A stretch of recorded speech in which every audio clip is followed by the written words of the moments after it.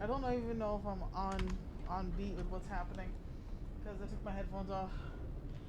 I haven't put them on yet because I'm returning from the bathroom. Hi everybody, I'm back. I'm here, and I'm ready to honk the star rail. Are you ready to honk the star rail? Oh, why is my avatar angry now? Why are we angry? Okay. Hi, Honkai Star Rail time. Okay, I'm gonna read this to you first. I'm gonna put this. I sent this to our favorite opossum the other day. Hold on. My theory.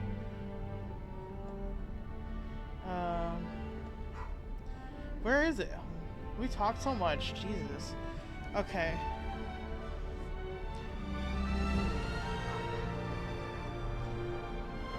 Where is it? Okay. So this is the spiral of my theory about Lygus. We're definitely gonna see what it is in a minute. But let's read this first, right? Okay. I think he's part of the scepter in some way, but not Rupert. So thinking emoji. Okay. Well, I sat this on. I will sat this on stream. Oh my god, say this on stream if I remember. But I almost want to say he might be like one of the doctors, like Dr. Primitive. Wait, I know Dr. Primitive is all about the monkeys, but no, it has to be someone equally nuts. Okay, but is Dr. Primitive from the Genius Society or just a criminal? Because Lygus could be similar, but a robot. Scared, Ganyu emoji. so predictions out there, right? Predictions out there that the reason why Lygus is like, I've been touched by the erudition, is actually because he's a genius from the Genius Society.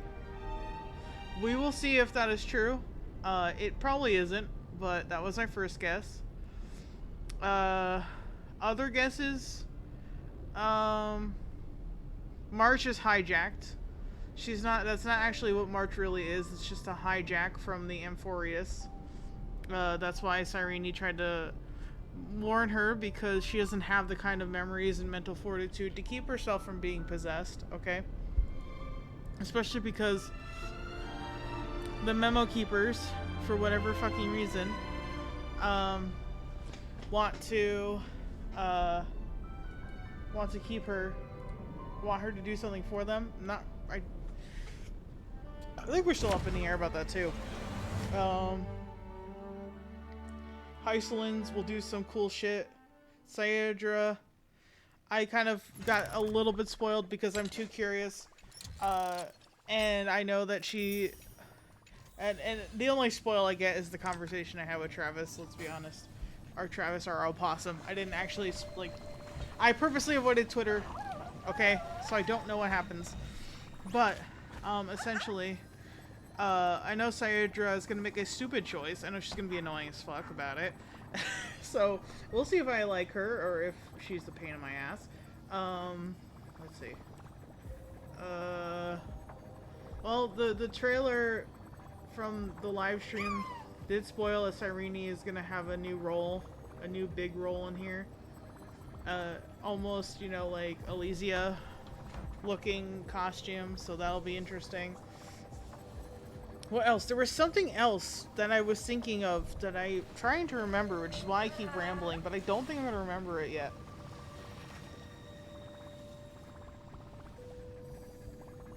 Yeah, I think it's lost. I lost it. I don't know where it went, but it's not here in my brain anymore. Also, hold on. We're going to see this, I guess. I reunited with Don Hung and unexpectedly made contact with Screwlum. He warned us that Amphoreus was actually an experimental ground for the erudition, and was rapidly falling into the path of destruction. A Lord Ravager would soon complete its evolution in Amphoreus. To tackle the crisis together, I stayed behind in Amphoreus as an informant, while Don Hung returned to the Express as planned to seek help. On top of that, Screwlum informed us that March 7th had also been drawn into Amphoreus earlier. However, the current priority was the Era Nova. I quickly arrived at the Vortex of Genesis and met with Finan. The Era Nova ritual was supposed to proceed smoothly under the guidance of Lygus. Lygus is a piece of The shit. Flame Reaver once again left the fate of the world hanging in the balance. Lygus is a piece of When shit. he I'm gonna struck beat him down up. the enemy's I'm so mask, excited to beat him up. only to discover that his face was identical to Finan's. When his body was pierced by the ceremonial blade, a flood of memories surged forth, revealing the truth about Finan, the Flame Reaver, and Amphoreus. I can't wait It to beat turned this man out up. that all of us were trapped in the eternal recurrences created by Finan and Cyrene. And the Flame Reaver was Finan himself, who had burned out after bearing countless core flames.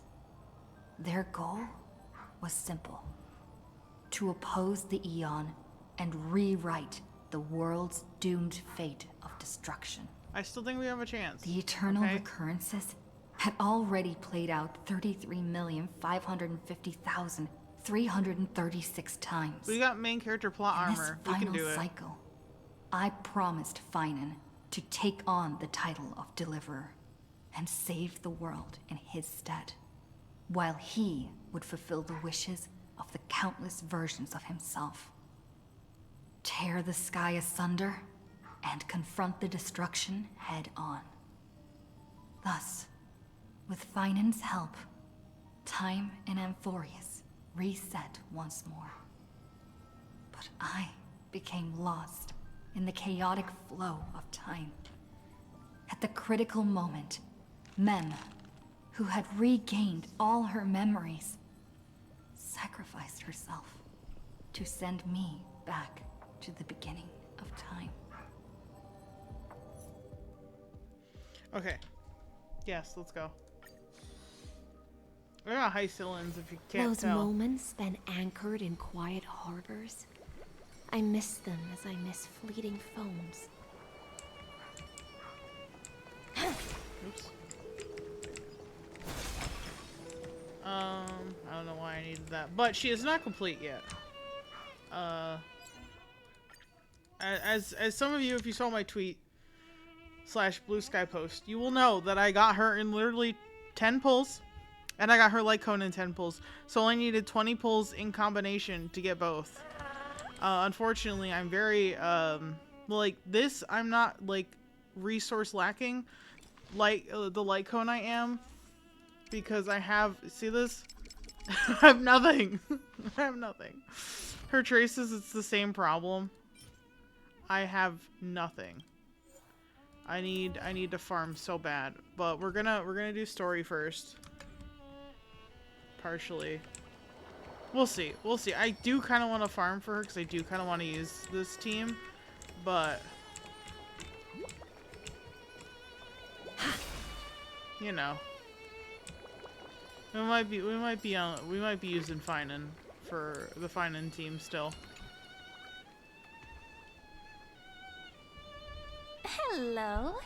Hello. Goodbye. No, I'm kidding. Your surprised expression is just like what the memories recorded. You know me? You are Cyrene. Are you Cyrene or Mem? You're still alive? Maybe I'm both? She is both, kind of. Just kidding. If I had to choose, then I'm probably closer to the latter. It's pretty unbelievable for me, too. It's like I had a long, long dream. Cyrene's memories and Mem's memories, they're all tangled together. But when I woke up, there were only broken fragments left. Huh. I can't remember what happened in those 30 million cycles, but I remember what you did for this world. Like, didn't you wish for me to turn into a pretty girl back at the Grove? Then is this my wish coming true? You remember that? Please remember something good next time. Wait, I didn't pick that option. I didn't. I don't remember her picking that option. You didn't? In that case, just treat it as my own wish then. There's so much I want to say, but unfortunately, this isn't the time to reminisce. With the memories of the previous flame chase still intact, we've returned to this place at the beginning of time, so we can carry out our promise to Finan. Can't believe they actually killed him off. I fucking hate this, so... The descent of Iron Tomb may be looming over the horizon, but we still have a chance to change everything.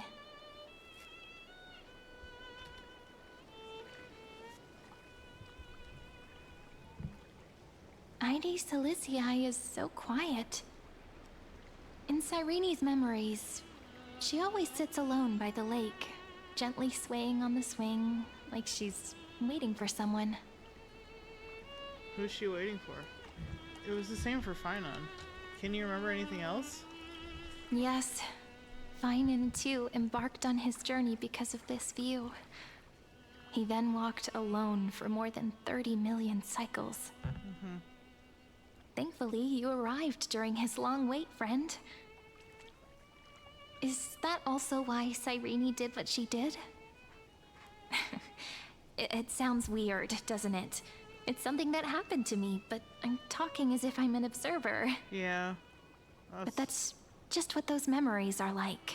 Vague and unclear, as if encased in thick ice. The only things I remember are the days I spent with you. Amphoreus will fall into an ending of destruction after the next Era Nova. But those stories went out of fashion ages ago. In a proper romantic epic, the hero's supposed to foil the villain's plot, right? Yeah, but I don't have a lot of faith right now. I have a lot of sad right now. Yeah, Finan, our boy Finan. Also, if they could, they like...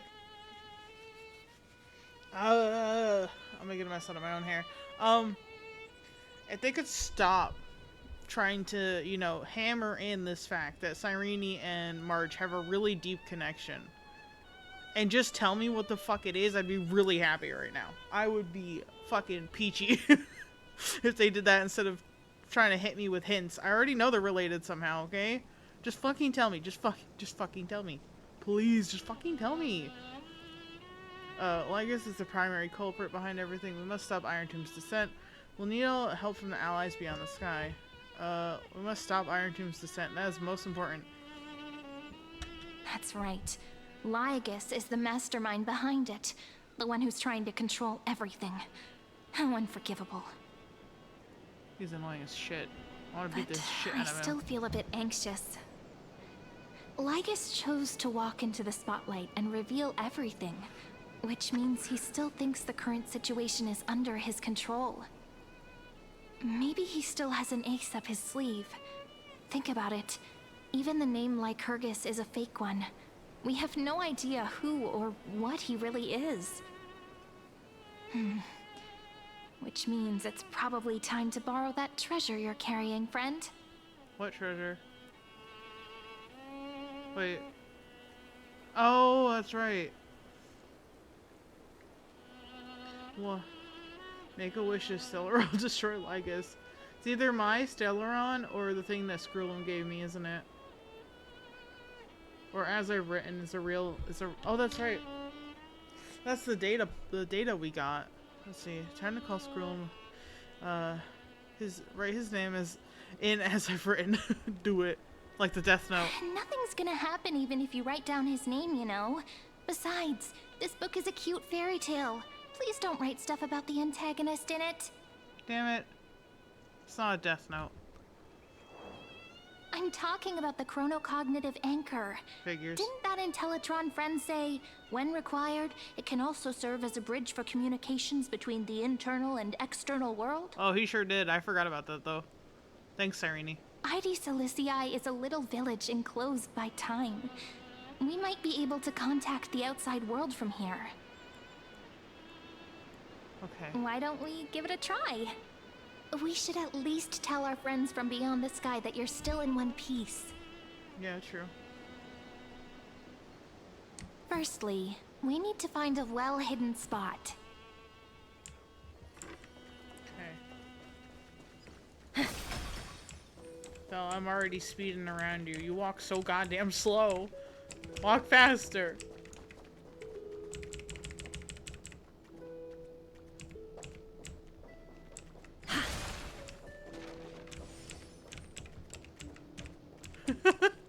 Okay. It's super quiet here. Sounds can't get in or out. Really? Back in Cyrene's memories, this room was her secret base. No one noticed her practicing Orynyx's prayer here, or trying to speak with the gods in secret. Huh. But today's different, isn't it? We aren't trying to contact unreachable gods, but humans from other worlds. Real people. I'm prepared to witness that miracle, friend. The way Cyrene talks is so similar to Mem. Girl, what are you I have so many questions. I'm also worried about how Dawn Hung and March 7th are doing. Here's hoping the chronocognitive anchor can still function normally. Because I really need answers. Why are you acting like we don't know that they're the same entity now? That's so fucking stupid. Okay. The problem is my my Hysolens 14.8%.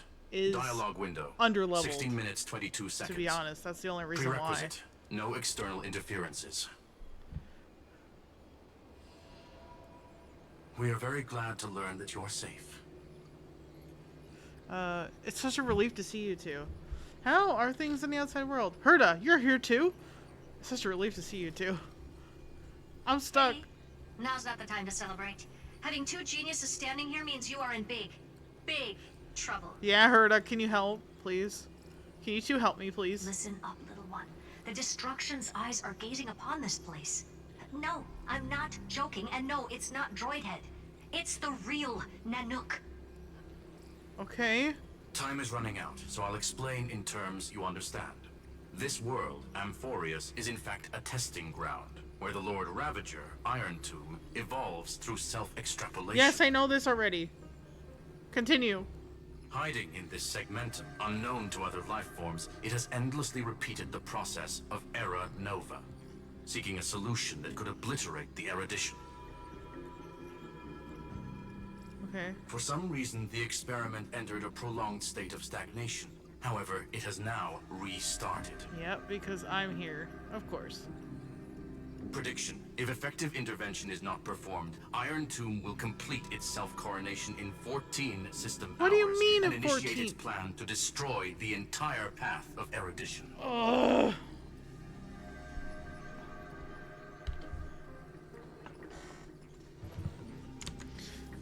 No pressure or anything, right? No pressure? Absolutely none? Can you tell I'm already gonna fucking lose it at some point? How long does this start the erudition? The possibilities are endless. Breaking down interstellar communications, destroying the synesthesia beacons, returning cosmic civilizations to the Dark Ages, or even starting the third anti-organic war. Any of it would be able to bring the cosmos to its knees. Simply put, it will tilt all sciences and technologies towards the destruction. And since Nanook glanced at this place, it means they are being dead serious. Has an Iron Tomb been around for a long time? Based on info provided by the IPC, Iron Tomb probably isn't like Selenova or Zephyro, who are overlords ascended from human beings. Instead, Iron Tomb is an algorithmic sequence. It can be anywhere, as long as there is a receptacle for its calculation. That's what I thought. The version of Iron Tomb hiding in Amphoreus is its source code, and this scepter is its incubator. 14 system hours is no time at all. That's what I'm saying. Yep. Think of it as the program having reached 99.98% completion already. And then it's over. Something in the shadows has been driving everything forward. It's the observer named Lygus. Speculation. He's the scepter system's administrator. Yeah, that's possible. I also think he's actually an He actual wants Iron entity. Tomb to break through the knowledge singularity. I don't know why he wants to do it, but he'll remove interferences at any cost. You're the only variable within this world, and you're the only thing he fears. Good, time to make him shit his pants. Come So on. listen closely, little one. The speed of time is different in Amphoreus compared to the outside. Destruction is just about to arrive, but you can still play Deliverer one last time. Okay, how and what do I have to do? The cycles have already been broken. You've entered what is theoretically the last cycle Amphoreus will ever be able to run. An Iron Tomb will break out of its prison as soon as the process of Genesis is triggered once more. But now there's an abnormality within the experiment. You know what I'm talking about. One of the model's 12 factors. That is one of the 12 demigods. Destroyed himself using the power of the destruction. Kefali, which is Finan. Finan's signal disappeared from the cycles the moment Nanook cast their gaze this way. That means World-Bearing's computational logic is currently flawed and bugged. Yet it's the factor directly related to the process of Genesis. Finan sacrificed himself to create an opportunity for us. He entrusted the duty of world bearing to me. Finan didn't die, he's still fighting! My boy! That old Intellitron will definitely do all he can to debug this error. So you have to take this chance to claim Kefali's core flame. Don't let him have his way. The key to suppressing Iron Tomb lies in whether he can rewrite the purpose of Era Nova.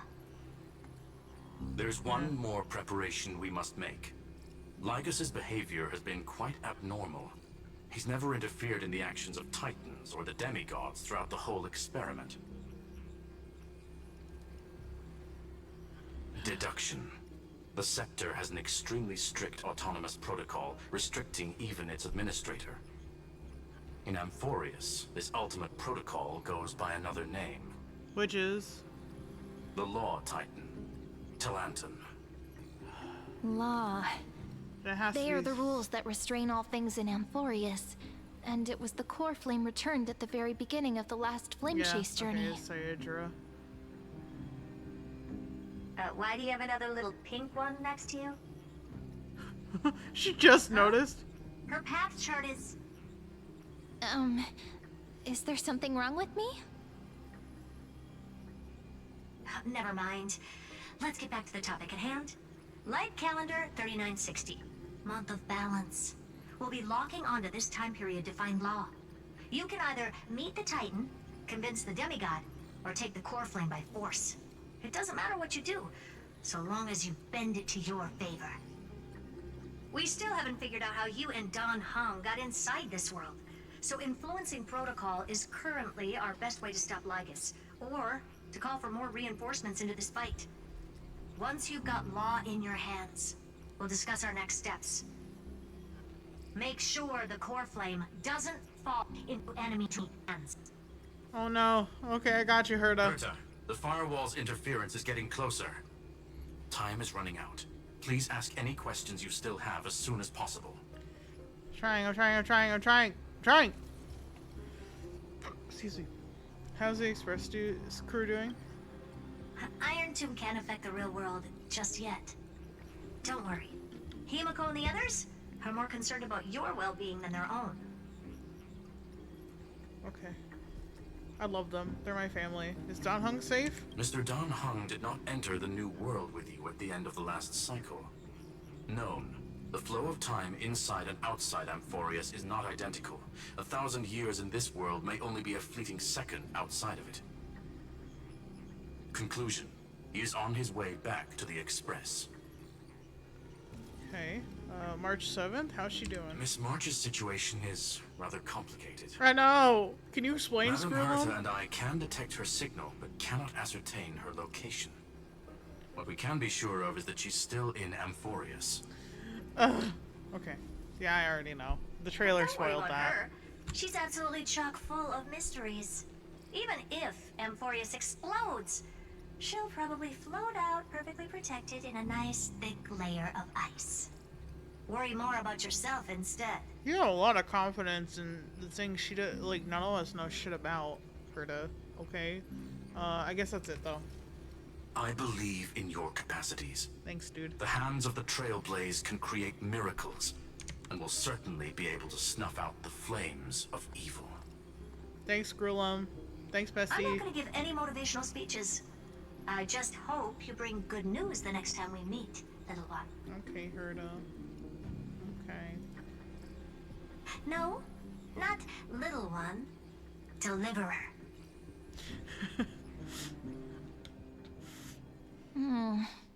Yeah.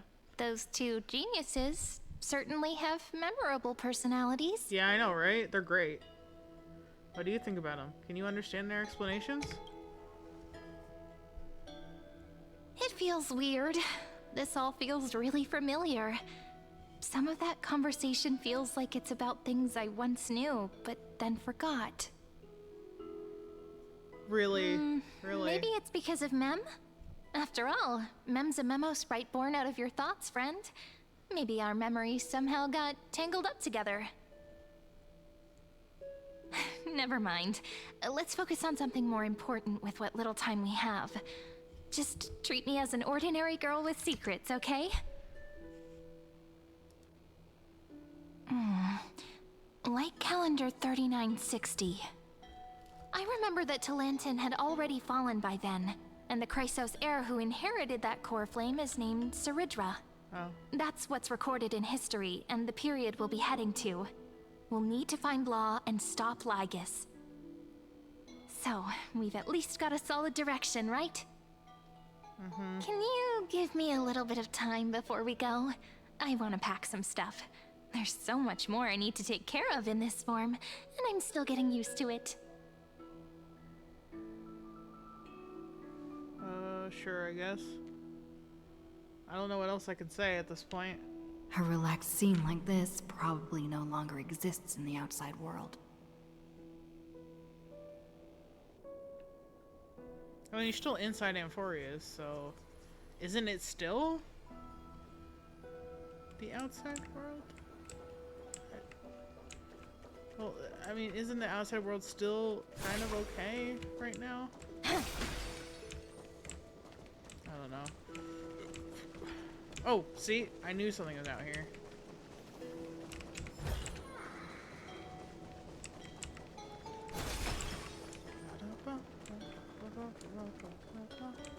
I don't think that gave me anything for light cones, did it?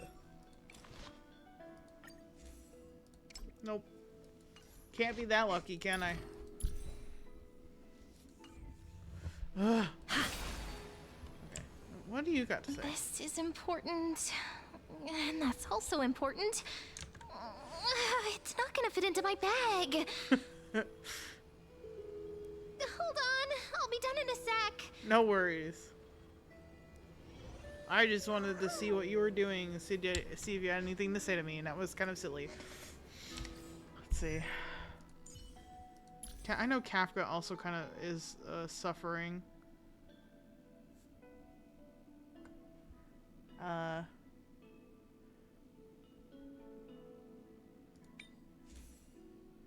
Okay. Oh, so she doesn't need crit damage? I've been pulling myself this whole time?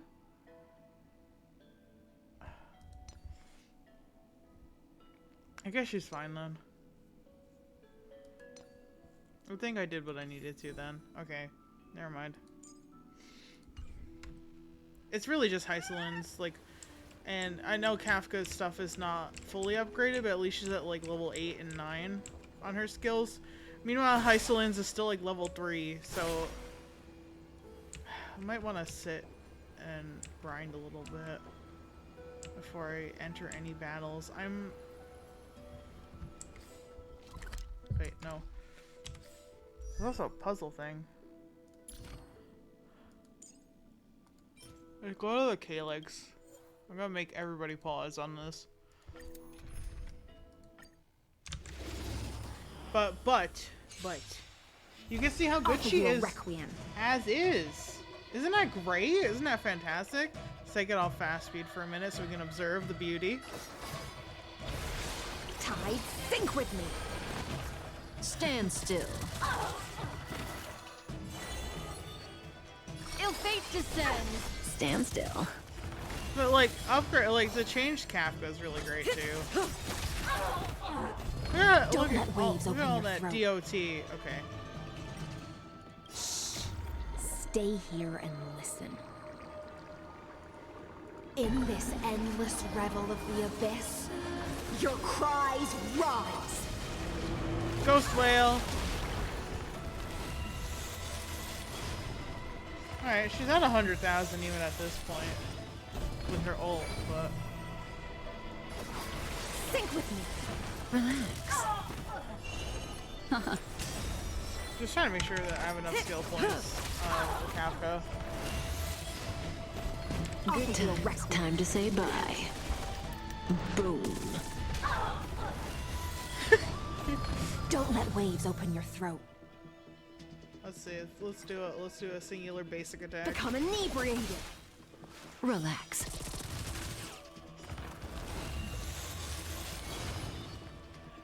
Ill tidings manifest. Stand still. May as well kill them all.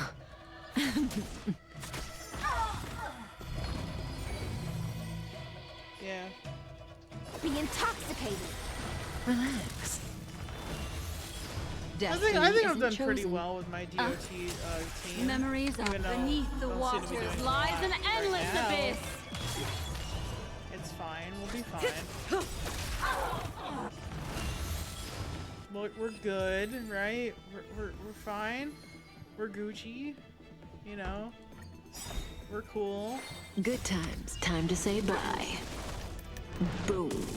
I'm really tempted to let this auto and just be like, "Hi, chat. What's happening?" Sink with me. Stand still. In the abyss's revels, your cries rise. People run Windset on Kafka now? Why? Is it because of you get a secondary Be turn after you ult? Is that what it is? Ill fate descends.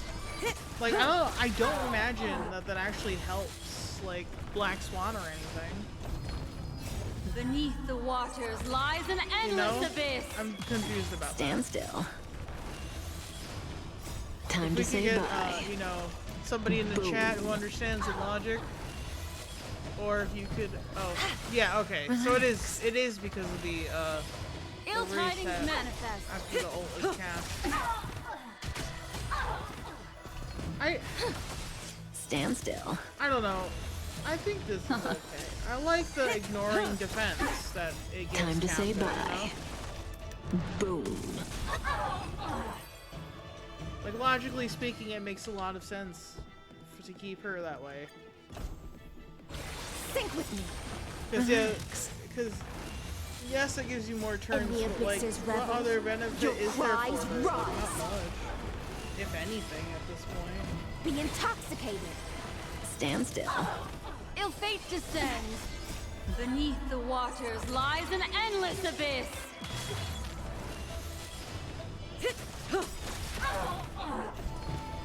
Time to say bye. Boom. Let's see. I don't know. It still feels kind of silly, if you ask me. Even with that Ill logic. tidings manifest. Stand still.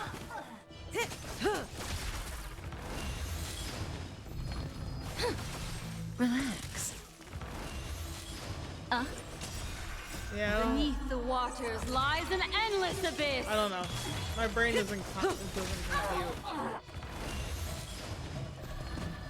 Time to say bye. I think Boom. I don't know, trying to wrap my head around it, and I'm just, it's like I'm a computer erroring, you know, me.exe just stops working. I can't wrap my head around it. Stand still. In the abyss's revels, your cries rise. Be intoxicated. It definitely makes sense in some aspect. Ill I'm fate just like, descends. I don't know, I can't justify it in my brain. I'm like, that's not how that works. She's Stand DOT, still. she needs a DOT set. You know? Time to say bye. Boom. Beneath the waters lies an endless abyss. Relax. I see, but there is that added benefit for them because it is a bonus to their wind damage. Stand still. In the abysses revels, your cries rise. Be intoxicated. I don't. Ill tidings manifest. Fiends or devils, I'll crush them all! Beneath the waters I don't think you lies understand an how endless my brain abyss. works. Because it works, but it doesn't work like Time to this. say bye. Boom.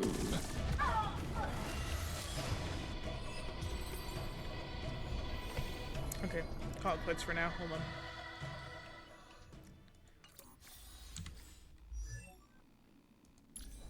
Nope, wrong thing.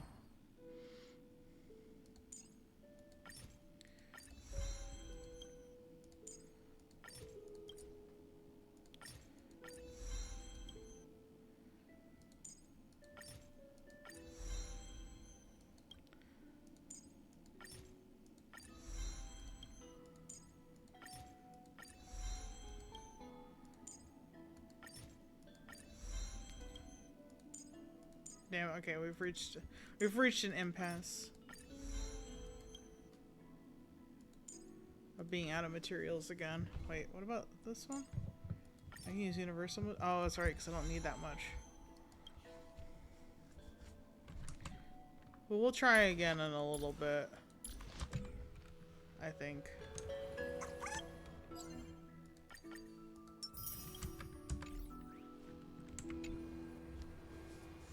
Don't forget to take it with you.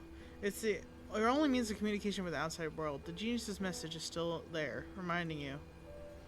Travel to blank calendar or light calendar year 3960, the era of Talantin's fall. Gain control. Oh my God! Stop.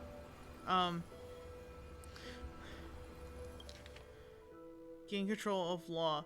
Then you can bypass the final protocol, modify the core flame of world bearing, and reverse Era Nova. Delay Iron Tomb birth. Information chronocognitive anchor is now unrecognizable. However, you already know the mission entrusted to you by the genius. Go and seek the power of law. Retrieve the cognitive anchor.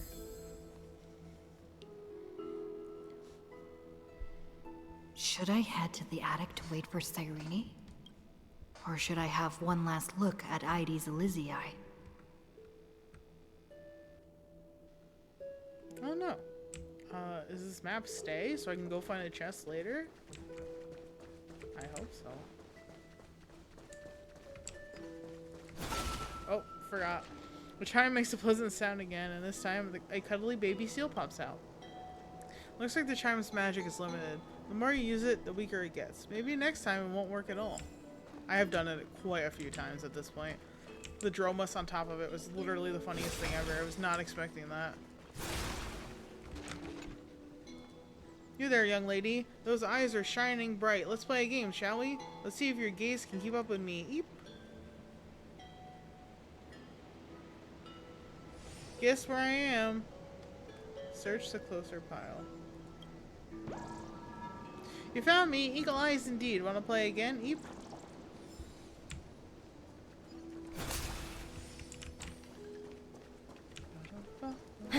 On my own time, I spoke with all the NPCs.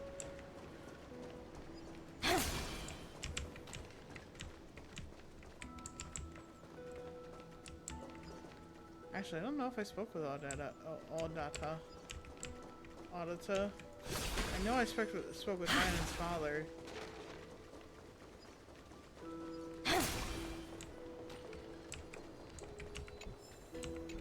Chest.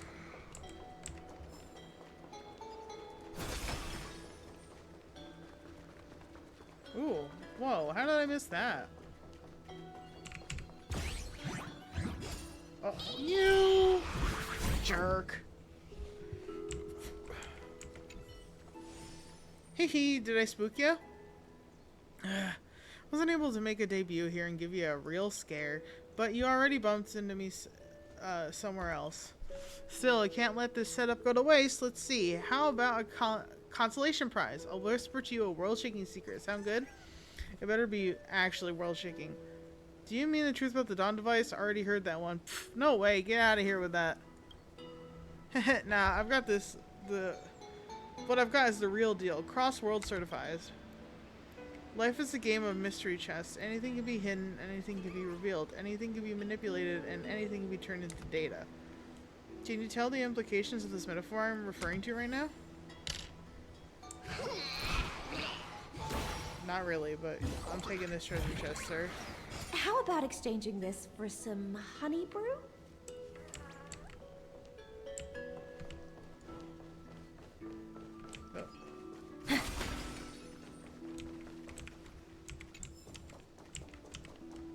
Oh my god, I'm stuck on the rake. I don't know, I don't think the map disappears. If it does, I'll be incredibly sad, but I'll save it for later. There's a puzzle up there too that I missed. Where? Puzzle? Or is it downstairs somewhere? Wait, hold on. Puzzle? Puzzle? Ah, puzzle.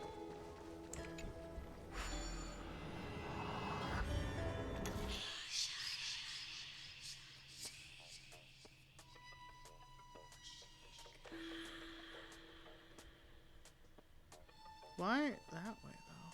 Oh, I see.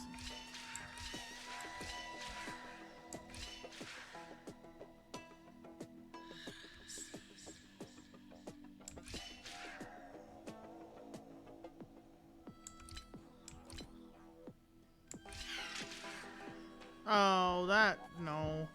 That's not gonna work. Okay, let me try this again. Oh, I see, because if it falls down here... Oh, wait, no, it should do both.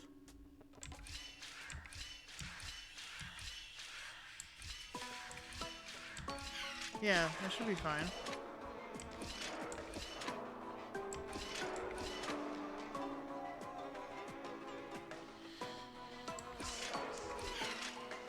Oh, that was stupid. Okay.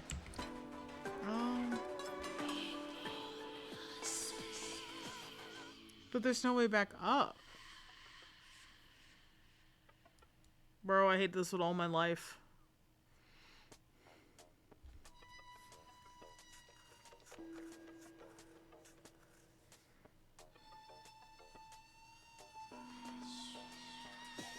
I actually hate this.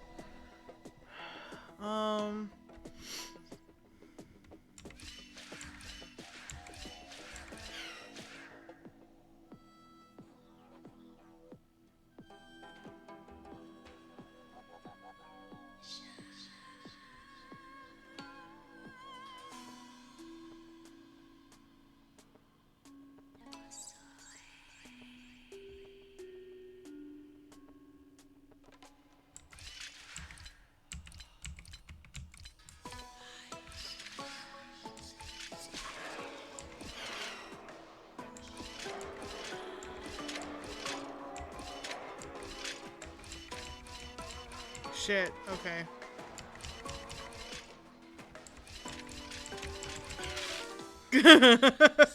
Okay, this one's annoying. Let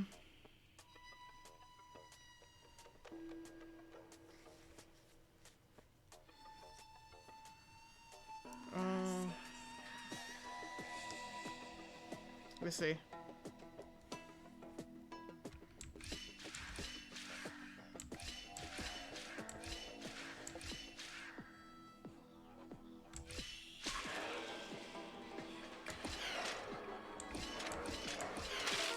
Oh, fuck me. Okay.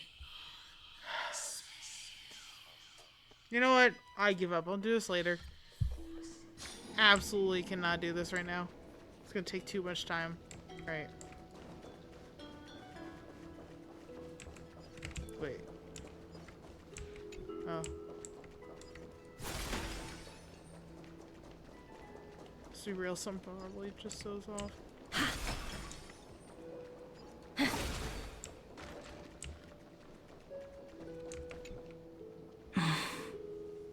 This village is where Finan's life started.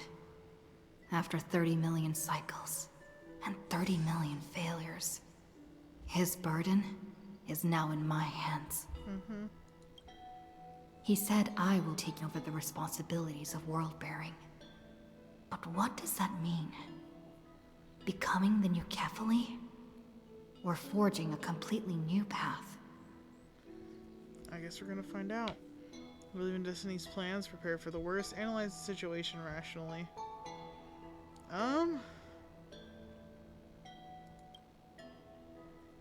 Calm down and think this through rationally. This is gonna be a very difficult campaign. We can't lose Kefali's core flame. And we also need to find either Talantin or their demigod, then convince them to join us in the fight against the destruction.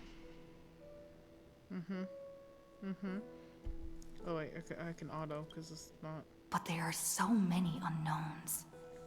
We don't know what Lygus might be doing, and we'll have to face Iron Tomb after dealing with him. There's also Cyrene. What exactly is she? There's so many questions. I'll have to take it one step at a time. But I must make each move very carefully, because every decision can potentially impact the end. Herta and Screwlum's help might be crucial. Yeah, that's fucking... That puzzle's fucking insane, first of all. Second of all, okay, I'm gonna throw this out there.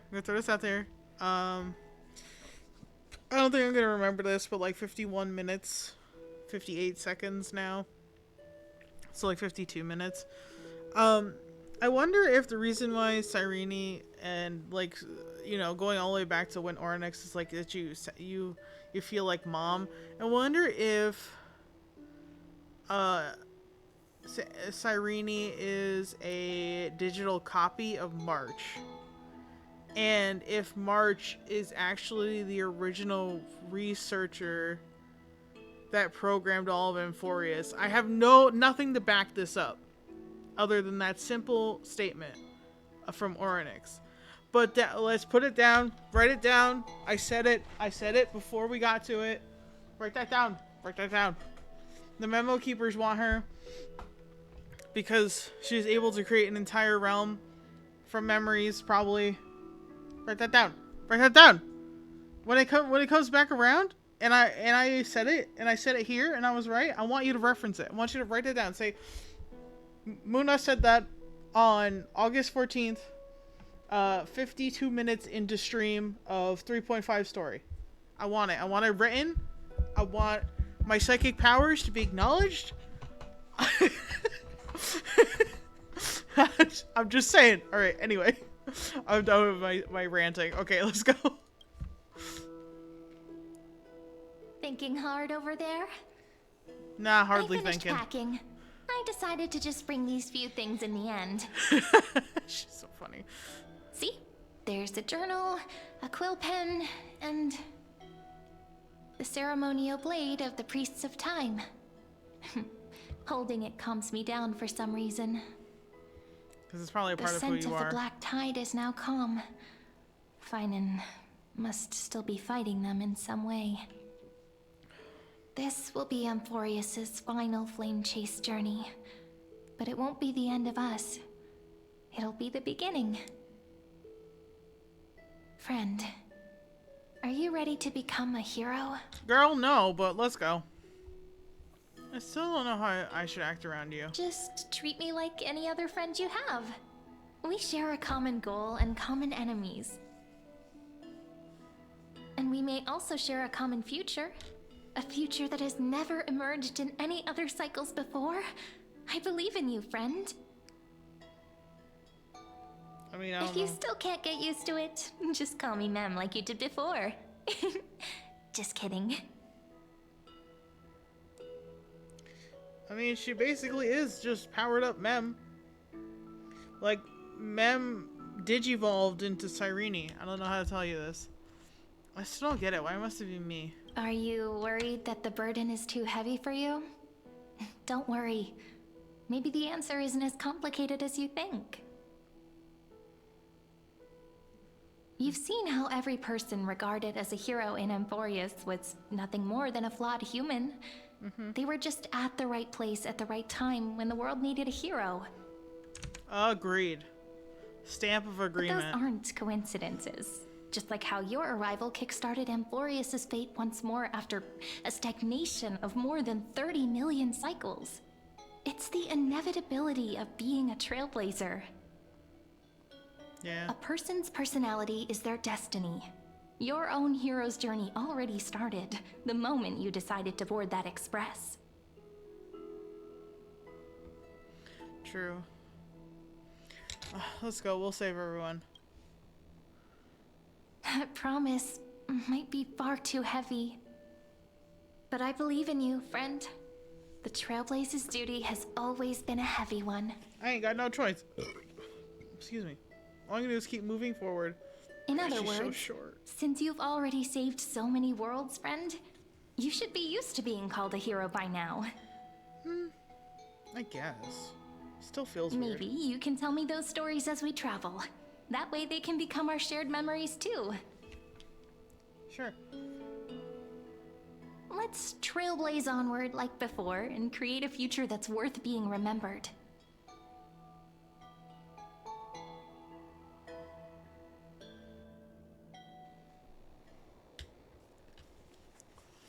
It seems you two are prepared to head out. Oh, eat shit. I hate you. Then you should indeed treasure the view before you. Eat For you do not dog have shit. much time left to enjoy such solitary delights. Eat dog shit, Lygus. Fuck you. Still daring enough to approach me, huh? My apologies for disturbing your moment of repose. Before I express my apologies, please grace my abode with your presence. No. Eat dog So poop. I may demonstrate the full scope of my hospitality. More like hostility. Fuck you.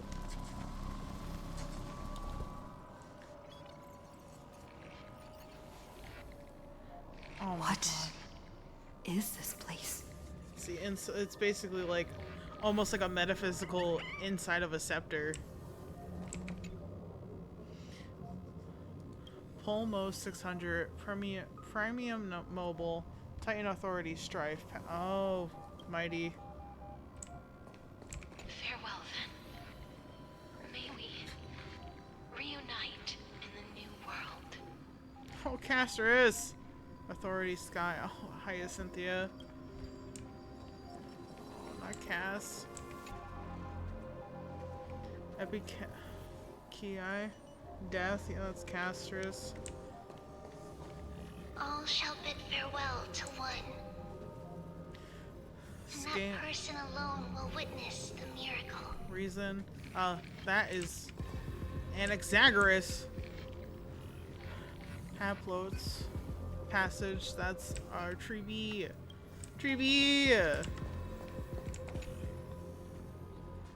Authority Earth. That's Scopio. Terravox, which we haven't met, but The light of the Dawn device never fades. Kephales's protection has no end. Romance. That's Aglaia. I am just like skimming these real quick. Oryx. Trickery. That is Cypher. Cyphera. After I cross this river, it will be a tragedy for mankind. But if I do not cross, then it will be the end of me. Hysolence.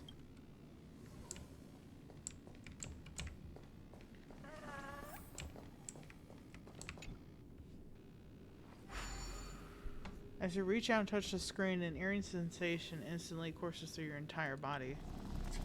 You feel... Outlier. Executing command. Record. What?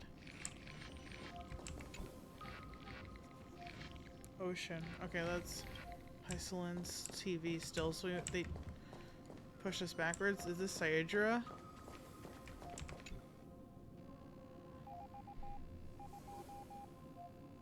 Or is this Evernight? Oh, did that startle you? Not really, it just confused the fuck out of me. Can you also... Fuck you. What are you doing here? This is the intersection between Amphoreus and the real universe. The audience seat where I observe this experiment. You can also call this location the Exomyth. How about you Exomyth see your fucking way out? I don't know, I was trying to make a pun, it didn't work. What you see is the true form of the eternal land and the 12 demigods after they've shed their disguise of legends. There's just data Doesn't contained. it look marvelous? Amphoreus is like a microcosm of the cosmos. People love to portray the romance of the starry skies, but their tales often forget a different and far more truthful type of universe. I hate that he is 100% correct, because I want to punch his robot face in so hard. I want to cause his fucking error, cause an error in his fucking, I don't know, hard drive, whatever. The moment ancient Fuck you. Antikytherians sketched geometric shapes on the sandy beach and recorded the first numerals and symbols on parchment, the universe turned into a silent equation flowing under the pen of these relentless decoders. Erudition. It was once the mother tongue of the creator, the pen of divinity, and the first lyrical verse ever written by free will. Okay. Enough of your purple prose. Get to the point. That's the exact opposite of what you asserted before. Well, I guess you're full of shit. Seems like you are not in the mood for an idle chat. No, I'm trying not to punch your face in right fine. I simply wish for you to understand that I have no intention of being your enemy. You're a lying piece of shit. Come here and beat your fucking ass. I have myself over the long years to nurturing the scepter's extrapolations, hoping that the Prima Mobile would bud from within it. And now, my goal is almost complete. Nikos 496 had exceeded the intelligence singularity through his rage, and though he still retains his obsessive defiance and managed to suppress the black tide of this cycle, it's a matter of time before his will crumbles to dust. No fucking way, Lygus. Iron Tomb will be completed. That will not be affected by my plans, your resistance, or the schemes of the two geniuses. It is an irrefutable fact, just like the instance in Noose's calculations. Wait, in what? other words, as long as you are willing to stop interfering and let the final Aeronova carry out its natural course, I'll guarantee the safety of all nameless and ensure you return unscathed. Oh, I see, because you just wanted to fucking tempt me with the, like, the devil's fruit over here. You want to try and give me that apple of knowledge so I can follow you out of this Garden of Eden. Well, guess what? I'm kicking your teeth in for free, sir. No temptation needed here. Why should I trust you, you piece of garbage? You've always had a choice, my lady. Ew, stop saying that. You can either accept my sincerity or face the consequences of defying it. Oh, okay. Okay, so this is a game we're gonna play. We're gonna play, ooh, I'm so nice, but if you get me mad, I'm scary. Nothing. You get nothing. You get no sympathy from me. You get nothing from me. I am going to beat you. Alright? I'm gonna make sure that your existence no longer is in existence, okay? I'm taking you out of the story, and I'm replacing it with an empty black hole, because you don't deserve anything. Except for a fist to the fucking face. Every time Final cut your head off, he was right. He should do it again. What happened to people in Amphoreus? They've always been the product of the experiment, so naturally, they will perish when the experiment ends. That outcome was predetermined long ago, so unfortunately, yeah. I will not embellish such a regrettable conclusion. I hate every time you say something factual because I hate you. I hate you. I just hate you. I just hate you. Okay? I just hate you. You're written great. Your voice acted fucking amazing. I hate you. I hate you so much. I hate you so goddamn much. If there is anything that I will leave behind, it is a legacy of hate for your stupid ass. I have still a friend stranded here. Ah, yes. I am aware of that esteemed lady's whereabouts. Her real identity is quite astounding. If you decide to accept my proposal, then I will do all I can to send her back to you.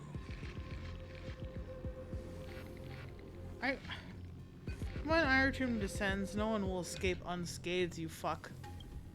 You stupid fuck. You are indeed worried about your safety and that of your companions. Of course I am. Rest assured, as a fellow pathstrider of this path, Nanook's gaze left a brand on your soul long ago. You harbor the seed of destruction within you. Yeah, I might, but the rest of the crew doesn't. You need to learn how to use it in the right way. That vital knowledge is also my bargaining chip in this negotiation between us. For there are few in this world who are truly capable of such a feat. Listen, I don't need you. I happen to be one of them. I don't need you. Elio's waiting for me. He will tell me when I find him. I don't need to give a shit about this.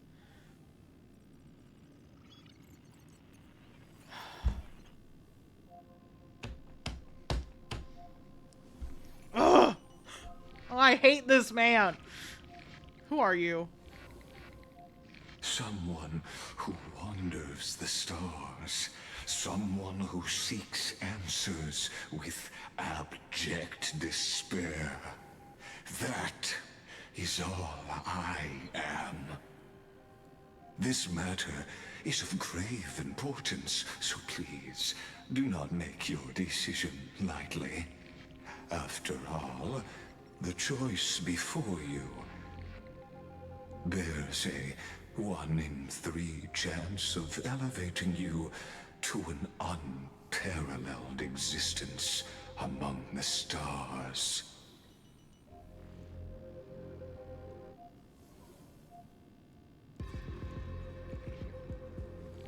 Is he trying to use this as a seed of growth for Iron Tomb as well? Because I already fuck you. Like this stream will probably be, I don't know, shadow banned for how many times I've sworn in the last half hour alone. I've never thought of becoming unparalleled. I will not allow you the destruction to tear through the cosmos. I cannot trust any promises you make. I will rule over the cosmos even without your help. This is your fault. You're a shithead. I now see the full scope of the determination in your words. You may now continue your travels. What kind of tricks are you pulling? I'll defeat you right here. Right now. So why'd you drag me here? It seems you haven't realized something about this place. The Exomyth is the Erudition's domain. You cannot physically interact with me in any way in this place. And vice versa. Dude had to save his fucking ass so we couldn't beat him. As negotiations have broken down, there's no more need for us to remain in the audience's seat. Let's return to the theater called Amphoreus, where you will meet me once again. Of course, this meeting was not without merit.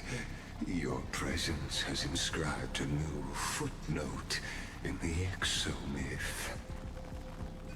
I don't like that. As for its purpose, allow me to reveal it to you in detail the next time we meet.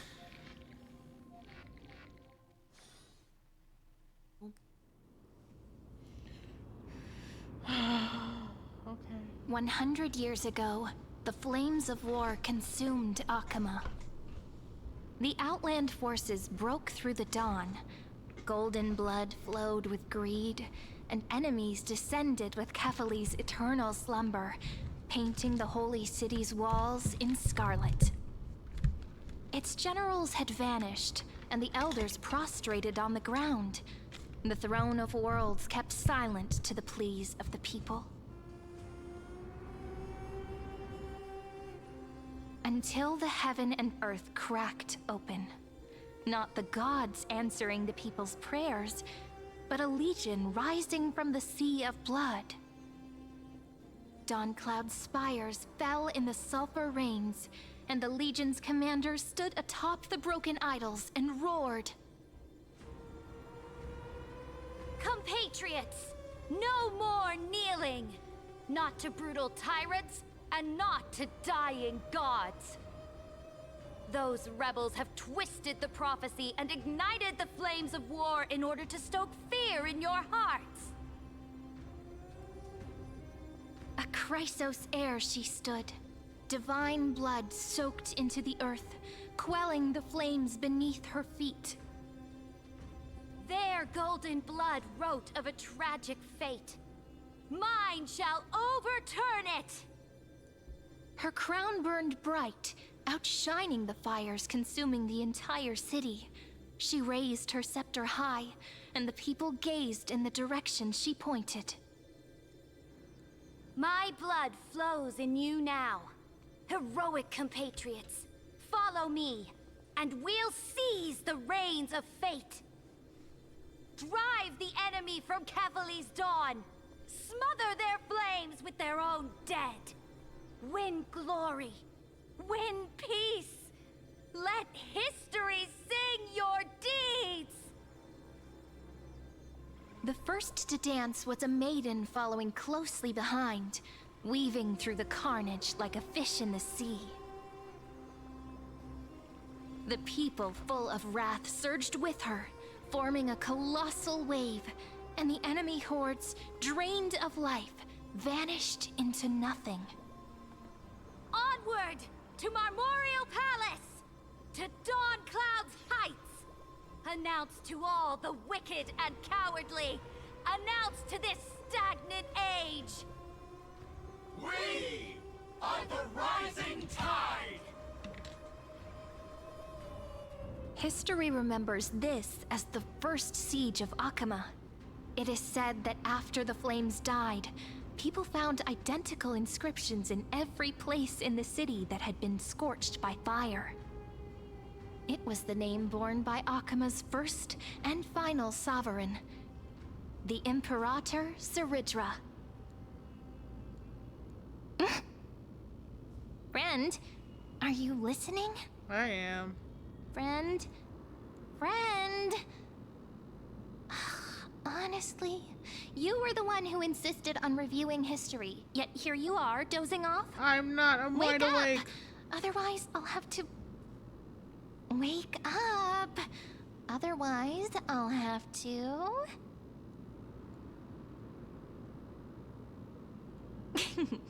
Awake at last. I guess I won't have to use my wake-up magic on you then. What was that gonna be? Throw water on my face? I was meditating. Where exactly are we? Memories are a prelude to dreams. What are you murmuring? Still lost in the past? We've arrived. A familiar place. The Temple of the Three Fates. If everything went according to plan, it should be shortly after Talantin's fall. And also the end of the first flame chase journey. The end? Are we late? Blood Demi Getaways. Perfect timing, actually. The first flame chase ended with the trial of law. We must find the demigod and gain her trust before the core flame is restored. Okay. It'll be tricky, so let's pick up our pace. To Akama first. We can learn more from the crowds there. Alright, here we are. Tyrant!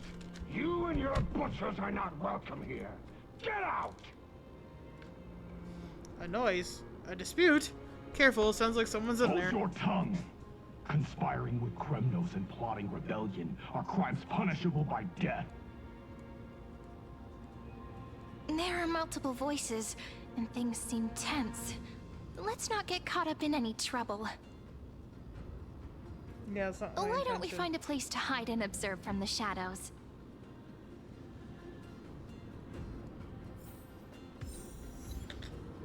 Unyielding sacrifice. Nope, that's not what I wanted. Okay, I guess not. But weren't the At voices? least Kremnoans keep their faith. Okay. Whatever.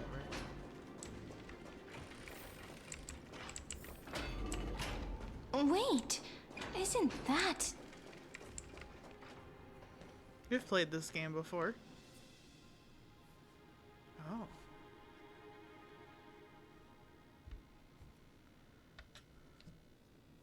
Golden-blooded defilers, perverting the prophecy and trying to slay gods. Stars beyond the sky?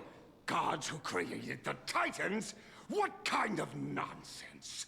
Look at this broken world and see what your atrocious acts have done. What? Did he just mention the Yeah. stars beyond the sky? But how is that possible? They shouldn't know about that. You impudent! Dux for Goris. We're here to welcome the deliverer from beyond the sky. Stand down. Heretic! No one but the great Talantin can deliver this world from misery. I ask you, if the old laws were so perfect, why did they crumble beneath my feet? You...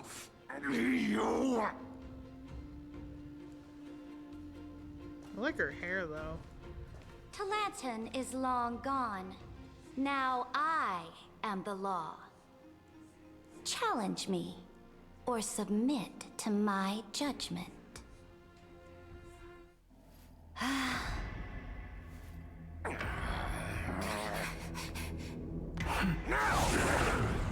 Silence!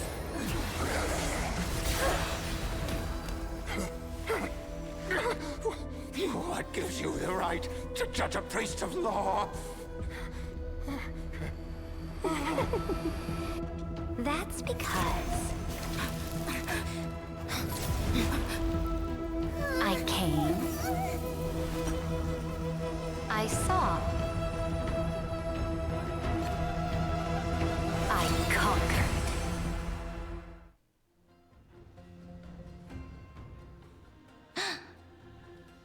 Dux for Goris, Take the ashes of this man and scatter them in the temple among the crowds.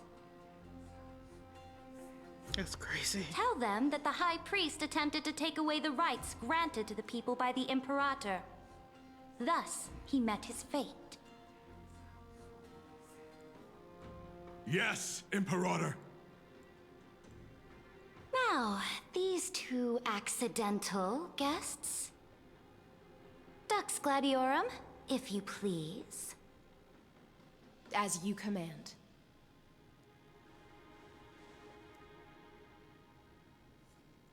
What's going on? Wait, we're not your enemies. Typical start. Should have expected it.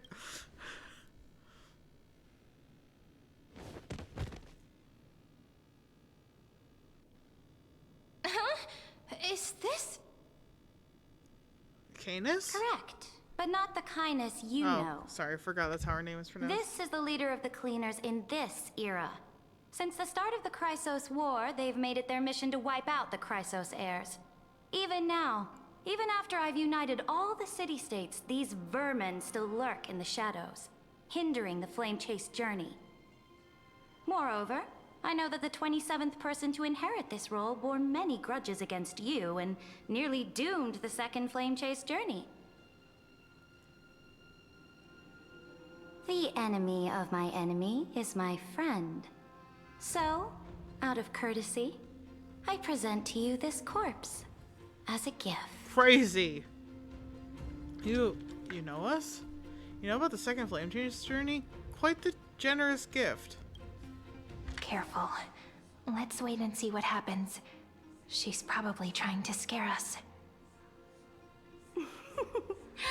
For the sake of order, I am known by many titles. Flamebearer who ends wars, Tyrant of Dawncloud, Empress of the Holy City, and Imperator of the Flame Chase. But in light of your unique identities, I'll allow you to address me by my real name. Saridra. On behalf of my people and this land, greetings, Deliverer. If I may, how do you know her identity? As the little hostage prophesied, the Deliverer shall come from the future beyond the sky. Tree. Gray hair, golden eyes, skilled in wielding a mace. They would arrive in Yanisopolis on this day. There's no mistake. Prophecy mentions beyond the sky? Tribute foresaw our arrival? This completely diverges from history. Your orders, Imperator. We return triumphant. Send an urgent message to all delegates. The meeting of the Flame Chase Alliance will convene early. As for you two, Akima knows what you seek. We'll confer in the Holy City. Interesting. Doubtless you have many questions, but save them for later. Please follow us. This is not what I expected at all. Me either. What is happening? The demigod we needed to find was just waiting for us. And she knows of things beyond the sky. Even eons. How could this be so different from the previous 30 million Amphoreus cycles? Who altered history? Has to be Lygus.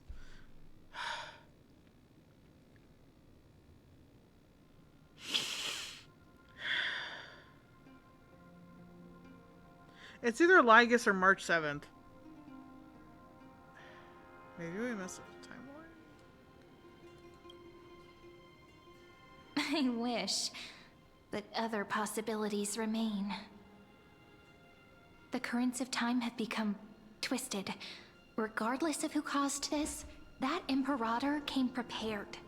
We're the ones at a disadvantage now. I have my camera. We might as well dance their dance. Let's go with them to the Holy City. Okay. We've received the Imperator's favor because of your unique background. As a result, the people of Akima will certainly respect you more. just put that to good use and add a bit of your experience and charm. I don't know if I got much charm in me right than now. Last time, right? If we figure out what happened in this cycle, we'll be able to turn things back in our favor. Oh, interesting.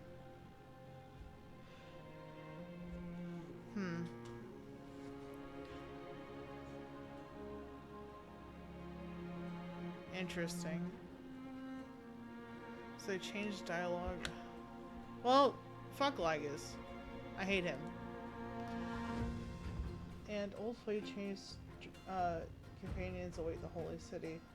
Can't do without your charm either. Trailblaze the sequel. We always find a way. Exactly. Treeby, Aglaya, maybe even little Cypher. Calm and confident. That's the you I'm familiar with. Guests, please. The journey to save the world starts with a single step. Let's set off, my friend. No time to waste.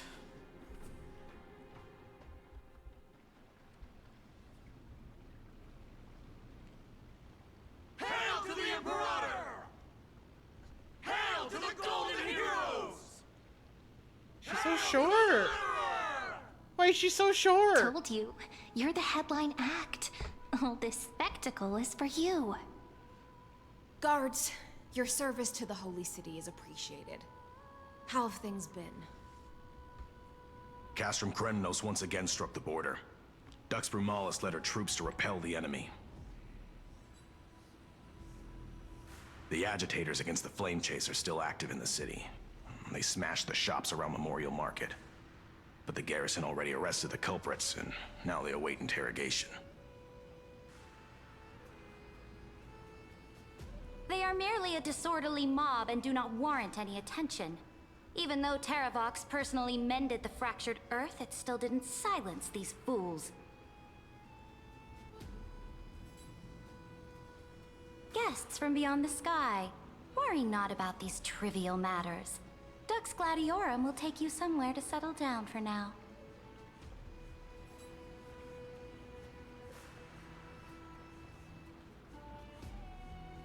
Please allow me to introduce myself. My name is Hycelens, and I am the Dux Gladiorum who swears fealty to the Imperator, as well as the Knights Commander of the Achaemen Alliance.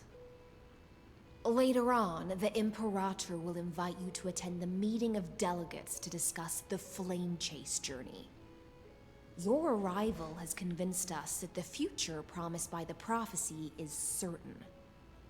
Under the Imperator's command, Amphoreus shall break its chains and reach the world beyond the sky. With all due respect, what exactly do you know about us and what's beyond the sky? As a humble subject, I cannot freely express my own views to you. Please forgive me. I knew it wouldn't be that easy. Time waits for no one.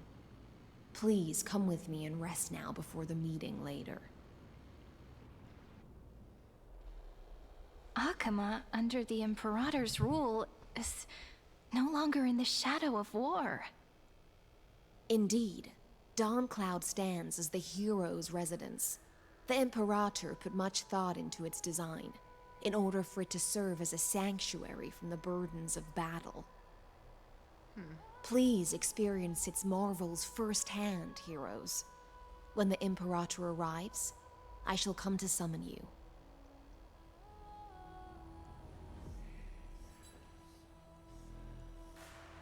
Hycelens. No wonder she's the Knights Commander. Yeah. Her lips are sealed tighter than armor. She's reassuringly discreet. I'm sure that's what Seredra thinks, but it's inconvenient for us. Oh, sure as hell is. All right. We finally have some freedom to ourselves. Since there's still some time before the Alliance meeting, let's explore a bit. Look over there! Hey! It's a Gladion Treeby. Not the ladies I'm familiar with. Not the ones you're familiar with. I know. But the hearts of heroes stay the same in every cycle, never changing. I know them well enough. Good. Chat with the other Christos subjects. Okay. Let's see. How are we supposed to talk to the heroes of deliverance? What if they're really intimidating? Virginia, don't be so nervous. Once they hear your poetry... Ah, heroes, you're already here.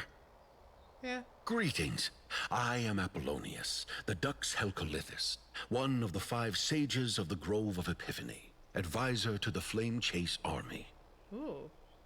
Nice. This is Virginia of Castrum Kremnos, the Dux Carminum and imperial scribe of the great Imperator.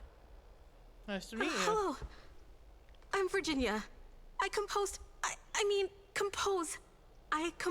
poetry. She's so nervous. I'm Serene from ID Silicii. This is the Deliverer. Nice to meet you both. They're not as frightening as the rumors claimed. This is our first time in the Imperator's realm. Akima is even more magnificent than we imagined. If you all weren't here to look after us, we'd be completely lost and confused.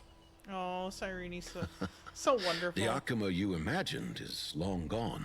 Under the Imperator, this city has been reborn as the capital of the world. Bask in her free-spirited winds. For anyone who fulfills their duties to the Imperator, these winds shall forever remain at their service. But what if... Those who are loyal do not need to consider the consequences of betrayal. But if you're curious, why not head to the lake and take a look? Those elders who lie at the bottom of the lake are the best example of what happens when you disobey the Imperator. She fucking took them out. The elders of this cycle were all... Looks like that priest who was sentenced to death wasn't an isolated case. She really has no time for this. Dux Brumalis, our great Imperator, found the mastermind and executed him in public. Seeing that scoundrel burn to nothing should deter these miscreants from being so brazen again. So the great Imperator isn't afraid of getting her hands dirty? What a ridiculous display. What do you know? No matter what sins the people commit, they are still the Imperator's people, and it's only right that they be judged by the Imperator's own hand. Our distinguished trespassing guests. Oh, okay, rude. Are we trespassers or guests? Seneca, the Dux Brumalis. Greetings. This Dux Brumalis doesn't seem to like the Imperator very much, but she holds a high rank. And Dux Vergoris' speech seems self-contradictory. Yeah. Let me see what I can get out of them. Try it. I'm Cyrene of Ida Silicii. This is the Deliverer Beyond the Sky. We're new here and wanted to ask you... Does this city host any other visitors from beyond the sky? We're looking for our dear companions. Drop the charade. But yes, there is someone in this city who is all too familiar with the world beyond the sky. Silence! The Imperator ordered us to keep that lord's whereabouts a secret. It's Don Hung, it has to be. Because we already Enough, saw. you pathetic lapdog. Do you need to beg for permission from that cursed Imperator even just to bark? I do love her, actually. Someone She's so who is fierce. all too familiar with the world beyond the sky, and is referred to as that lord. Could it be? Looks like things are getting heated. Oh my god. Let's get out of here. Oh my god. They're gonna fight. They're gonna duel in the streets. Oh my god. Anyway, that means you know, I know that we're spoiled by the fucking trailer, which unfortunate, because I like to watch those. But yeah, it's Don Hung. He's here still. Maggie, you're still so listless today. Did you have trouble sleeping again? Yes. We know. The Titan's prophecy haunts you. If you want, you can talk to us, just like when you were young. No matter what, we'll always remain by your side. Oh, they're so cute. I know. Besties. I also understand that fate cannot be changed. It is not the future that I worry about. I spent all last night weaving clothes and linen for the refugees. The Chrysos War is born of injustice and has shattered their dignity. They deserve at least some basic decency.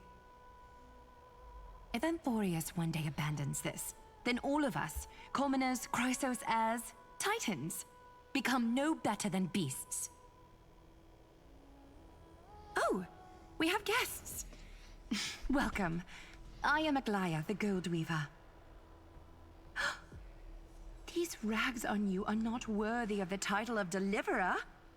I must prepare some proper attire for you. Oh, this is very interesting change of her, because she's not in charge. It's been a while, Aglaya. Hello, nice to meet you for the first time. What is the matter? Your gaze seems somewhat unsure. Yeah, the Aglaya we're used to is a lot more serious. Does your Aglaya differ so much from me? Yes, actually. Greetings, Deliverer from beyond the sky. We are Trebi of Yanisopolis. It's very nice to meet you. Although, introductions are probably unnecessary. We know you've witnessed the future of the Flame Chase journey even more clearly than we have. Yeah, I was there. Witness the future of the Flame Chase journey? The prophecy also told you about that? Indeed. Orynyx reshaped Amphoreus through the prophecy. Although, regarding the Deliverer, there were not many details beyond your appearance and the time of your arrival. So, please, don't worry. Feel free to relax and relax some more. Wasn't it carefully?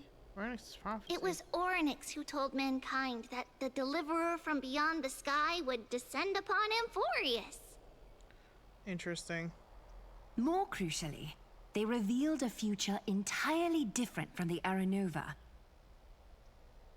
Though we still must challenge the gods, in the Time Titan's prophecy, this path leads not to a new world, but to the true starry skies.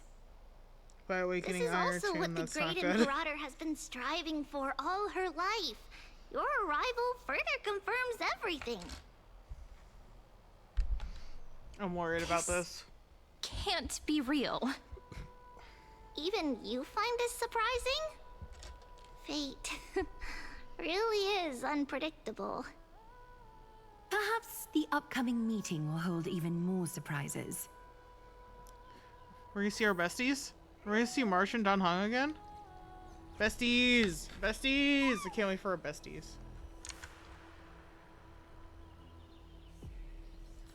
Can't wait for my girl Marsh and my boy Don Hung. Be like, yo, homies, what's up? And they'll be like, who are you? And I'll be sad. Oh, I don't know. So what do I have for? I probably don't have much for wind left. I gave everything to what's their face, and Exagerous and Blade. I think. I'm kind of curious to see what I have. So I don't think I have anything. Oh wait, I do. Hold on.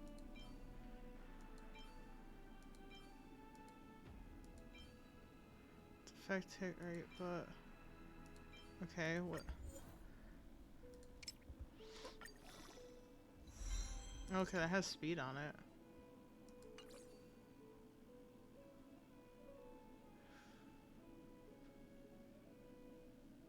We'll consider it. I'm scared to, like, change anything that I have at the moment.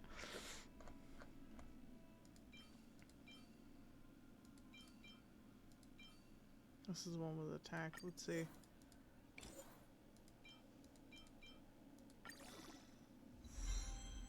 Okay. I also, but like, this feels like a dead stat. What do we have for these? Is it after this? No, it has to be before it then. Okay, here it is. That one has speed. Let's see.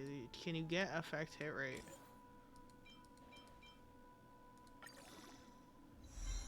Okay. That might not be so bad. Depends on how it rolls. And I would need... The thing is, I need a body piece with effect hit rate. Wait, home slice. I might be okay. I might be able to do this.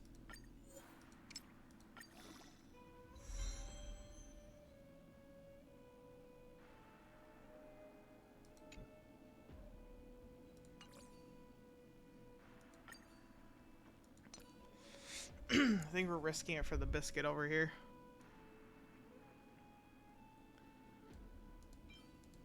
Unless I don't have any speed.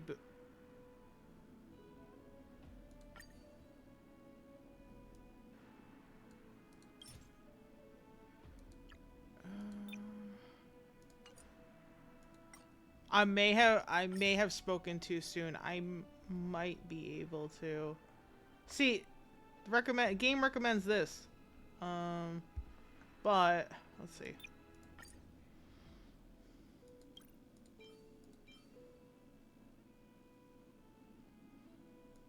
Wait, home slice. Hold on.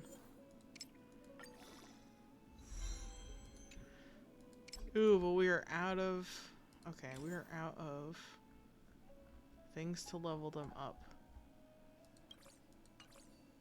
Okay, hold on then. Let's go back to this for now. But that, keep that in mind. I can do that if I really want to.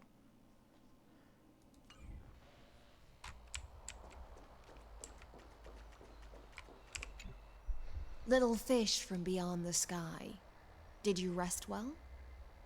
The Imperator and the delegates are about to arrive. If you are ready, please follow me to the meeting. Alright. Got your role. I'm the Knight Commander of Akama, General of the Flame Chase Army, and the Imperator's servant. She seems happy about that. But beneath these shiny scales engraved with complicated titles, I am just a swordfish at the Imperator's side. She sure is. She sure does have those fish lines down, huh? About the Imperator. As you've witnessed, she is the Empress of Akama, the one who ended the Chrysos War and the leader of the Chrysos heirs. As merely a humble subject, I cannot say more beyond this. Oh, frowny face. Okay, number 3. The Chrysos heirs here constitute the elite among the Flame Chase army. Dux Halcalithist Apollonius and Dux Carminin, Virginia, serve as the army's advisor and historian respectively. One offers advice and counsel to the Imperator, while the other writes verses of her supreme glory. Dux Frigorus Labienus and Dux Brumalis Seneca are both formidable warriors, clearing the way for the flame chase with steel and storm. Dux Fatorum, the holy maiden who interprets the prophecy. Only the one named Trebi remains in the city. The Imperator once took them as hostages in order to unify the prophecies of the world, but they are now Akama's most vital prophets. Dux Goldweaver, Aglaya. Well, she dislikes it when people talk about her behind her back. You should get to know her in person. Okay, well, I guess that's it. Then come. The Imperator reserved seats for you. I'm starting to feel a bit nervous about the meeting. Since Saridra is presiding over the meeting, it'll be a good opportunity to learn about the law's inclinations in the current era. Let's keep our ears open, okay? Okay. I'm just like, it seems too utopian for this to not be suspicious, so I'm suspicious as fuck of how this is gonna turn out for us. Good sir from Paphos, what do you think the Imperator is planning calling this meeting so early? My homeland can't endure anymore. Oh boy. Who knows? First, she wants to hunt Titans. Now she says there are even greater calamities. Her madness is the greatest calamity. Exactly. Chrysosairs, deliverers. What about us ordinary folk? How much are we worth in her eyes? Things feel pretty tense here. The history books said that the Imperator aimed 3 cannons at Dawncloud to make all the delegates obey her. Will history repeat itself in this cycle? Yes. Similar acts have occurred, and not just once. However, whether history will repeat itself, you'll soon see. Those are the 2 spots reserved for you. Please take your seats. Nobody's sitting though. How could I take a seat? It'd be rude. Look, that's what they were talking about before. What is we stop? So it turns out. Ladies and gentlemen, silence, please. The Imperator has arrived before her faithful council, and the Alliance meeting is about to begin. All Faithful, rise. that's a- In the names of Talantin and Kefali, the Akama Alliance swears upon the gods. Cease the pageantry. I pray not to the vanquished. What? Kefali, of course, needs no further explanation. As for the law, at the entry hour 2 days past, a scout should have brought news of the conquest to all of you. Unfortunately, guards found his corpse among the rocks not far from the city. Moreover, the poor soul was buried with a Paphos curved blade.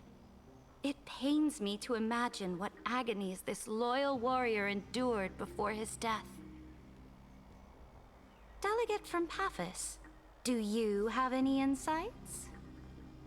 I know nothing of this.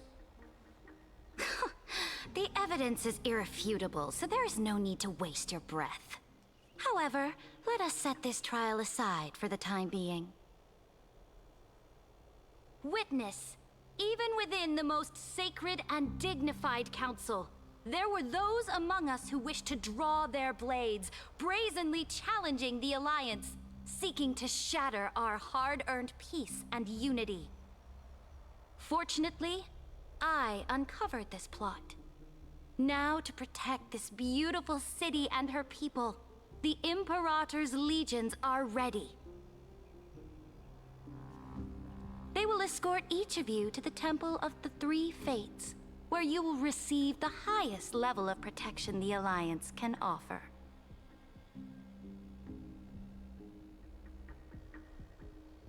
Then, the Legion's warriors will join me in embarking on the campaign against Fagusa. This is clearly a trap! Imperator, did you summon us here just to trample on the dignity of your allies?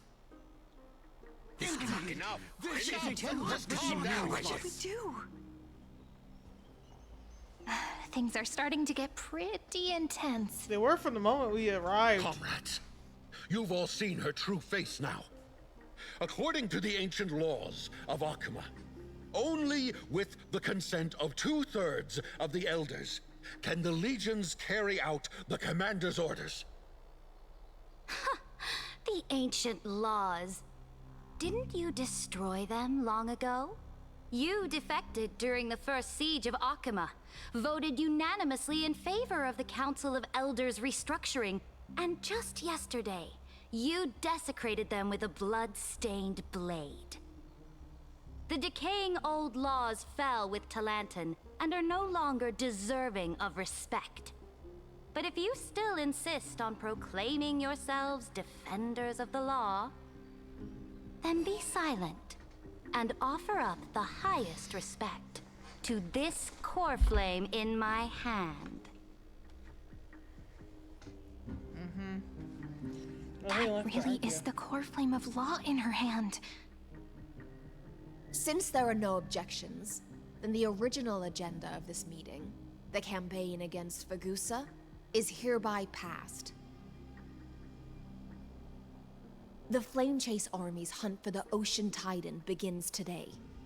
In order to prepare for war, all allied city-states must surrender command of their militaries and pay all war taxes by the end of the month of Evernight.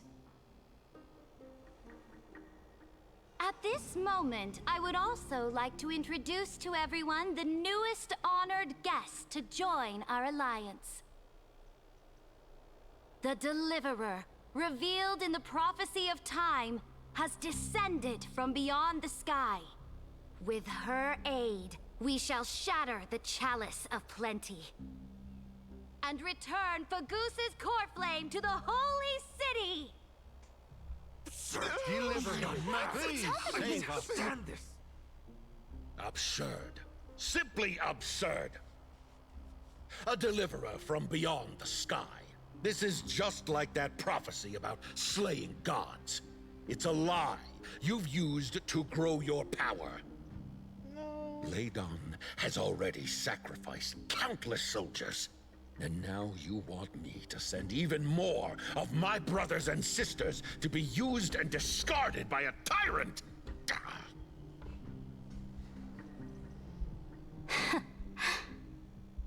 Are there any other objections? Like, I guess I understand her Then as the I character. bid you all farewell.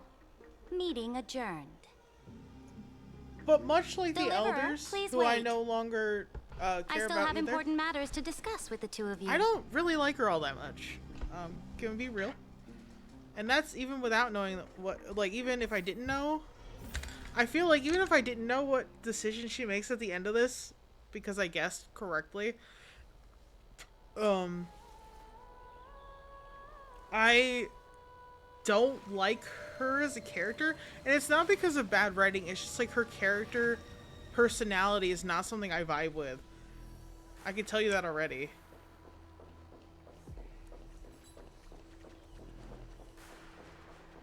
Alright. Okay, Saridra. I apologize for that farce of a meeting. It must be tiring dealing with so many people every day, Great Imperator. Tiring? You're mistaken. Moving chess pieces, placing wagers. This game of strategy adds a dash of color to our heavy fates. Much like how rule and conquest are always accompanied by sacrifice. Is the war with the Titans also part of that sacrifice? After I glimpse the secrets of this world, no, the secrets beyond the sky, the divine authority of Amphoreus no longer held any significance. Let me ask you, Deliverer, is it true that beyond Amphoreus' sky, there are magnificent deities called Eons? I wouldn't say magnificent, but Eons exist, that's a fact. Their power is 1,000 times greater than the Titans. Where did you hear this from? Ah. The word fact has never been so intoxicating. Then, please tell me more. How will you use this great power to guide the people? In the future you envision, where will our flame chase journey lead? Protect the core flames and the law. Only then can Amphoreus break free from the destruction.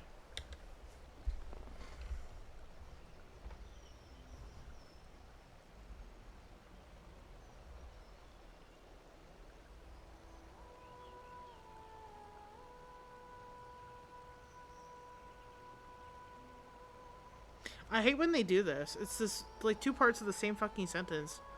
I don't know which is gonna give me the better result.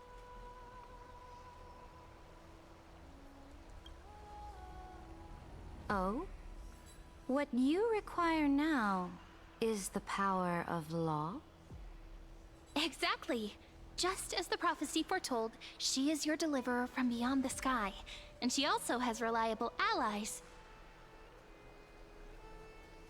If they can intervene in Amphoreus's laws, we may have a chance to alter this world's impending fate and reverse its destined end.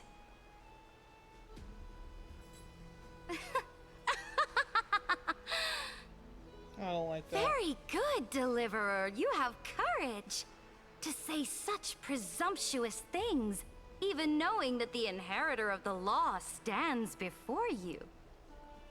You mean... She's not In the gonna help us. past, anyone who dared to covet the Imperator's divine authority would have met a gruesome end. But now we can see beyond this dying world. Our journey should no longer be confined below this stubborn sky. Alas, that fickle ocean titan has obstructed the spirit water leading to the vortex of Genesis, hindering my ascension. If the core flame of law cannot be returned, your path to deliverance will never be realized. Now that things have come to this, we must resume our once stagnant journey and force the waves that block our way to recede. So, you agreed to cooperate with us? On a small Cooperate? level. Forgive me, but I never cooperate with anyone. Yeah. Though I will permit you to join me as subjects, and together we will forge the most perfect law. This is... The Flame Chase Medallion, a symbol of the Flame Chase Army. Every noble in Akama carries one. This medallion represents the will of the Imperator herself, and you may act freely within the city with it. Before we embark on the crusade against the Ocean Titan, you should rest in Akama for a time. Be wary of someone named Lygus, Imperator. Thank you for your trust, Imperator. Or Imperator, I guess.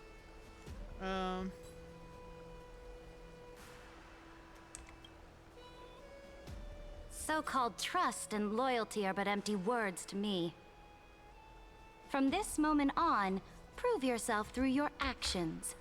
As long as no boundaries are crossed, I fully respect the choices of my subjects. May your journey reach that sky full of stars, Great Imperator. I don't think we should encourage that, actually. Your attendant certainly knows how to curry favor. Go now. Take a bath first. You two... reek of seawater. Oh. I'm salty smelling.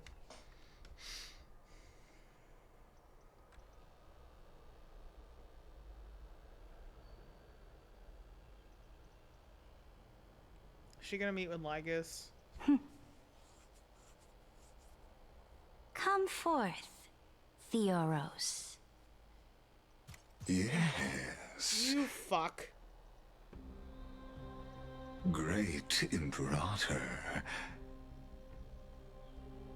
Now, perhaps you're willing to hear my counsel.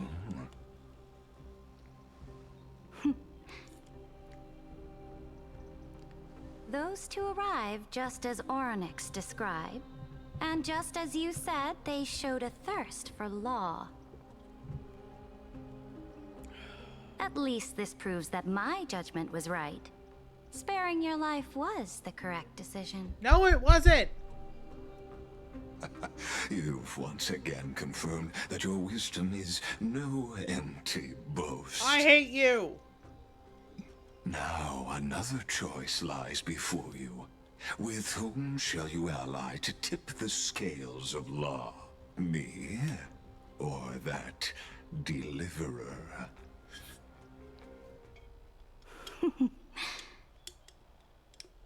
Remind me again, Antikytheron. What kind of future do these two paths lead to in your view? I shall tell you.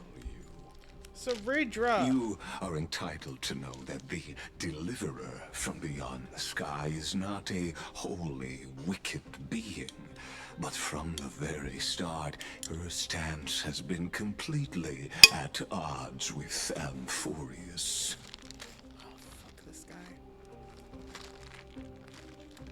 The road they have chosen will bury Amphoreus' grand aspirations.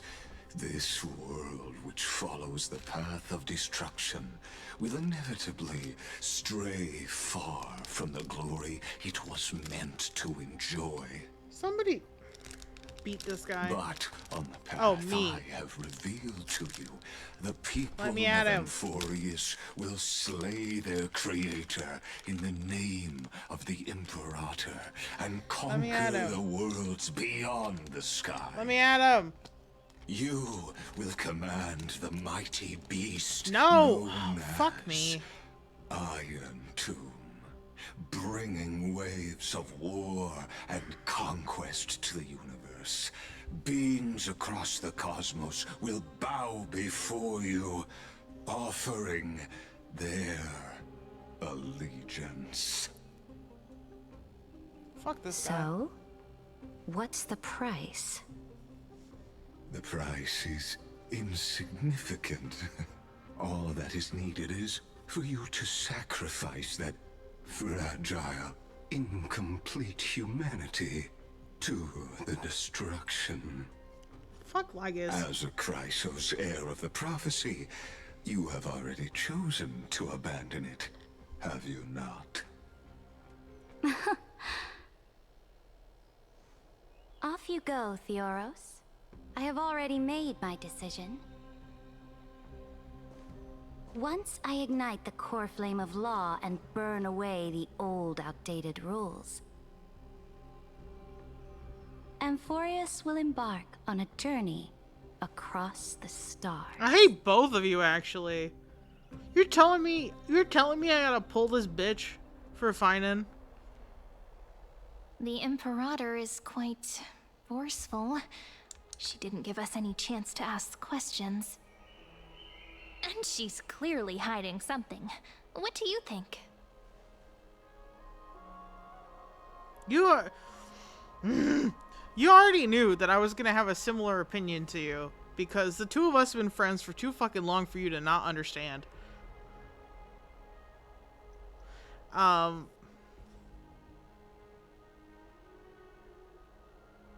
Yo, fuck both of them.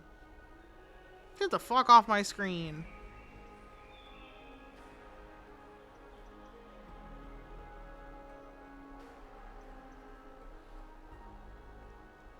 You basically Sephirothing it, where she's gonna kill the world to take the planet across the skies as her fucking spaceship vehicle, whatever that bullshit is.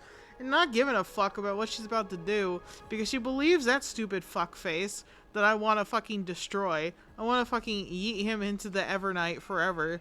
Be gone. Fuck you, Lygus. Lygus, fuck yourself, actually. Lygus, fuck off. I fucking cannot with you. You are so fucking annoying. You have done unpardonable sins. I don't know if I have to have her. I think I might need to throw her in the trash with Lygus. Let's be real. I think she may also need to go fuck herself and get off my fucking screen. Because, no. No. I'm so mad about fictional characters. What is wrong with me? At least she allows us to move around freely. Her bossy way of doing things is hard to stomach. We should consult the geniuses about the current situation. I don't like her. Yeah. Even the city-state delegates have complaints. Thankfully, she allows us to move around freely, which is a small blessing. Still, the atmosphere in Akama, it's so unfamiliar. And it's not just the Flame Chase Alliance talking about the world beyond the sky, but the whole city. Because of Lygus, like I thought. We should also discuss our findings with our friends from beyond the sky. Then...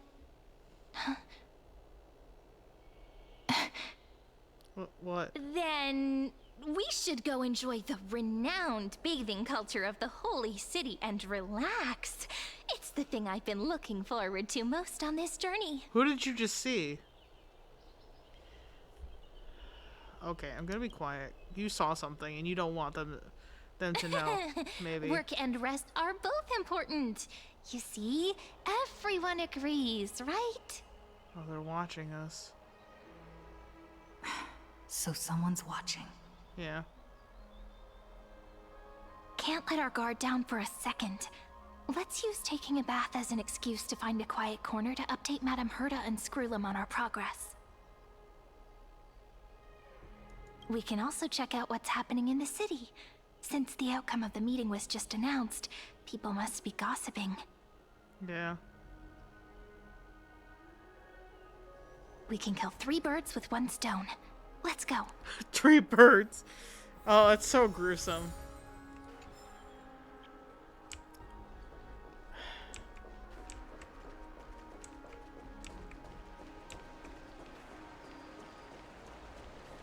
Oh, so many people. The holy city is so lively. Uh-huh. Okay. Did you hear? At the Alliance meeting, the delegate from Leyden stormed out in anger. As expected, the Imperator is always hiding things from everyone. When has it not caused a ruckus? Silence! That's treason! If it weren't for the Great Imperator, you'd have sunk into the lake with those corrupt elders already. And you wouldn't even be alive to speak like this.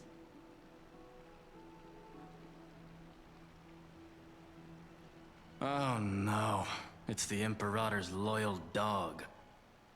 Let's go. We can't talk in front of this guy. So crazy. Ugh, how disappointing. Let people talk. They have their own thoughts and feelings too. Honored guests, we meet again. Looks like I'm not the only one who came to the baths to unwind after the meeting. Oh, yeah, nah. I want to take a nice hot bath. For the upcoming campaign, please make sure to rest well. I am Dux Fragoris, a trusted officer of the Great Imperator, willing to fight alongside the Deliverer in the coming battles. Okay, boy. Ugh. Another war? Ever since the Imperator took control of Akama, we haven't had a day of peace.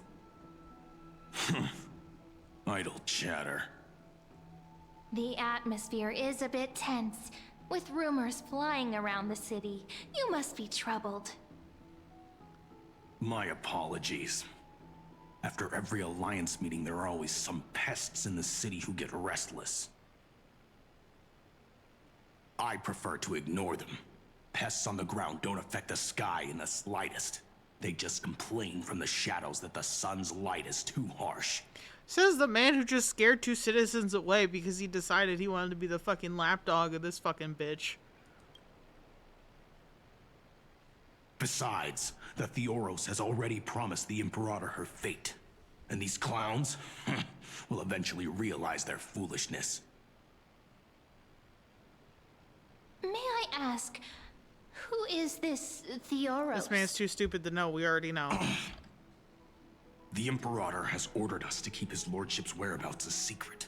Oh, so it wasn't Down Hung. It was fucking Lygus. Ah, so it's his lordship. Stop trying to get things out of me. Leave me alone. That's your fault. Fuck you. I didn't even need to try. Big and strong Dux Fragoris really can't hide anything. Theoros. What an ominous name. We already know who it is. Don't even doubt it. Bad news. He's been staring at us the whole time. Let's move to another place for now. We don't know how much Saridra has concealed from us. In the worst case scenario, we may have to face more than one enemy.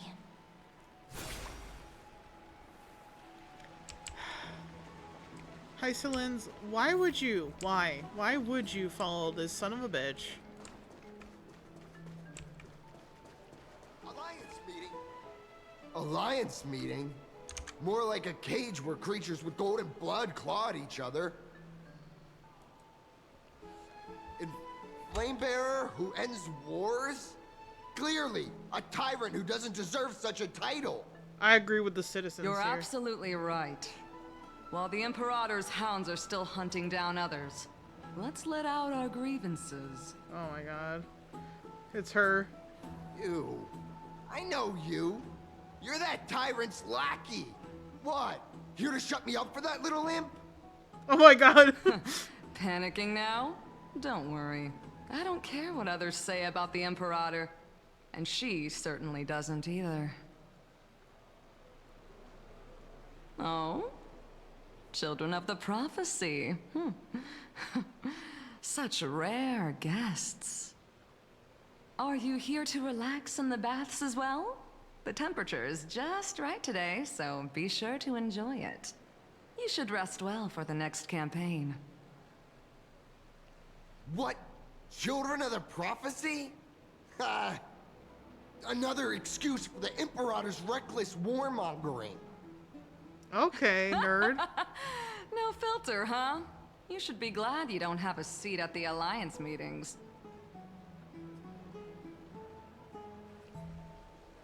By the way, if you still want to bathe, hurry up. Once that predatory fish joins the flow of water and eliminates all the fools questioning the world beyond the sky, you won't be able to enjoy this perfect water temperature anymore. Seems like there's more to Dux Bramalis's words than meets the eye. She might be the only one who's But trustworthy. would the Imperator actually kill those who question the world beyond the sky? Yeah, probably. This is the complete opposite from what we know of Akama. She's a power-hungry bitch. I don't like her. If you still want to bathe, hurry up.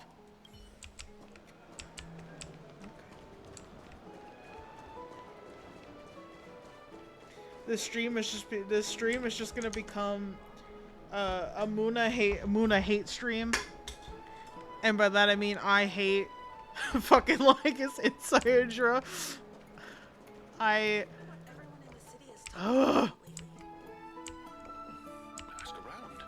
I'm so mad. I'm so mad about them. I'm so mad. I'm so mad. Huh. These two are... So many guests today. Let's see who's here now. I'm so mad about them. Two distinguished guests of the prophecy. One a clever and adorable warrior. The other, also quite heroic. Wow, thanks for the not compliment. Ah, heroes. I didn't expect to meet you again so soon. How fortunate. It's a pleasure to see you again, Dux Helcalithist and Dux Carminum. You two are inseparable, aren't you? This is... Oh, she wants to find someone to help with research for her new work. I'm the far-seeing eye and all-hearing ear of Akama. I see and hear every single thing that happens in the streets and alleys of this place. I'm the perfect partner for research. Ahem. Enough small talk. Here's the latest news from Akama, as you requested. The children of the prophecy arrived in the holy city, and the Imperator unilaterally stripped away military power. The Alliance meeting ended in discord, and there may be bloody upheaval. As expected. I get the feeling you might have embellished a bit to keep people's attention. I swear on my stone mane, I would never do such a thing. But if you wish to quell this terrifying news, perhaps a more explosive topic. Yeah? Want to tell me about it? Never mind. While the influence of rumors can be minimized, the fact remains that the great Imperator did swiftly consolidate military power in an almost threatening way. It's undeniable. Almost. Heroes. I know the Imperator's way of doing things may seem a bit autocratic to outsiders, but soon you will witness her blade dance with enemies on the battlefield. I can't comment on the source of her loyalty, but when that blade is drawn, you two, as bright as you are, will surely see the deep thoughts beneath her exterior. The Imperator's blade. Is he talking about Miss Hysealin's? Yeah. I sense some unease in Dux Helcolith's words. It seems the Imperator and Miss Hysealin's share a much deeper bond than the others do.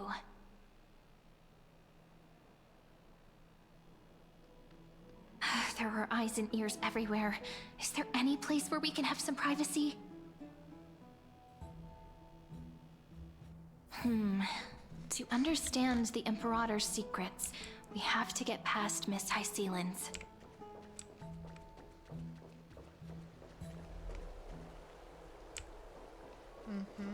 Yeah, like, it's also like you can't go to that top bath, which is probably hers now. Seridra's bath's probably now. Oh, wait, I forgot about this room.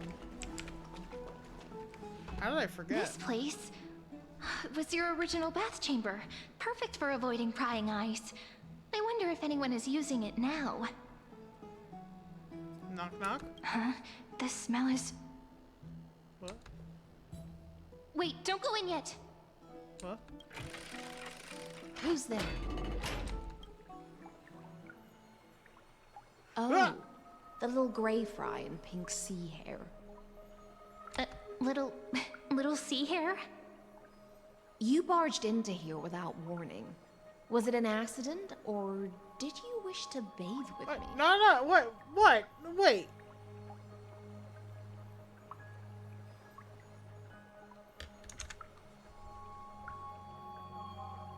I'm looking at you, Hoyoverse. I'm looking at you real fucking hard right now.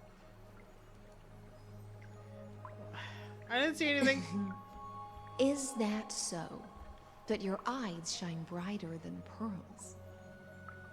Sorry, we didn't mean to disturb your bath. We'll leave now. It's no big deal. There's no need to panic. This is the natural state for me.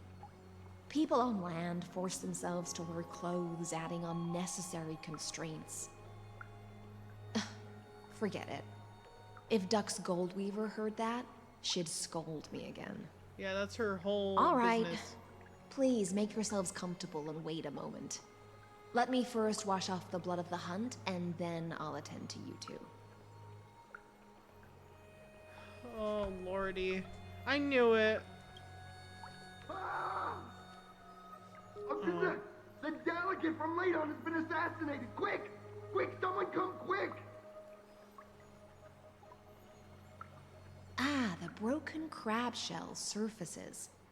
I was worried it had been washed away by the current.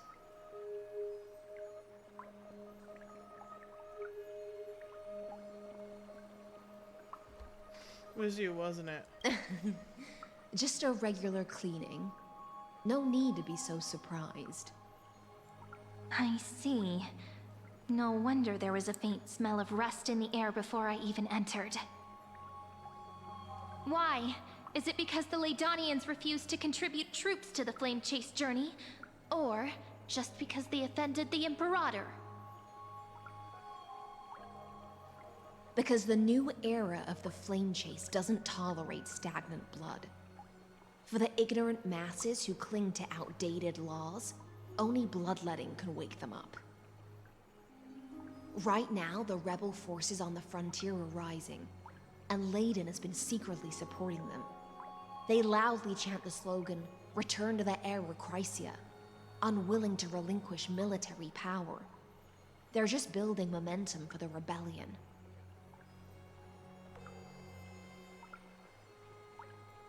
I don't like how I'm feeling a certain way about this right now.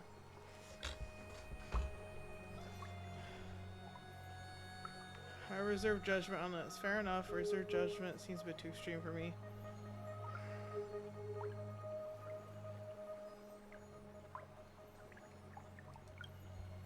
Thinking is a right given to citizens by the Imperator.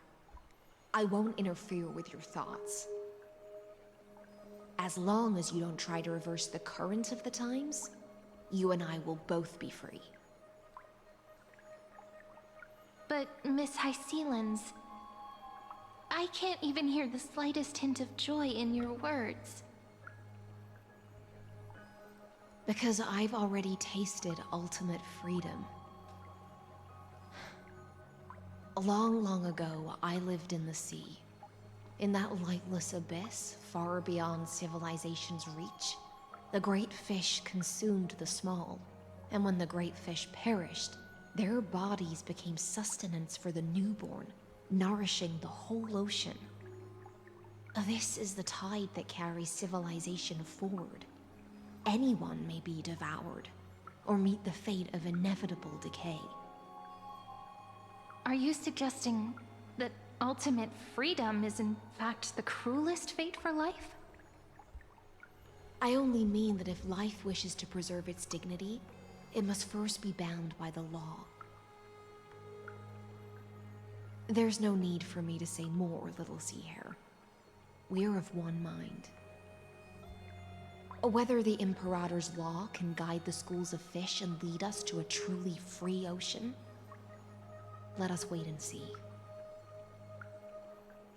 But for now, let's pause this heart-to-heart. Another fish has come, following the scent of blood. Being your subordinate is such a tragedy. I'm always having to worry about the messes you leave behind. It's simply our duty to the Imperator. All ready to go in an instant. Miss Hycelens, you truly are impossible to predict. Yet you, a golden trout who's always busy all day, suddenly have the time to visit me? Do you think I wanted to come? I suggest you burn some more of the incense offered by our allies, lest my creations be tainted by the reek of fish. I'm only here on the Imperator's behalf to remind you to prepare for the banquet.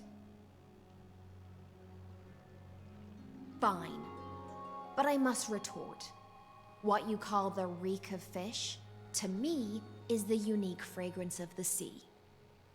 Besides, if my fine clothes get stained, won't you just gift me new ones? I won't. I feel like that's a lie. They seem pretty close. There's a strange chemistry between them. Aglaya is so different from her past self. You sensed it too, huh? Yeah. By the way, you both just mentioned a banquet. Could you elaborate on that? Are we invited? Oh, right, you don't know. Every time before a battle, or after a victory, the Imperator holds a grand feast for the Chrysos heirs to lift our spirits. For us warriors who swim constantly between life and death, these feasts are more worth looking forward to than victory. A banquet to prelude the hunt for the god of banquets, and honey brew as a tribute to commemorate the ancestor of honey brew. How absurd. I love Aglaya. Don't look so grim. All has been decided. Since it's a banquet for Fagusa, why not take a leaf out of the Tidens book?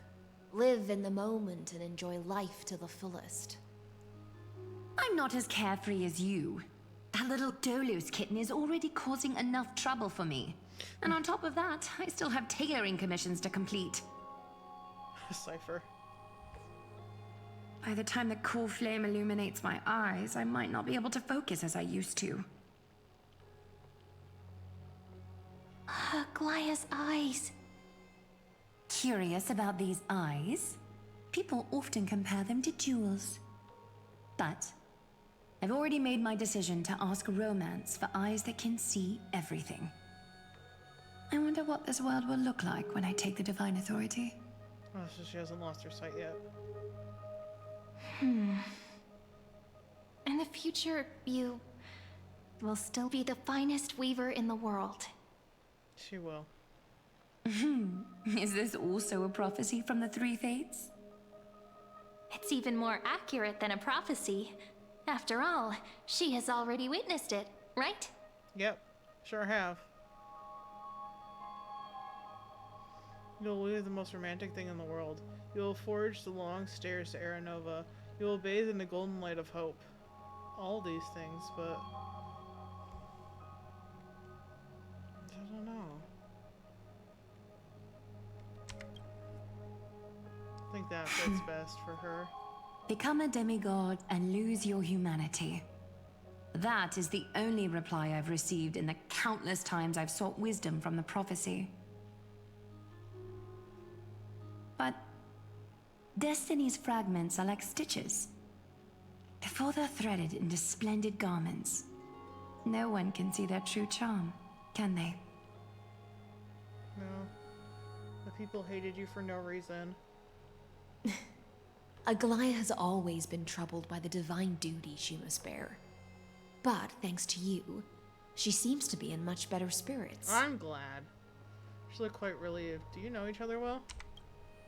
Just as she knows how the spinning wheel trembles, I can sense the smallest changes in the damp air.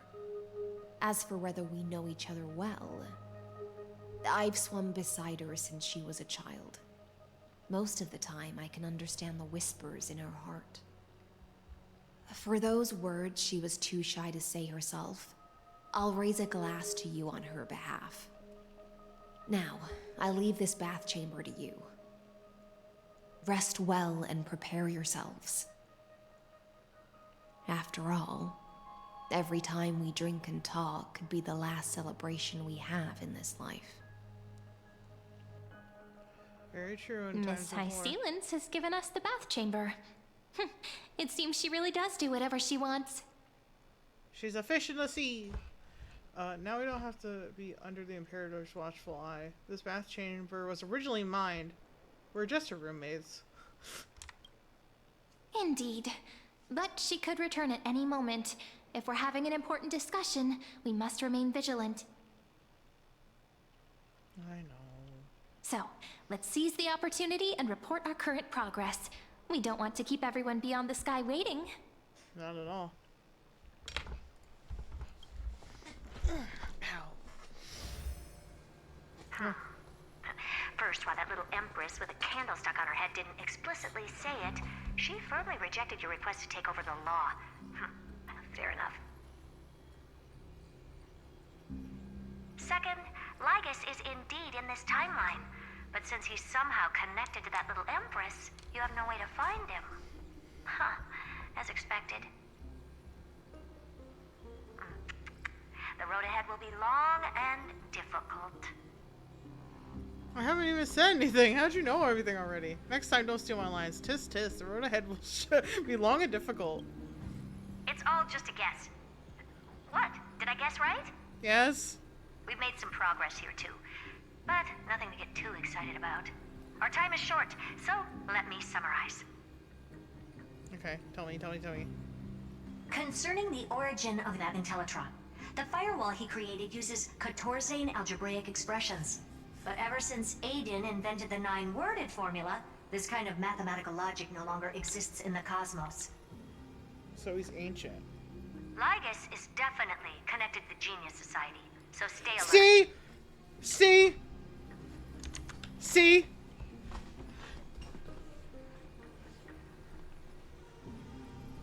What'd I say at 52 minutes?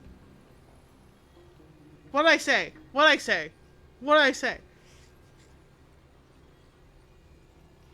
You can't see it, but I dabbed. Anyway. Of course I'm crashing on Hycelin's nude body, by the way. Have you seen her? Excuse me. Have you seen her? I saw her. Did you see her? Anyway. What did I say? A 52 minutes. Look at me. Look at me. Look at me. Look at me. I'm so smart. Look at that. Figured it out already. Fucking Christ. Maybe he's the creation of genius. Could it be related to the Emperor? What if he's a thinking unit of Noose? Huh. We can first exclude Droidhead themselves. I didn't They think it specialize was in part of minding him. their own business and wouldn't intervene personally. But Screwy and I are still eliminating possibilities one by one. Currently, the most likely candidates are these few. The Lord of Silence, Acha. Oh, the two Ruperts are also possible. But it would be too boring if it were one It's of them. probably not. It's probably Acha. Wait, is it the Lord of Silence? Because I remember her not liking that we were pushing the boundaries of logic and science. No, maybe it's Acha. I vote for Lord of Silence. Even you can't come up with an accurate answer? Finally, we'll get to face off with some big names. That's all I have to say. We'll depend on you to continue pushing things forward within this world. Keep in touch regularly. And remember, don't let your guard down. Oh boy. Madame Herta is a real whirlwind. We love her for it, Well though. then, let's use the banquet Aglaya mentioned as our next starting point.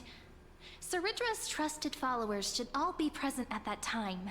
It'll be a good opportunity to get closer to them. Oh, Cyrene, you're not sly about it, though. We must avoid direct confrontation with Lygus. We'll operate carefully when the time comes. It's settled then. With our great teamwork, we'll be able to deal with anything that comes our way. It's been a long day. We should get some rest now. Yeah. Rest well and get ready for the banquet. Yes, let's get ready for the banquet. Nap time. We took our nap. Look, the venue's right ahead. In the Grove of Epiphany. Boy. How you feeling, Grove of Epiph? And I can even hear singing. It feels so romantic. I also like that, much like Acheron, she does have the spinal column detailing on her clothes, even if it's more fabric than metal this time around. Or, you know, whatever that original casing is. Honored guests, wait here for a moment. You must surrender any personal belongings you have on you before entering the venue. What? This hero always brings down the vibe whenever he shows up. The Imperator's elevated position means she must always remain meticulous and careful.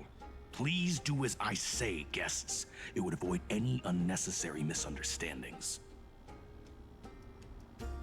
I get that you don't want people to bring outside food into the banquet, but is it really necessary to confiscate the books and quill pens?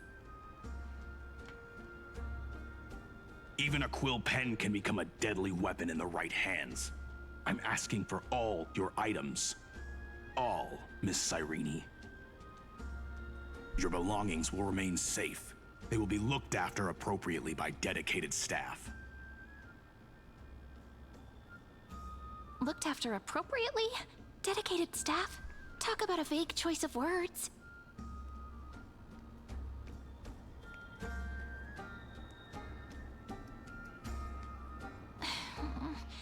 It seems like he's aiming specifically for the chronocognitive anchor. Yeah, that's what should we do? Go at a plan. What does your gut tell you? Not good. This is a trap. True. I had a feeling it would come to this, but I didn't expect such a direct demand. But listen, why don't we go with their plan and hand over the chronocognitive anchor to be looked after?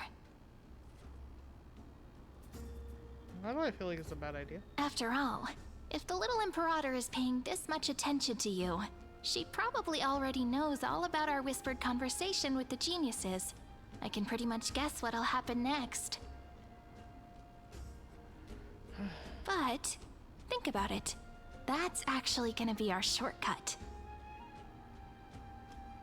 And how? I'll trust your gut feeling. I knew it. You and I can practically read each other's minds. I can't, but... All right. We'll listen to you. Here you go. Also, please pass on a message to the Imperator from us. She can trust my friend. Anywhere, anytime. Thank you for your cooperation. The Imperator has some urgent business she needs to attend to and will arrive shortly. Mm-hmm. Sure, she will. Why don't you head in with the other guests first and enjoy the feast? Isn't Saridra supposed to be the focus of the banquet? But she's not even here. Why is it so difficult to talk to her? 'Cause she doesn't trust us. You should know this by now.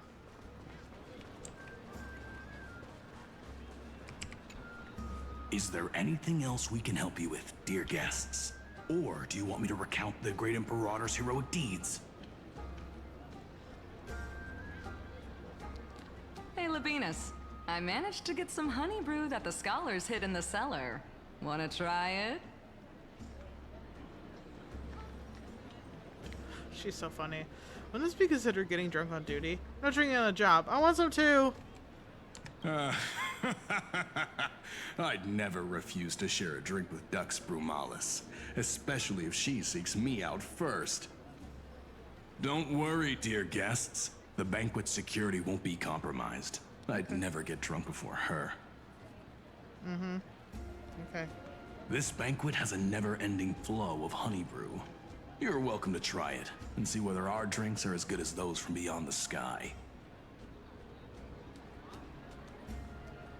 Thank you for the offer, but we're more interested in knowing when the Imperator will be back. The Imperator? Who knows? Maybe she's hiding somewhere, thinking up weird ideas again. If you ask me, she's never treated us soldiers properly, even though we put our necks on the line for her. Hey, I can't pretend I didn't hear that, Seneca. Either retract your statement or duel me. Fine by me. Attendant, bring us 10 more jars of honey brew. I'm gonna make sure he can't even stand straight by the end of this. Oh, Lord. You wish. Be careful you don't get drunk first.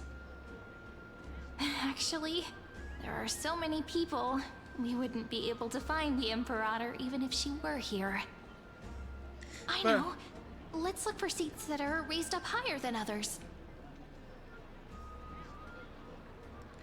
Though, to be honest, that's probably a good distraction. Thanks, Seneca. Okay, so... Okay, I see. So I can talk to everybody else first. Aggie, if you can't get used to the honey brew, we will go ask for a pot and cook some oatmeal for you. Oh. No need for that. This banquet is just too loud. And nothing and no one here is interesting. I just don't really want to be here. Lies! You were pretty energized when you came back from the bath chamber. Let me guess. Are you worrying about someone? About High Sealins? Or Little Cypher? You take everything too seriously. At this rate, life's gonna be real tough for you later on. Oh, you're the least qualified to lecture me about that, teacher.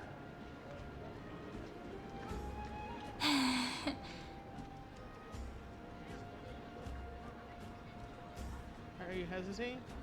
Maybe it's better not to disturb them. Dear guests, are you here for us? I mean, are you here for Treeby or Aggie? No. I'm just wondering whether you've seen the Imperator. The Imperator? No, we haven't. Our sovereign has always acted however she pleases. Though she gave us ranks, she'd never tell anyone her whereabouts. Perhaps the only thing she tolerates are chess pieces. And the sky reflected upon her crown. I see. Why do you two look so distressed? That's not what the Deliverer should look like. Why don't we have a toast? While we still have time for pleasure. Here. To the destinies and sacrifices of the next millennium. Then we will toast to the tomorrow that will set fate free. Me sweeping, sweep, oh my god. Wiping the sweat off my forehead. Free, haha. Hail the new world. To the flame chase journey. Cheers. There's one more. Over. Oh, those two again.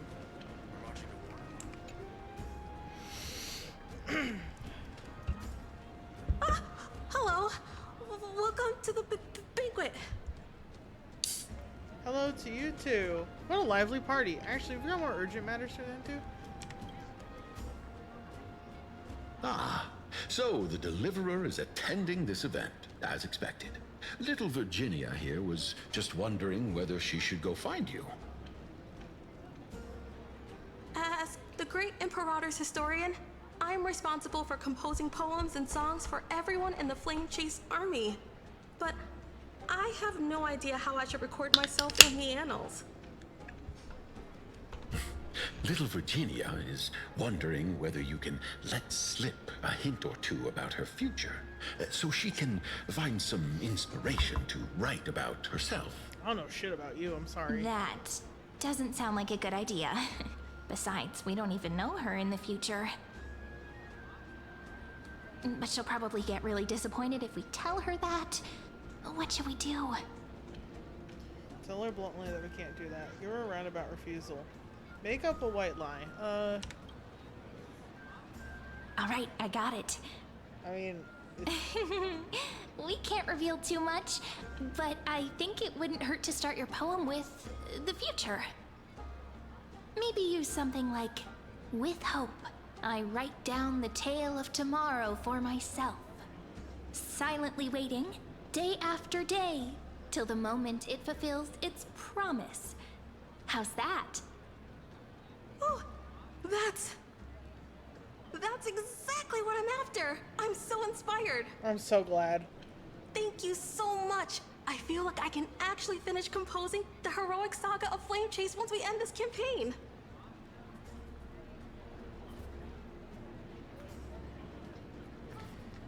Apollonius nodded, showing approval of your answers. Pretty good for some improv. That line of yours is quite versatile. And that's the art of conversation.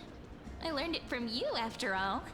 So, how did I do? You did? I don't feel like I'm very good at that. By the way, in return for that, are you able to tell us where the Imperator is? The Imperator? She usually wouldn't arrive this early. She believes that rulers should stay silent in places where their subjects hold private conversations. Why don't we have a toast before she arrives? To reason, which is held but not revealed. To romance, which will surely be returned.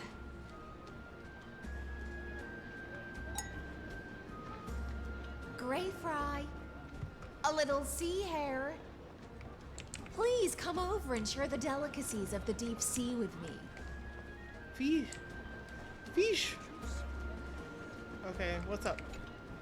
You two have been wandering around the venue as if you have something on your mind. Have the attendants not taken care of you well?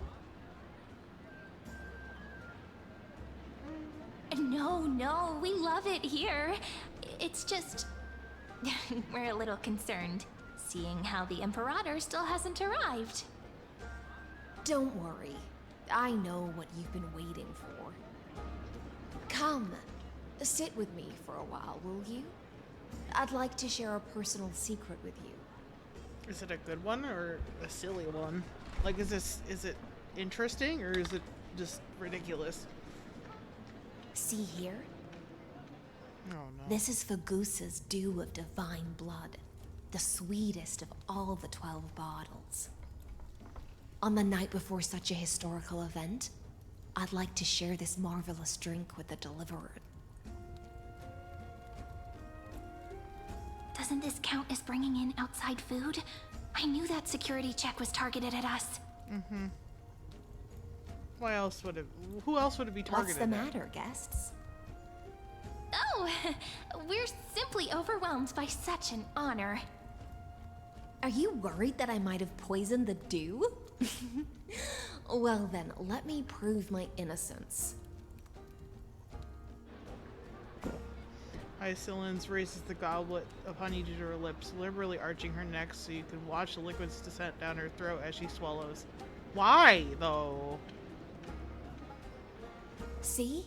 It's completely safe. I feel like Miss Hyacillens wants to talk to us about something. Why don't we go along with her for now? Make this so deliberate.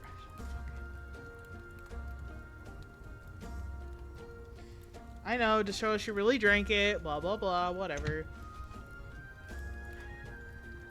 Then I'll gladly accept it. Worry not. Honeydew's not alcohol. It won't get you drunk. On the contrary, it can make your mind even sharper. The clay cup touches your lip in a blink of an eye. She is indeed an imperial blade of the Imperator and the swiftest swordmaster in Amphoreus. Please, have a taste. Would you like some too, little sea air? I can drink it myself. She's like, don't touch me with that. How is it? Sweet enough? It's not bad. It has a very complex taste. Calm at times, tempestuous at others. That's the taste of the ocean. It'll do you good to understand Fagusa's fickleness before we set off to face their waves. Just like how you're about to understand the secrets within this dew. Now, please turn around. Very, very quietly. Don't make a single noise.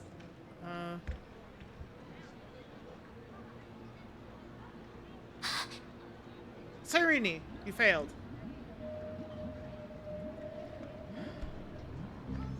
It made us sharper. Lygus, I knew he'd be here. The dew of other gods all intoxicate humans, but the god of banquets dew is an antidote that can awaken humans from a sea siren's enchanting song.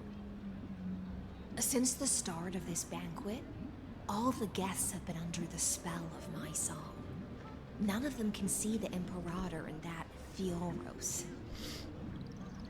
But you two, I wish for you to see the truth. Is this also what the Imperator wants? This is my personal request. I can't bring myself to trust that Amphoreus. Okay, you're saved. The Flame Chase as a good character. After he descended with Orynyx's divination and brought the prophecy of the stars to Akama. His seductive whispers harbor something malicious within, and will ensnare those of us blinded by ambition. You are the deliverers of the prophecy, and know about him far more than I do. Perhaps only you can find traces of the truth from his actions and words. Then we can show the Imperator the right path forward. Oh, but isn't this acting behind her back? She doesn't care, she does what she wants. Amphoreus has become far too weak. Even heroic actions protecting her from harm must be conducted under the water's surface. I am the Imperator's blade, and I must clear the way for her while remaining concealed in the torrents. Then, ensure I'm pointing my sword towards the true enemy. Can you promise me something, Miss Hycelens? Ask away. My friend has in fact come here to stop that villain's evil scheme. Our goals are aligned. But as to the decision the Imperator must make, she has no wish to transgress her authority. We just want to tell her everything we know. I believe the Imperator will be able to tell right from wrong. I never doubted your loyalty. I'll pass your words faithfully on to her. Provided we can gain the advantage in this tug of war, that is. We'll try our best. Now, return to the feast. Bring this cup with you and keep your distance. Pretend you are still immersed in the sea siren's fantasia. And I'll control the moisture in the air. That way, you'll be able to listen to sounds from afar as if you are a whale of the depths and hear every word of their conversation. I wish you a victory in this first skirmish. It's the exciting and thrilling undercover part of the adventure. Okay. Okay, Hycelens does not gain my ire as much as the rest of them. That was a bit too much. Well, look at these guys. Passed out. Let's mingle in the crowds here. Relax. Relax. Try to act natural. Cyrene, relax. Where's the Imperator? Still not here. That little imp is always acting so high and mighty towards everyone. Today, I will.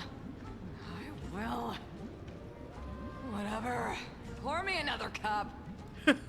Though she has succumbed to drunkenness, she still does not dare challenge your authority. A criticism of my height is a grave enough insult already. She should be dismembered. Do you often test the loyalty of your subjects like this?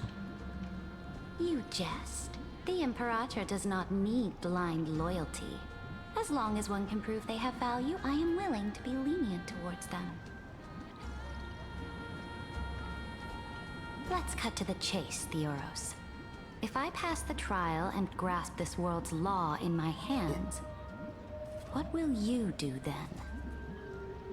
The answer is simple.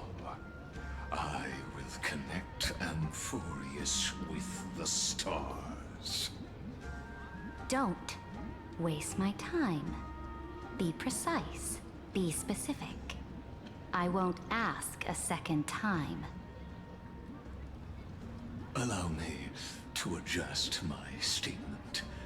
I will correct the regulations within the old law that sealed off Amphoreus and merge the black tide with the torrents of Era Nova. Oh boy.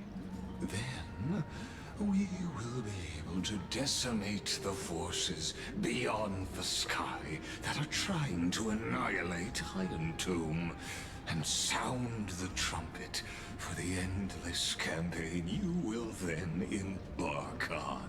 I'll smack this man. But you previously said that Iron Tomb is unrivaled in power across the stars. Who would dare to annihilate it? There is a federation of warships named the Cienzo Alliance.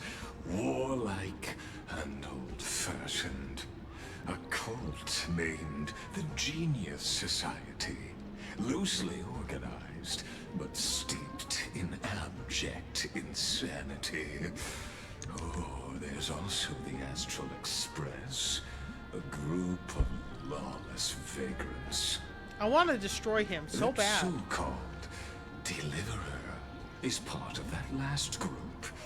Those vagabonds mistakenly believe they can connect the stars through alliances instead of conquest. But history has already given them a tough lesson. There are countless other organizations besides, but when the Lord Ravager sweeps across the cosmos, they will certainly all bow before your empire of destruction. I want to throw him. Throw him so hard, so far. The Ackman Alliance is invincible! If those civilizations are not as feeble as you describe, then they may still have some value in testing the quality of my blade. That being said, even the smallest and weakest city-states should build an obelisk to the Imperator, so that their people can constantly recall the glory of her conquests. Walk a little longer with me, Theoros. I don't like how this is going. Our little Imperator seems fascinated by the destruction. Greyfright, a little sea hare? It seems like they're still talking. Get closer. I'll keep carrying their voices to you. Oh boy. Okay. I don't think that he's part of the Lord of Silence, but man, is he acting like silencing technology is the answer here. What a difficult situation. No matter how we position our forces, this battle against Fagusa will result in many casualties. That's not something you or I should consider. The Imperator has already placed the chess pieces. We just need to fight for her until our last breath. How astonishing. The commanders under you have such different personalities, yet they share the same loyalty.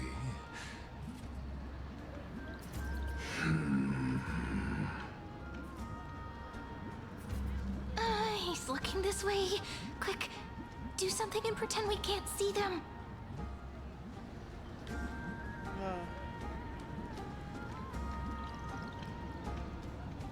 Chaz, I guess, in front of you. So, you have this super duper speedy rotation of destruction into Amphoreus? Oh. Huh? Oh, I got it. It's that thing, right? Oh. The one behind the research and development of this golden blood principle is Idonia's manager. Oh dear. Seems like you've met your match, partner. I'm so full of inspiration right now. And I feel so light. What's the matter? My apologies. I was just checking whether everything was fine with those two distinguished guests of yours. And it seems like all is well. Let us continue our previous conversation regarding the soldiers fighting for you. Are they aware of the price they must pay for the trial of law? If I recall correctly, you've already lost a bout against Talanton due to offering insufficient sacrifices. Oh. You dare mention my name alongside the word lost? Forgive my transgression, great Imperator. Watch your words and actions. All you need to know is that my victory in the trial is guaranteed. Even without the trial of law, they've already sworn to give their lives for my conquest. So tell me, if everything happens according to our agreement, how would you recommend I deal with that deliverer? Good question. Do not let her fool you. That woman from beyond the sky contains a seed of ruin within her body. She must not be allowed to tarnish your glory. Therefore, the wisest decision would be to hand her over to me. You plan to torture her? Calling it experimentation would be more appropriate. The guest's patience is running thin. I plan to remove the Fantasia and head into the banquet. I will heed your advice. Leave for now, Theoros, and go back to Akama. You don't want to confront those two directly either, do you? Indeed. It's a pity that Antikytherans are lightweights when it comes to drinking. Before I leave, I would like to make a toast to your boundless ambition, using I can't believe he so thoroughly convinced her. I'm so pissed. As I expected, that Theoros' schemes have been revealed. I'm so pissed. Thank you for your bravery, guests. It's time for me to dispel the Fantasia. This will be the Imperator's last public address before we head off, and therefore, likely, the final chance to change her mind. I will try to get you a chance to speak, and I'll also prepare for any contingencies. The rest is up to you. You should head back to your seats for now.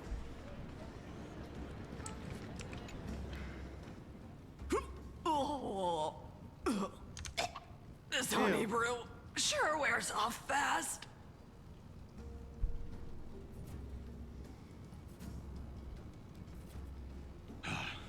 The Imperator! The Imperator has arrived! No need for formalities.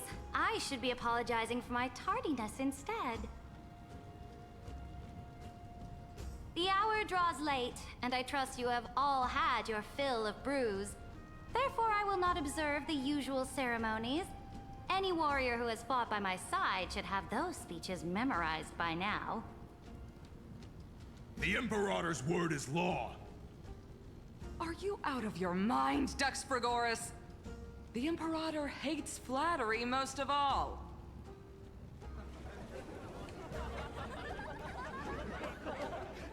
A joyous atmosphere is a better fit for showing me your resolve. I believe that you, my dukes, will do all you can to assist in the campaign against Fagusa, just as you always have. However, it's a pity that I have never tested your loyalty.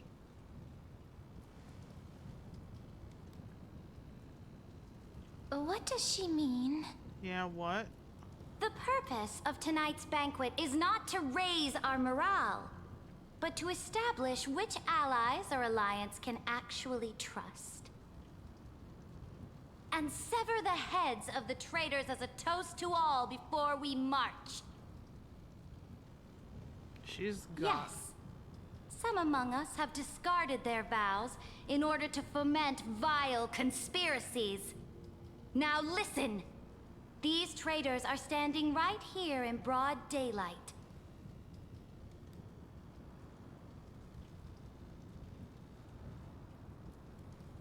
Dux Gladiorum Hycelans. She used the Sea Siren song to immerse the crowds in an illusion and conceal her whereabouts. She then worked with those from beyond the sky to spy on confidential matters, hoping to rob the core flame by force and harm me, the Imperator!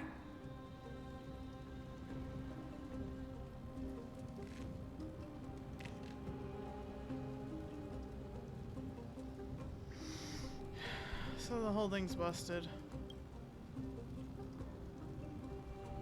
Imperator, I can explain. Silence! Do you remember who used to own this blade? She met you once, back at the Temple of the Three Fates. It was Kindness, the head of the cleaners. She was the first to draw a blade against the Imperator, and personally made herself an example for my enemies. Under the shade of the olive groves, the people of Akama said they would never bow to me. In the frozen, lethal fog, the people of Idonia said they would never bow to me. At the beginning of the myriad paths, the people of Yanisopolis said they would never bow to me. But now, they all lie silent. They now fear me as they fear the law. For I am Ceridra, and I am the Imperator! If you have any last words, say them to the Imperator. Then, face her judgment. After I cross this river, it will be a tragedy for mankind. But if I do not cross, then it will be the end of me. If you are ready, then I'll follow you and fight to the last. Deliverer.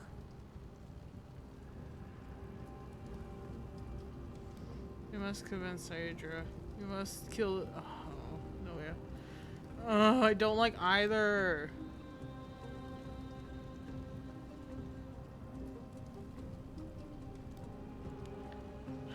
That's right, friend.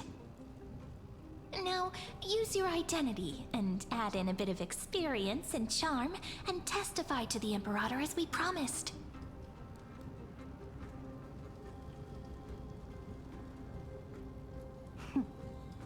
You think you can slay a king using your words instead of a sword? I'll have it. Show me the weight of rhetoric from beyond the sky. Will it weigh heavier than 3 human lives? Let's try to watch our words carefully.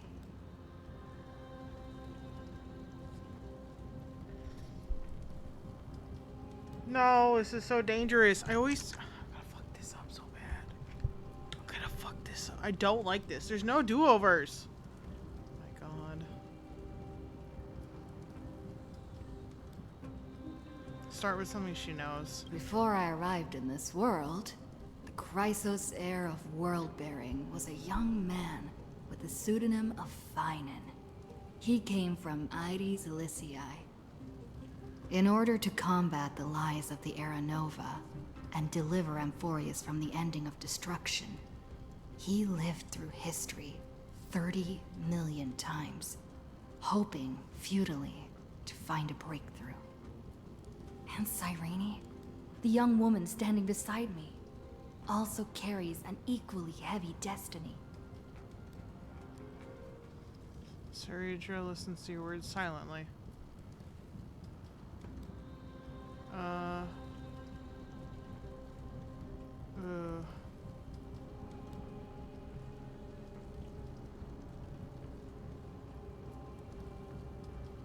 fuck.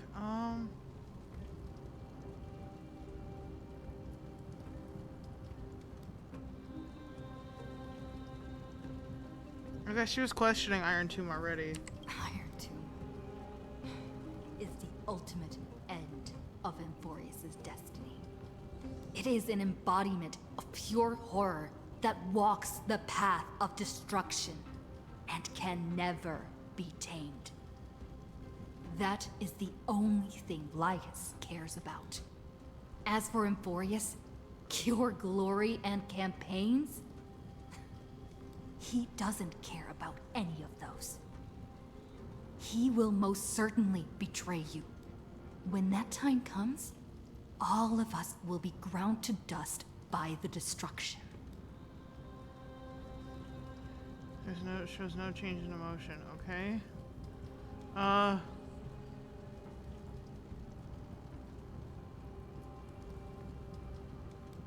Well,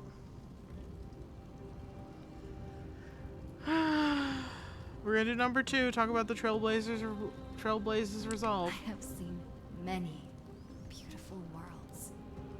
The road chosen by the Trailblaze is to explore, understand, establish, and connect. That will never change. We will continue our journey until we have united the entire cosmos. Therefore, if you choose the way of the destruction, then I'll place your ambitions into the same basket as Lygus and smash them into pieces with my baseball bat. Okay, that's not what I wanted.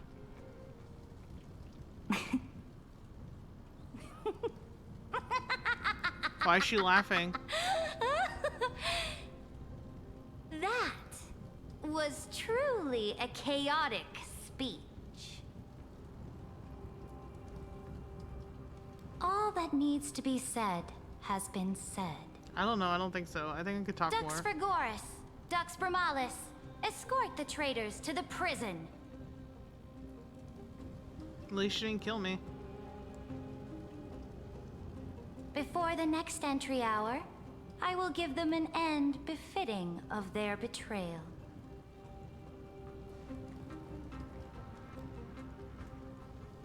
Oh, great Imperator, your ambition certainly eclipses all things. You're still here, Theoros. Of course. As the Theoros, I simply cannot miss this moment, miss witnessing the fall of a nameless one. Or perhaps I am waiting for you to give me an answer. Why would someone as powerful as you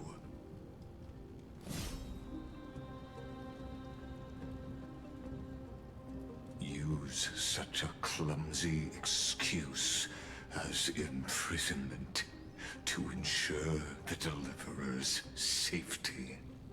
Okay. Well, I figured that out at the last second when Lygus appeared. So you finally tossed aside your act. I must point out that you are just as impressive an actor. This banquet was always going to be a game of chess, where you would try to control both sides and turn both them and me into your pawns. Yeah, because that's the kind of person she is. Was all this just a performance? I still don't trust Sayudra. That's right. That little Imperator never trusted anyone. She was always trying to see which side had more sincerity. You talk like you know her. All right, we'll listen to you. Here you go. Also, please pass on a message to the Imperator from us. She can trust my friend, anywhere, anytime. Cyrene figured it out forever fucking ago. But oh my as god. to the decision the Imperator must make, he has no wish to transgress her authority. We just want to tell her everything we know. Now, use your identity and add in a bit of experience and charm and testify to the Imperator as we promised. Man, she was And we playing won. 5D chess too. Sincerity will always remain the greatest shortcut to people's hearts. I can toss your words right back at you, Lycurgus. Why would someone as powerful as you pretend to be a mortal and kneel before me? Unless you enjoy giving flattery and prostrating yourself. He might, he sounds like it. You are mistaken. I am only trying to ensure the experiment's autonomy, meticulousness, and perfection, thus avoiding any unexpected outcomes. A forceful intervention will only create larger errors, reduce efficiency, and introduce ugliness. Had you fulfilled your promise of giving the law to me and completing the Aranova, then Amphoreus would not have deviated from destiny's course. Oh, but you broke your promise. What a pity. In that case, I must carry out my duty as the administrator and eradicate all factors steering the experiment out of control. Yeah, I gotta kick his ass. Let's go. Factors such as you and her. Careful. Careful. What was that voice? Was it Oryx? March. I found you. I finally found you. Be careful. This land will face disaster.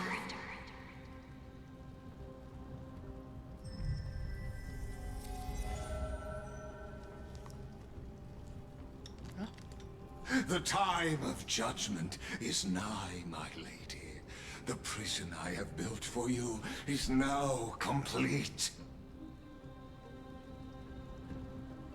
In the name of the erudition, I invite you to step into the same cage as mine.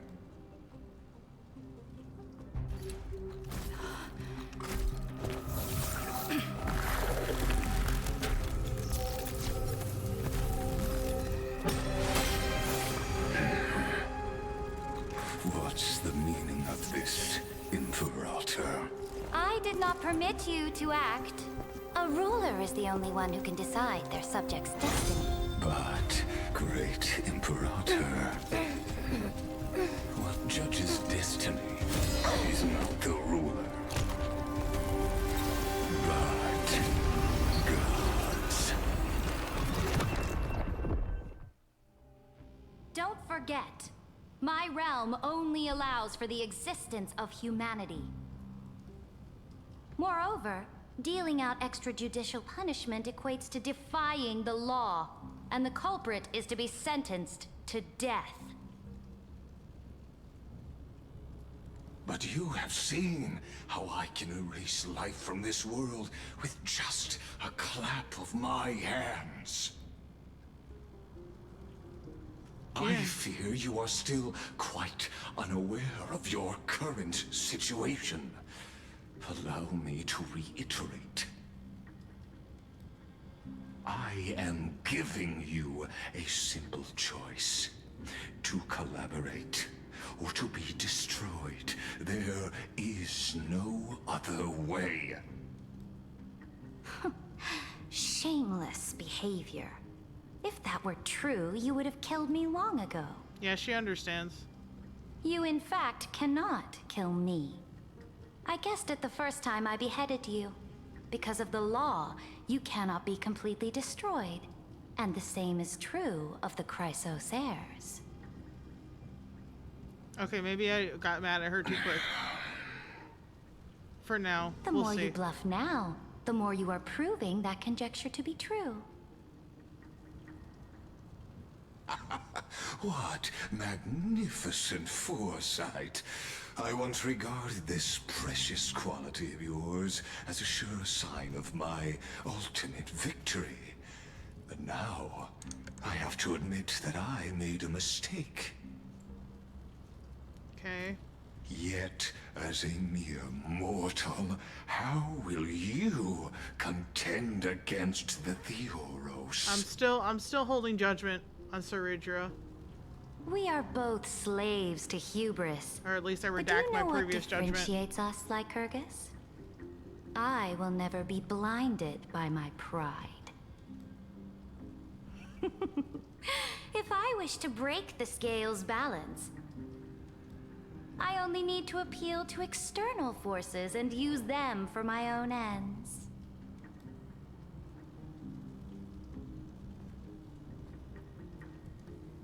Oh boy. Finally, we get to meet face to face, senior society member. Fucking told you. I offer sincere acknowledgments for your many past achievements, but I must deeply regret your current perspective.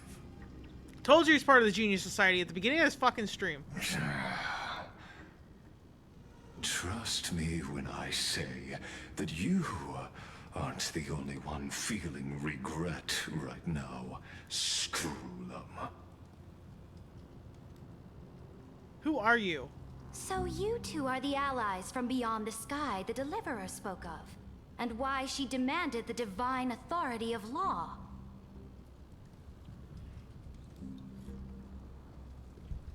Come and prove your strength to me. Show me the power of these so-called paths. I have spent much time and effort to secure this treasure from beyond the sky just for this moment. In the name of the Sovereign of Planet Screwlum, your allies have responded to your call, esteemed Imperator. Please allow me to spell the situation out for you, Lord Lygus. Permission to read the ultimate protocol is already in my hands. It'll only be a matter of time before we acquire the authority to write and execute commands as well. There's no way the flame chase journey will continue after you've burnt your bridges so thoroughly like this. Do you really think you can still win? How seriously? Don't embarrass the society.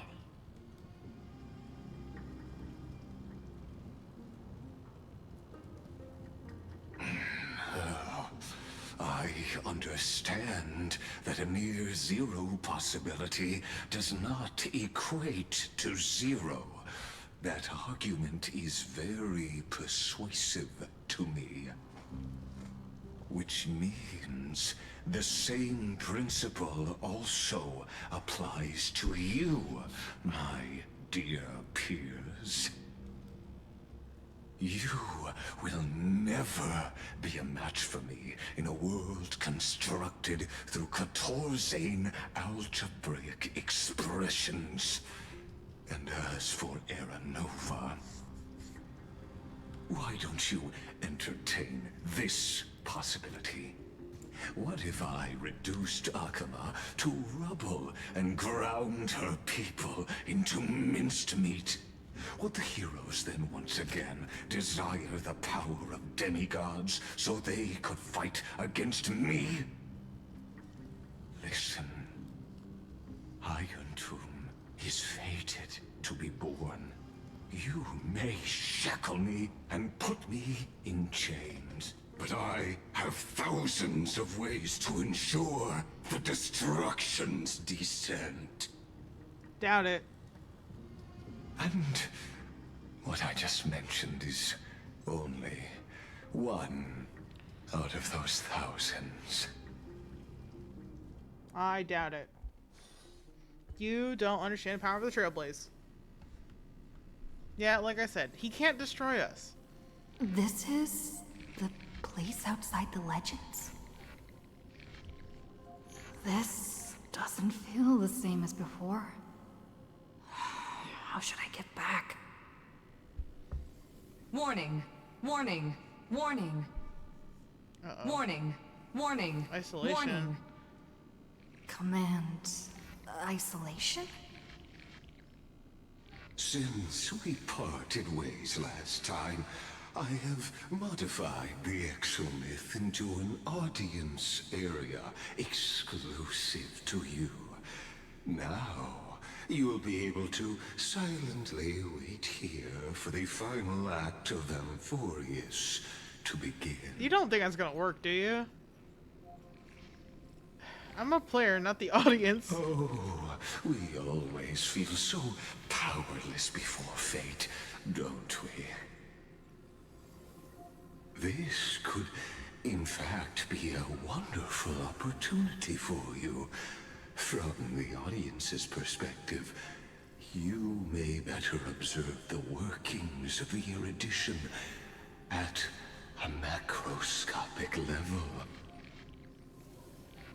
In this place where time flows far slower than within Amphoreus, You will witness the end of that world's saga. No way.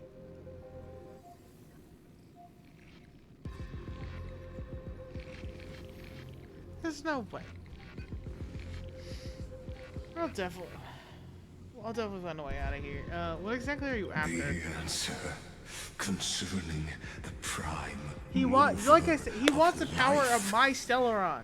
And that's mine. You can't have it. The total destruction of the erudition.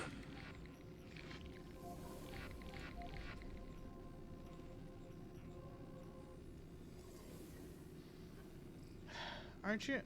You also hate the Aeons? Eons, whatever. Do you see me as their faithful disciple? No, but what other option do I have? Certainly not.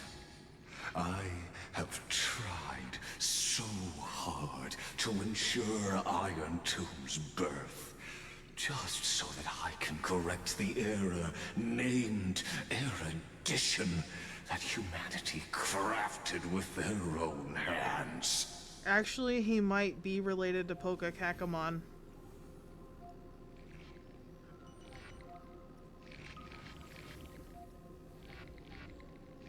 There's too much within the last couple of minutes that I just saw that triggered that thought. And I know originally I was like, there's no way, but now I think there definitely is a way, and I definitely misjudged that. Oh, how I yearn to return to those days before Noose was born. Back then, the boundaries of knowledge were like the starry skies, evoking feelings of longing and delight among humankind. Heart? What heart? I threw it away hours ago. It's gonna come back and haunt me, though. Has become the sacrificial offering required to gain an audience with them. And the geniuses would say that Noose already knew. He wants to observe our Stellaron. Arrogant Eon was born from the primal mobile of humans' desire for knowledge. Yet, they themselves sealed off humanity's capacity to seek enlightenment. I am simply cutting down the tree of doom that we planted ourselves. I must admit that the process of answering your questions has reminded me of the happy days of learning in my youth. However, it is a pity that my true form must now descend into Amphoreus to deal with the accident that arose because of you. Well, I'm so glad I ruined your plans. But you won't have to wait long. When the curtain falls, you'll surely understand mine and Amphoreus's ardent wish. Where time flows slower than within Amphoreus? If Lygus spoke the truth, then I don't have much time left. But how can I get out of here? Can you hear me? Little one. It's Herta. Is that Herta's voice? You're wasting time asking that question. Warning. Warning. Warning. Normal data transfer detected. Hurry up. Put some speed into it. I can't keep this up for much. That old Intellatron overlooked one little detail, and Screwy and I finally found an opportunity. Say me, Madam Herta. What's happening outside? Let's keep it short. While you were gone, well, in those few years, Amphoreus... Wait, a few years? Yes, time dilation, resulting in an uneven flow. Don't you know this already? I do. Let's stick to the main points. the Chrysos heirs activated the chronocognitive anchor and helped Skrullum and me open a hole in the firewall. We made some adjustments, so he can't attack us immediately, but it won't hold for long. Critical warning. Critical warning. Unauthorized communication confirmed. Initiating response. Uh-oh. Time is running out. Here's the conclusion. It'll probably take a long time for Screwy and me to completely break this cage before Chrysos heirs have a full grasp of the law. Okay. To be safe, we'll continue to launch side-channel attacks on the system to give you opportunities to escape. You need to seize these opportunities. So start moving, and find a way to pull off a magnificent jailbreak. So, how should I do that? We detected another path's influence. Critical warning. Critical warning. Uh-oh. Okay. What do I do? Fuck. Its power is strong. May be able to help. Use the path's power. Make it detect you. Unauthorized communication terminated. Oh, fuck you, Monitor. Is Herta saying a certain past faction has arrived in Amphoreus? And I can ask them for help? Girl, you don't have time to ponder mastered this. the powers of different paths in my previous journeys. Think hard and figure out exactly which faction has arrived at Amphoreus, and which path's power I should use to call for reinforcements. Are these showing my memories? Yep, that's just me calling the Stellaron destruction. in my body. I woke up at the Herta space station and gained the power of the destruction. A world that'll give rise to a Lord Ravager would definitely draw the attention of the destruction. The Stellaron in my belly is gonna be super useful. But what if I end up pulling in the Antimatter Legion?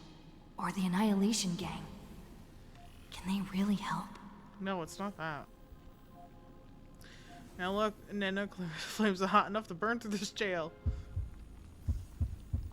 Focus your mind trying to sink your heart piece for them with the frequency that is of the dancing golden flame. You're walking a line between sanity and madness, carefully steering the course of your consciousness, gently knocking on the door of destruction.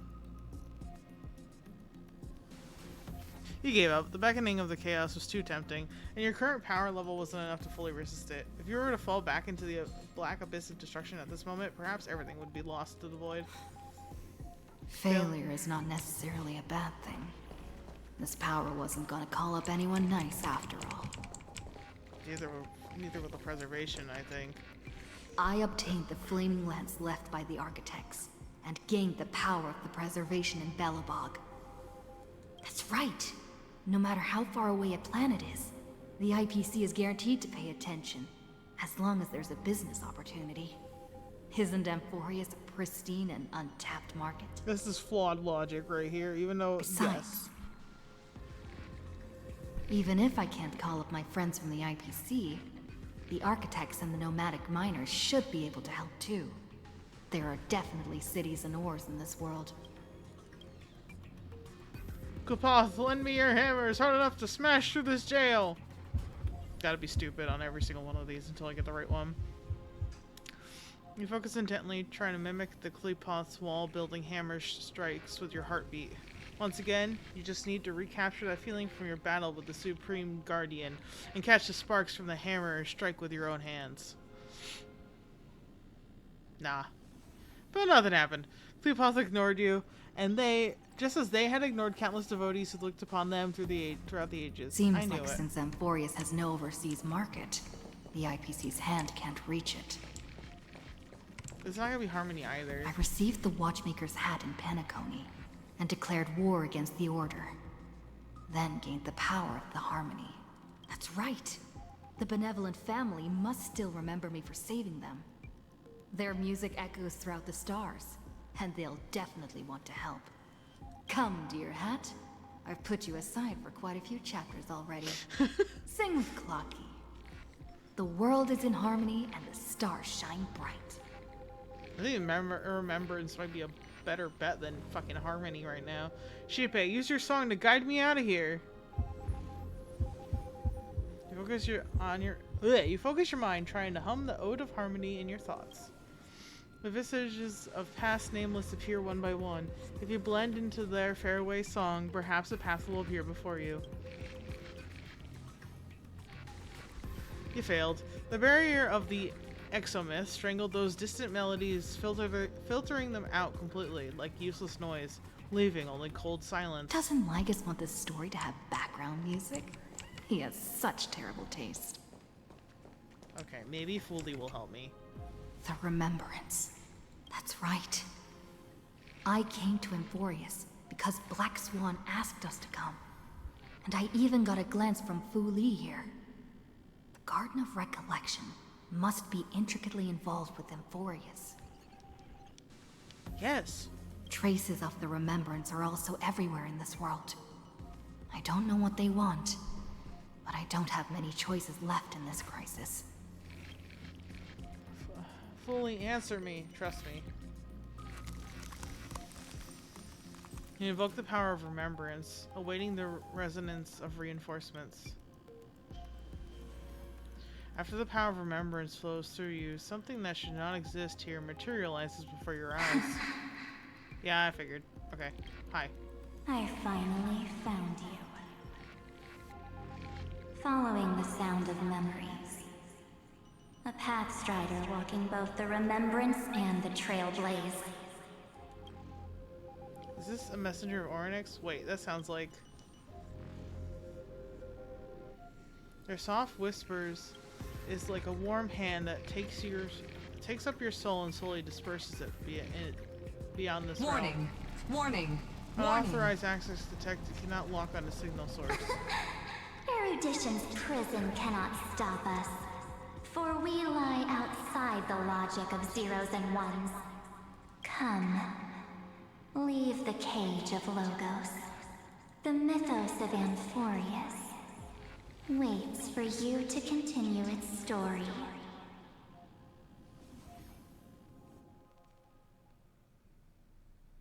When that brightest star, that star heralding the dawn, finally rises, a boat, so used to drifting, at long last enters an island's safe embrace. Oh, Pathstrider, we have helped you break free. Hurry and set off. The Child of Remembrance awaits you. March? What's she doing here? She's just gonna vanish, right? No? Oh, you're finally here! We haven't seen each other for such a long, long time. My good buddy, I've really, really missed you. Is this really March? March, I've really missed you too. March 7th, back alive and kicking. I'm sorry, I never found the time to go see you. I bet you were constantly thinking about the days when I was by your side. It's been so boring waiting for you in this place. There's no one to chat with, no internet, and not even anything to eat or drink.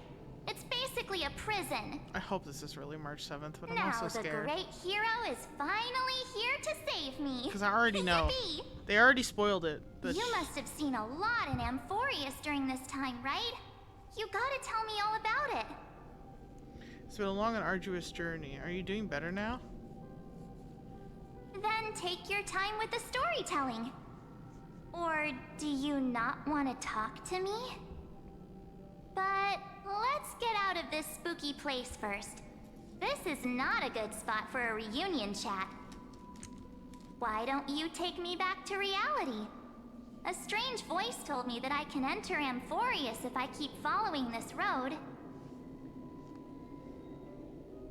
So, let's head off. I still don't know what that world even looks like.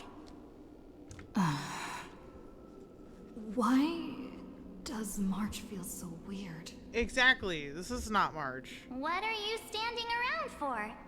Do you actually like this place? Get moving. Hurry! This door should be the exit. Maybe my instincts are wrong. Let's follow her for... Are you okay? You haven't said anything for a while. Has it been so long that you're still missing me? There's no time to waste, though. The Chrysosayers and the Geniuses are all waiting for you. It's like the way she talks here feels very mechanical. The discrepancy is getting worse. Yeah. How do you know who's waiting for us? Where's Dan Hung? He should be back on the express by now. No, he's not. Maybe I just happened to miss him. Never mind. Don Hung's super reliable. We don't need to worry about him. He's probably waiting for us somewhere. All hail and hearty. No. The Geniuses would have made sure that Don Hung made it back on the express. Besides, the March I know wouldn't be so dismissive about her companions. How do you know who's waiting for us? Huh? Isn't Amphoreus the world of the Chrysosayers and their hero's journey? I could figure that out in an instant. Oh, you couldn't. We didn't know But what was going Amphoreus on. cannot be observed from the outside. She couldn't possibly know about these things unless... Don Hung told her. She apparently doesn't know what happened to Don Hung, so come on. Something's not right. She's not March 7th. Yeah, I kinda told you that. I guess you have something you want to say to me? Then there's no need to feel things out first. With questions. Let's treasure the time we have together and be frank. Who are you?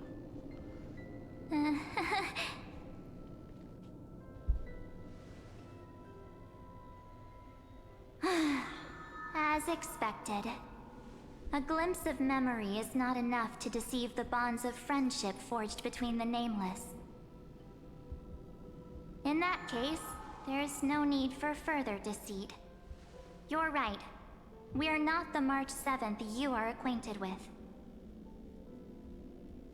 But we can send you back to Amphoreus, as long as you are willing to help us.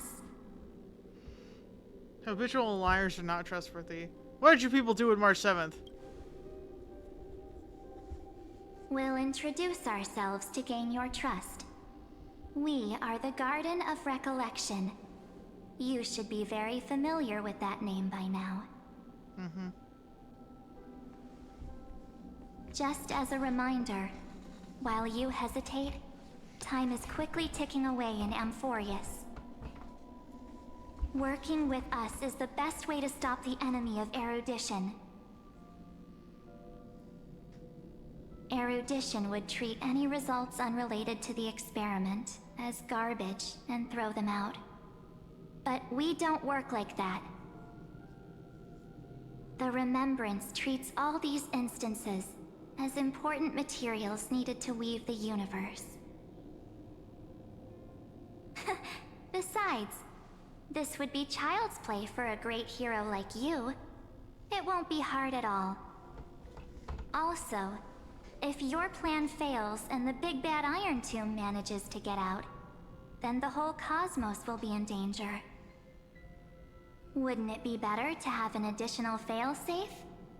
As long as you help the Garden retrieve what we want, even if Iron Tomb reformats everything in the physical plane, we can use Remembrance to reconstruct the entire world.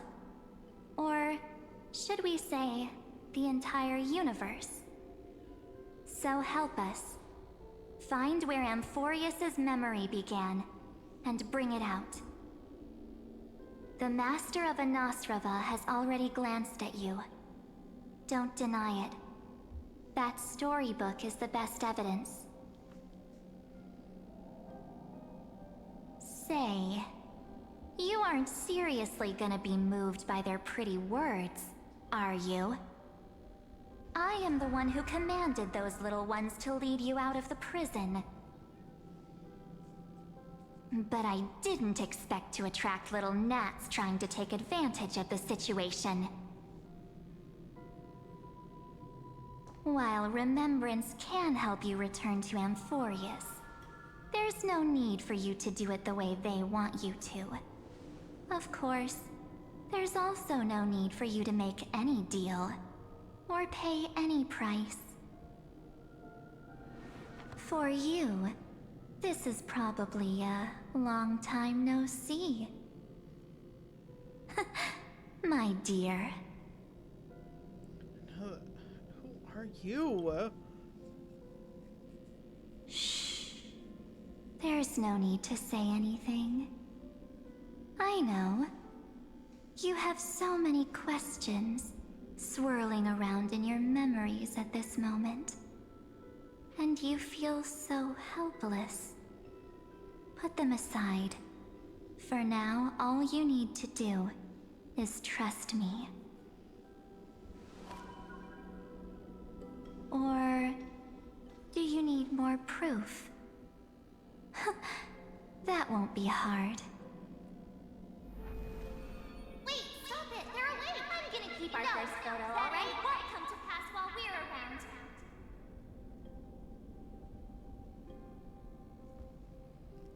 And now The statue.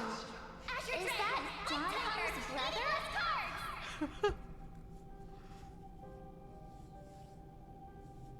Oh, did you hear that? She just called me, but my whole human future is full of pain. We won't escape from it.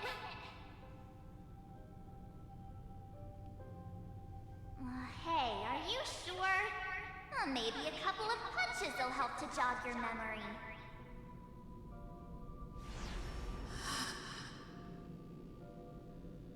It's as if they all happened just yesterday, right? I don't want to lie to you, which is why I will not use her name. The third month of Amphoreus is the month reserved for the Veil of Evernight. So, place me into your memory using the name Evernight for now. Evernight? But who? I'm happy to explain more, just not now.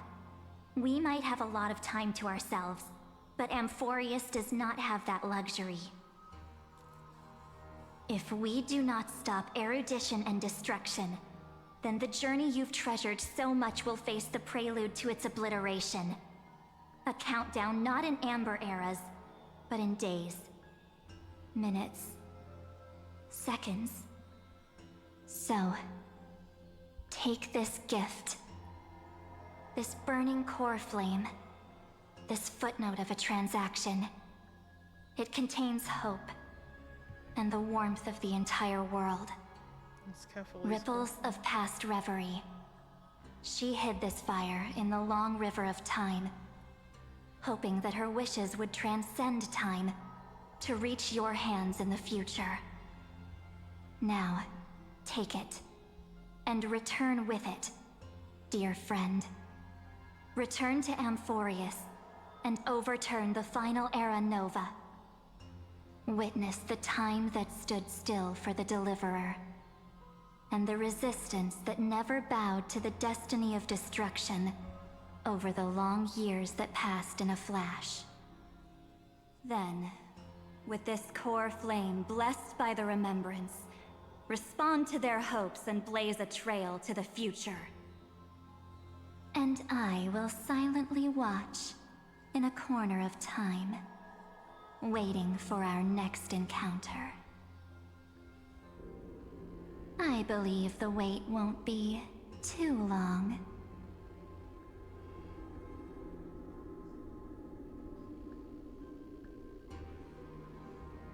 What exactly is happening?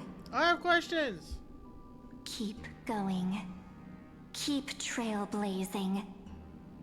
For Amphoreus. For you. And for the March 7th in your memories. Go forth.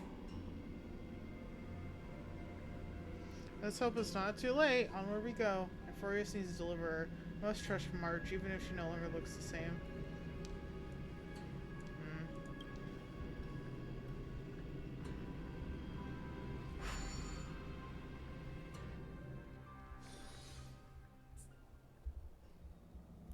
33,550th, 337th.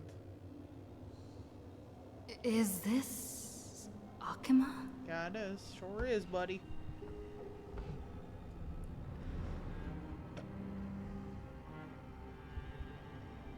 No one's here. And the dawn device off.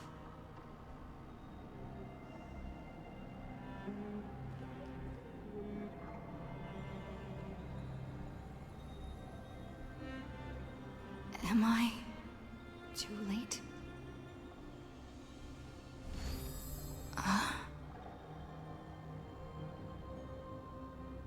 Isn't that our device? World bearing.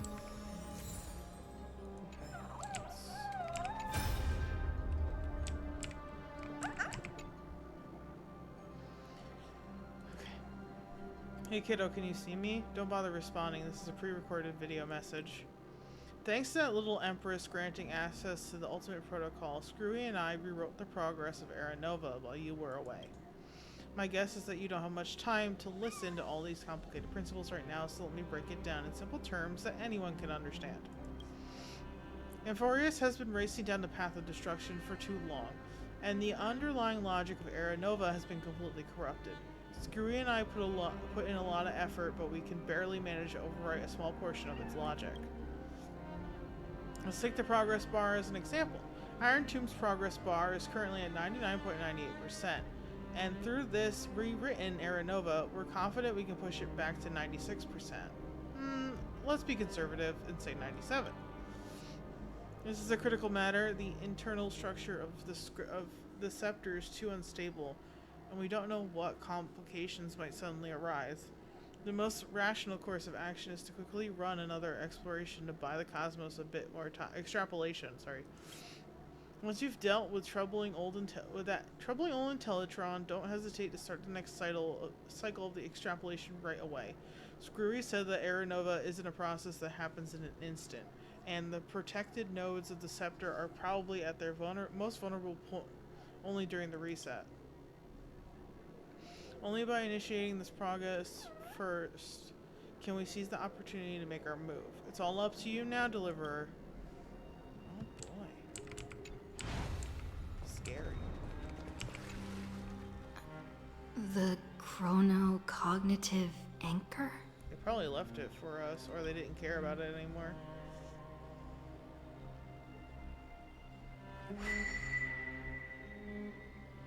Doesn't work anymore, does it?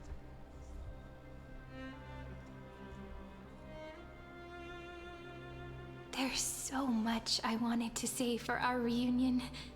Yet now that you're back, there's only one thing to say. Yes, Irene. Welcome back, friend. It's been such a long, long time. Serene, I'm glad you're still here. What happened to the world while I was gone? I saw on March 7th and she looked really weird. You must be really confused right now, aren't you?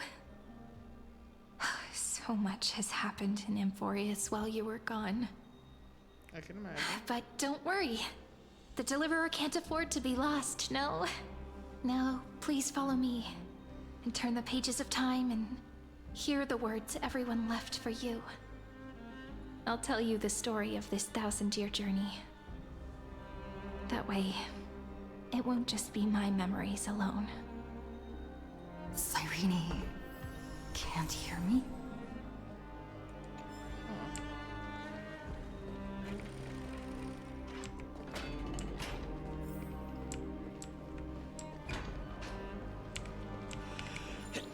Oh my god, sorry. Ugh. Why did I sneeze so violently? It hurts so bad.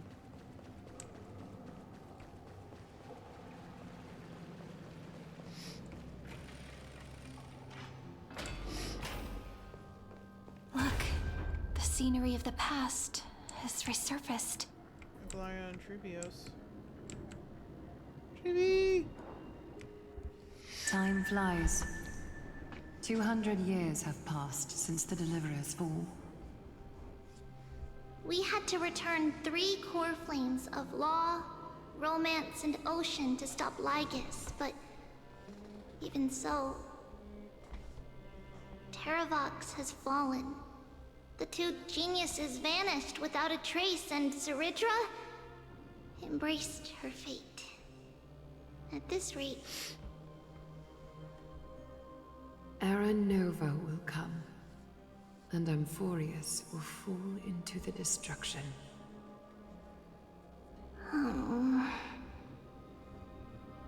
It seems the key to rewriting the end once again lies in the core flame of world-bearing.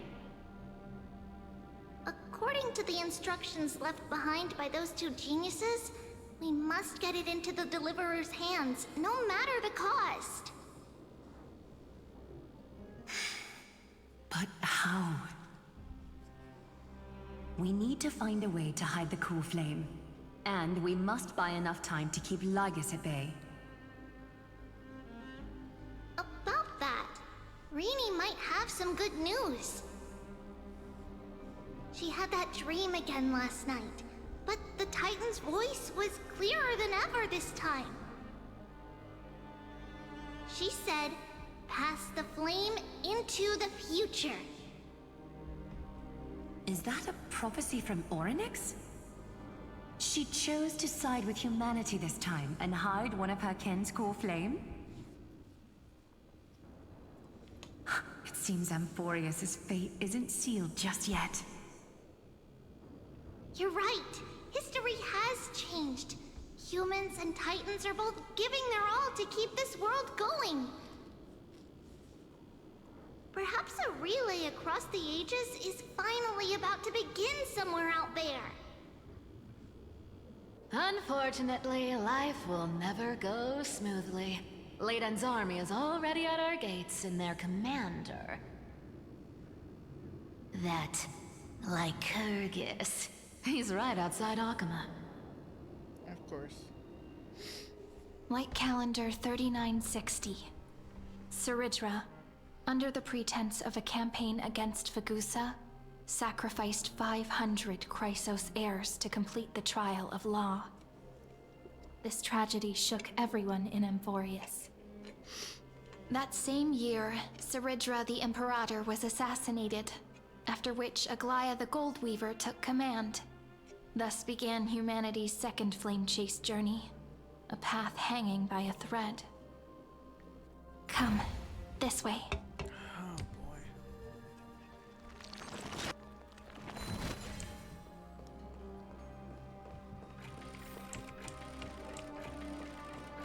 Open! Open! Open! What the hell? Took for fucking ever. The eternal holy city? What part of that eternity ever lived up to its descriptions in poetry? Oh, fuck you, Lygus. Castros is here. The Memorial Palace lies in ruins. Countless mortals have perished because of your stubborn resistance. It's time you learned the cost of refusal. Now, answer my question again. Dog. Where is Kefali's core flame? Oh, what's up?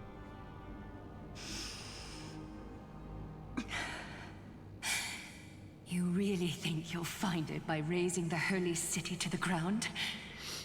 From what I see, all you'll get is dust and disappointment. Don't forget, you can't kill the Chrysos heirs mentioned in the prophecy because of law. I have never denied that. Which is why I now place my hope in the faithful citizens of Akama. Perhaps they'll give me what I seek in the echo of your screams. No, be dissatisfied. Now then, I'll be cutting open your chests and using your scalding golden blood to baptize the masses.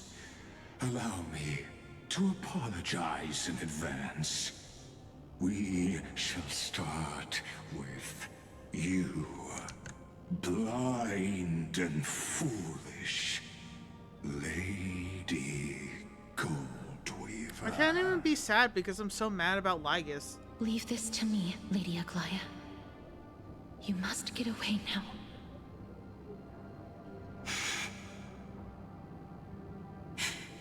No, Holy Maiden. I'm the one who must stay. What? His conspiracy won't succeed. Because Romance is ready to make good on their promise to weave an indestructible armor for Amphoreus. Its name is Solidarity. You must escape with your life and carry word of my death to those still fighting, then keep going with them. Just as the Imperator lit the torch of resistance with her death, my passing will make this flame everlasting. Take good care of it, guide it to the future, and place it into the hands of our deliverer. 50 years later, Lygus led his forces again to Akama. He charged directly into the Holy City and razed the Marmorial Palace. History would name this battle the Third Siege of Akama. He's so desperate to get fucking nothing. 90,000 brave souls gave their lives for Akama that day, including their fearless leader, Aglaya. Go forth, deliverer.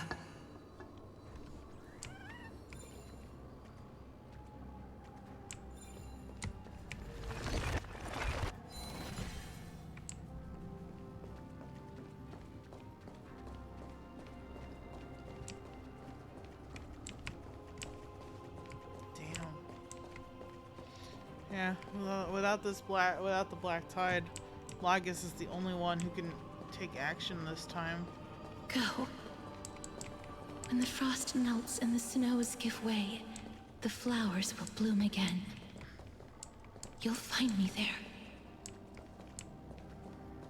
So what you're saying is, Princess Homebuddy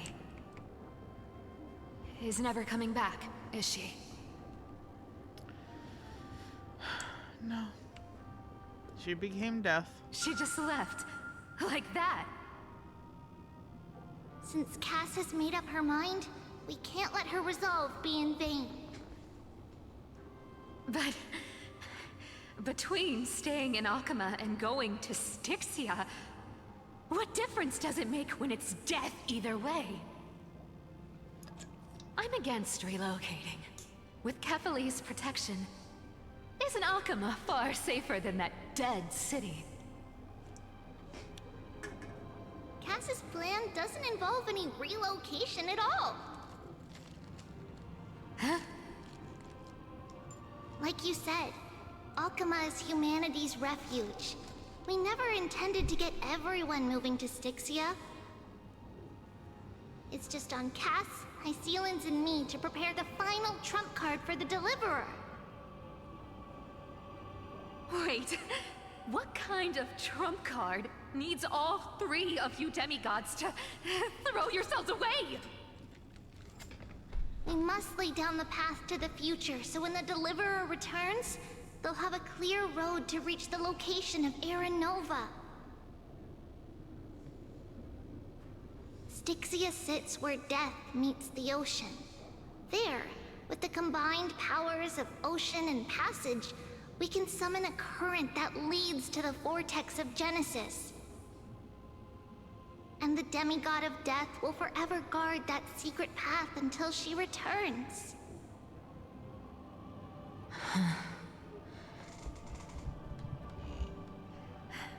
We all know Lygus will set his sights on the vortex of Genesis. That's exactly why we have to do this.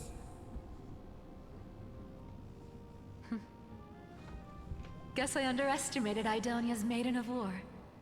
She's got way more steel than I thought. And Cypher, we need you to head to Castrum Kremnos as soon as possible. By any means necessary, forge an alliance with Strife. The prophesized Crown Prince has already been born. He shall become the new defender of Akama, protecting this land after we leave. You don't need to worry about that. I just came back from Castrum Kremnos. Only a step ahead of the news. Treeby, something's flying towards Akama, and it's really fast. Ah! What is it? It's a spear! It's the Kremnoans. Their king's already here. With the protection of the demigods Trebios and Cyphera, Akama endured wave after wave of warfare, though just barely. Castorus chose Styxia as the last resort, and completed the trial of death, causing the stagnant waters in the River of Souls to recede. Soon after, Trebios departed on a long journey. That same year, the Kremnoan king Euripon, along with his son, Prince Midamos, joined the Alliance to safeguard the Holy City in the Battle of Deliverance. Oh, wow. That fate is totally changed for him. Wait, why do I hear something like a treasure chest? Is it just them? I hear a treasure chest. Go on, and see you tomorrow. Don't say that to me. You son of a bitch. If I was more emotional right now, that would be it. Breaking me apart buys this world even one more second. And so be it. Oh, not Midamos. Not my boy. But it's gonna hurt a lot. Pain brings endless torment. But it can never destroy me. I believe that you were thinking the same thing when you stepped through the gate of infinity and jumped off that cliff. Can't argue with that. In the current situation, this is the only path Akama has left. Just do as I say. Split my soul into 5 pieces. Forge me an immortal vessel. Oh, he didn't get immortality this time. Let the blade of because strife of that. hang forever overhead. Locked in battle with their enemies to the world's bitter end. Because he wasn't thrown into the River of Souls. There's no need to be sad, Lady Trebios. Haven't we already taken great strides towards that promise tomorrow? In this life, my people no longer have to drown in false guidance. Kremnos has washed the blood off its fate. Amphoreus no longer needs a god named Strife. So let me shatter the former laws and turn the Lance of Fury back into a weapon that protects the world. We understand. By the way, can you do me another favor? The 7 sages from Grove of Epiphany are already en route. They'll arrive in waves to join the Resistance in a couple of days. Among them is a scholar named Anaxagoras. Oh wow, he says his real name. He has extraordinary insight and fears no sacrifice. This soul-rending ceremony wasn't just my decision. It was his counsel.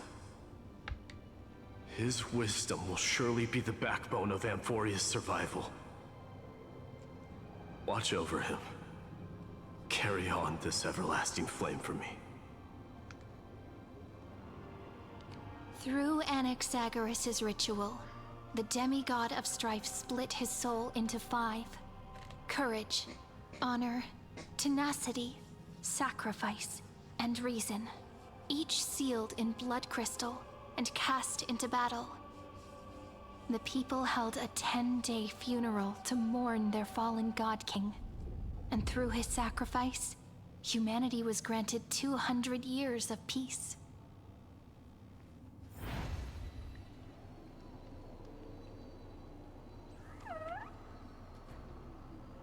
I need to take a pee break. Yeah. I didn't expect that one. I didn't expect that turn. Okay, but I have to pee really bad. And I need a break because I cannot... They can't keep doing this to my boys. I'll be back. Don't worry about it.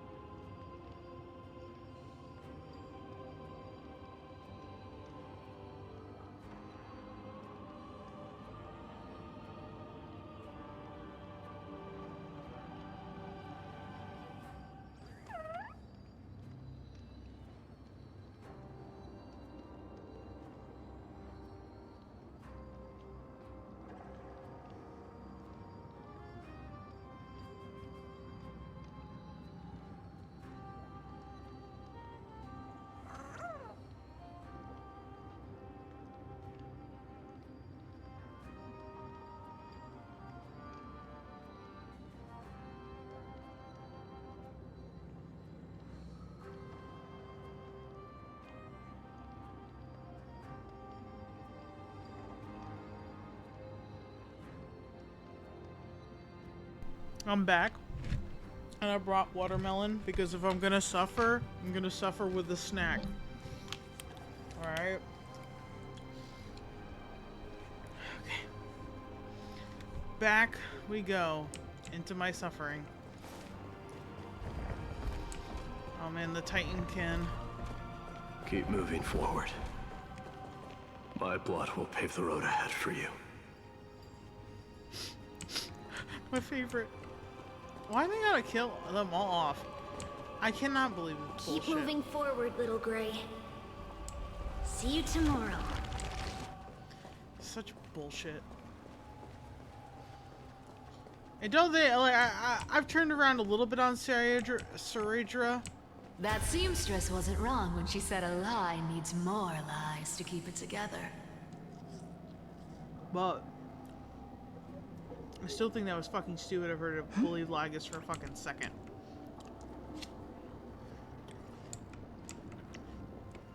Reason and trickery.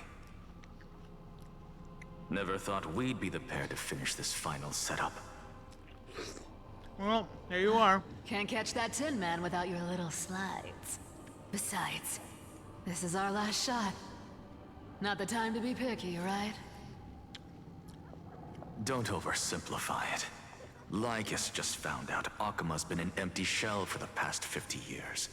He's bound to be furious. At this rate, he could have done anything. That's exactly what we want. Rage blinds even the brightest minds. Doesn't matter how much of a genius he is, the principle still holds. Once he storms into the council and confronts me head on, you trigger your alchemy with a boom and turn him into a caged beast. Easier said than done. You still have to pass yourself off as the deliverer without anyone catching on. And you really think a human alchemical array can bind a godlike being? That's just nonsense. What? Getting cold feet? Or you just don't believe in the almighty worth of the demigod of trickery?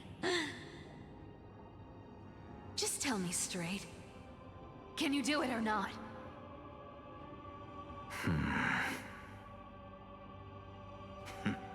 Of course I can. And it'll be child's play. But I've got two conditions. Since this is the final act, if we're doing it, we go all in. No half measures. Oh, I'm listening. First, shift the battlefield to the vortex of Genesis. It would be more convincing if the Deliverer were to appear there. Besides, the vortex is cut off from the world. No place in Amphoreus makes a better prison. If you pull that, wouldn't our deliverer have to face tank Lygus as soon as they come back? That clash is inevitable. All we can do is create more chances for her. And that's the second condition. The vortex belongs to Fagusa in the first place, remember?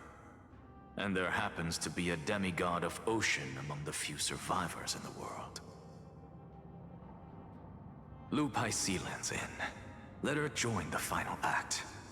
I'll transmute myself into a Philosopher's Stone and embed myself into the formula. And when the time comes, she needs to shatter me and scatter that stone's ashes into the ocean within the vortex.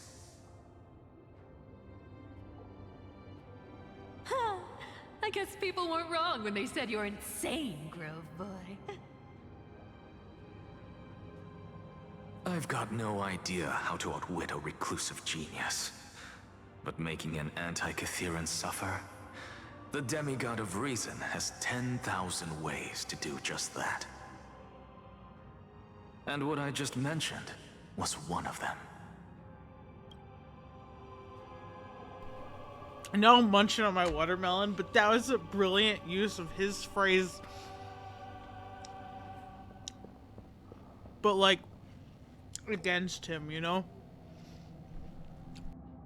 So what exactly does your formula do? Now that would spoil the climax, wouldn't it? By now, Hyacinth must have completed the Sky People's ritual. Since that Theoros loves a good performance as much as I do, let's make sure he enjoys our show to the fullest. As for how the Deliverer will complete the Era Nova, well, that will no longer be our concern. It was the last battle known to the world, initiated by two demigods least suited for war. In the end, reason and trickery kept their word. At the cost of their lives, they sealed Lygus within the vortex of Genesis, where he remains to this day.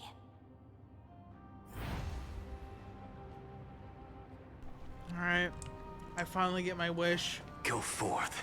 Finish the greatness left undone. Get my wish, I got to kick this man's ass. Quit overthinking! Just run! Keep running. That'll be enough.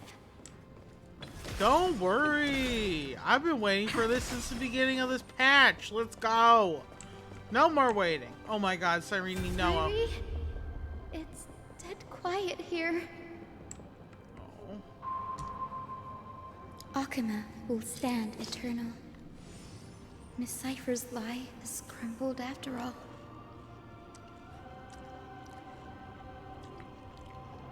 But it's all right, because all of us have fulfilled our purpose by now.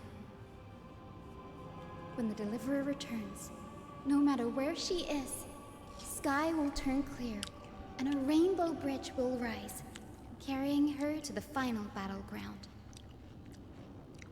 Cyrene, this arduous relay is finally nearing its end. Now, I'm passing the final baton of fate to you, okay?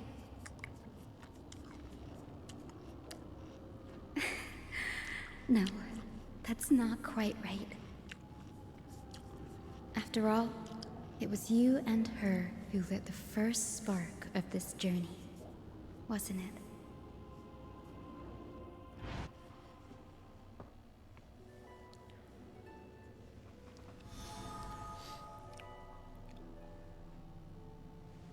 I'll tell you the story of this 1,000-year journey.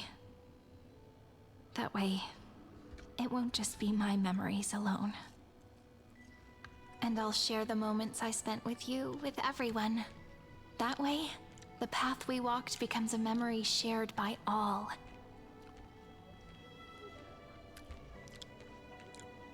People will know that there's nothing left to chase. Amphoreus has already welcomed the dawn foretold in prophecy. Just like I said, this won't be harder than the last time. Right? Thank you. You've all sacrificed so much. Sorry I'm late. I won't let everybody's faith in me go to waste.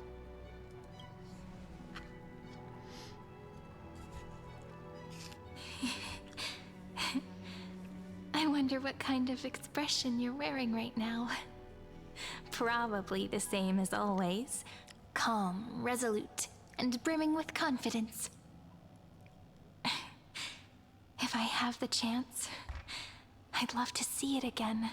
Yeah, I'm like, this is like some memory of her, yeah. Because it's really been far too long since we parted.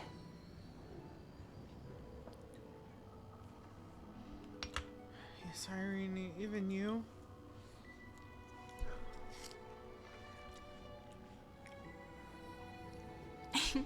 Someone as sharp as you must have realized by now that this isn't reality, but a maze of time. As the last link in the relay, I will return to the Temple of the Three Fates, tell Orynyx all of our stories, and bottle every page we've written into the little flask of memories. And then, may it set sail in peace, drift down the river of time along with the core flame of world-bearing, reach your side, and lead you back to Amphoreus Just like the first time we met, right? Even though this cycle has no demigod of time, time has always stood on humanity's side. This is the only way to make sure that the Era Nova won't happen before you return. And the only way I can safely entrust the completed final flame chase journey to the Deliverer's heart. After all, the new world will be born from your memories, and the protagonist of this story mustn't be absent.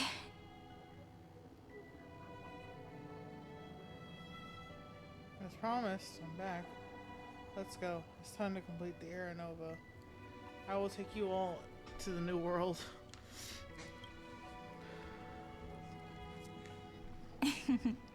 I believe you will never let us down, just like always. Do you remember when Finan sent us back to the beginning? When you and I got separated? But in the end, I returned to you, carrying all that we've been through. That's what memory is. It may wear down and fade in the river of time, but it never truly leaves. When that hidden corner of the heart is stirred, the past returns even more beautiful than before. So don't worry. Let the 33,550,337th Flame Chase journey become part of you too. I've gotten a lot better at it with the experience from the last time. Next, you will head to Styxia and find the Vortex's entrance guarded by the demigod of ocean before charging toward the final battlefield.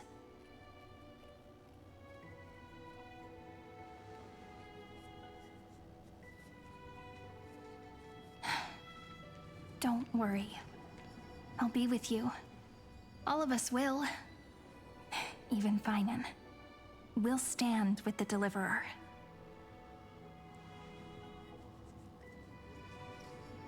So say a short goodbye, then set off, just like we promised at the start. Toss away all unnecessary worries and troubles, and bring our smiles and determination into tomorrow.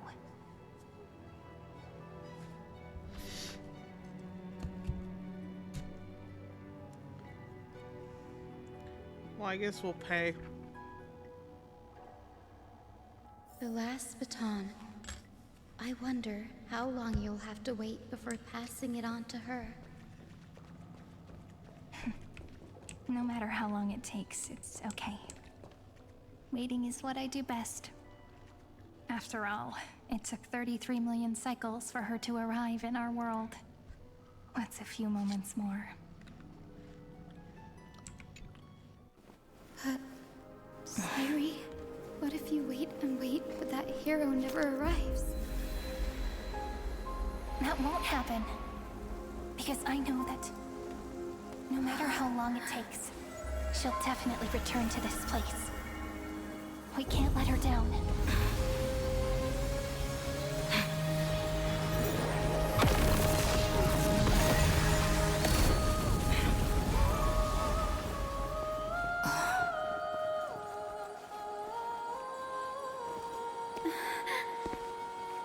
Sky shall rain rays of dawn for you.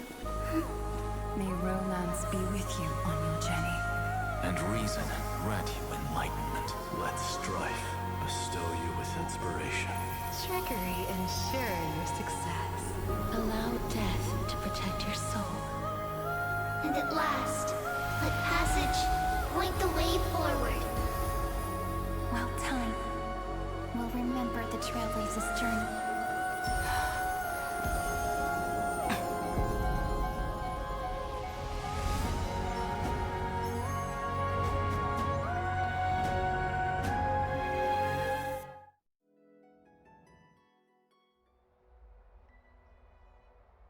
Is this Styxia? What happened to this place? I need to find the entrance of the vortex, guarded by the demigod of ocean. High Sealens. Is she still there? Long long time no see, Trailblazer. Can you just fucking die already? Generation after generation of Chrysos heir heroes have tried to defy fate with their blood and tears, either voluntarily shattering their souls or waiting in eternal solitude. But alas, fate can never be defeated.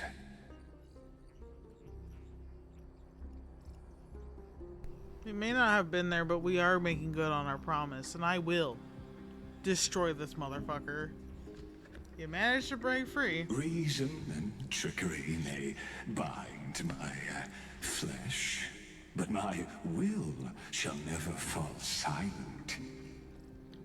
So the demigod of ocean, the Dux Gladiorum High Sealens, sought to bring me into a fantasia with her voice and drown a genius in slumber. But alas, it was all a hopeless dream. That warden fell before I did, due to erosion of time, while her prisoner remained unchanged.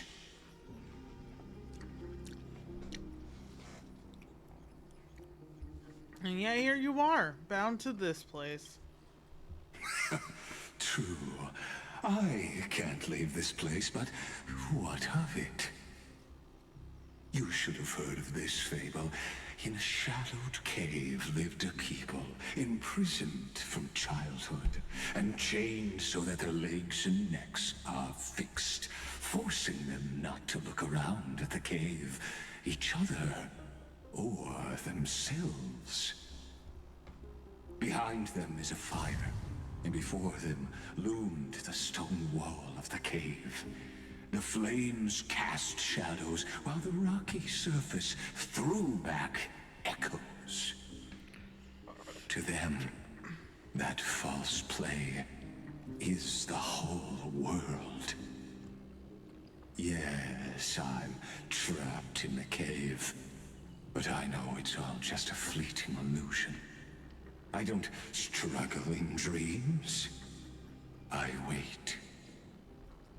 And now, my deliverer has come to defeat me and save this world that never owed you anything.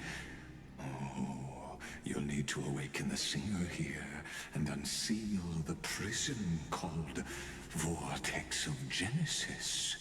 Oh, don't worry about it. You'll be the one to unshackle me and bring the cave crashing down. Yeah, in your head, dumbass. Of course. I don't mind waiting a little longer. Let me guide you through this next illusion. One last memory from that prison warden. I hope you'll watch the stories of this fantasia closely. Logically, the Deliverer must see the world for what it truly is. Emotionally, this memory captures the fate of everyone in Amphoreus better than anything else. Only by feeling it for yourself can you understand my point of view.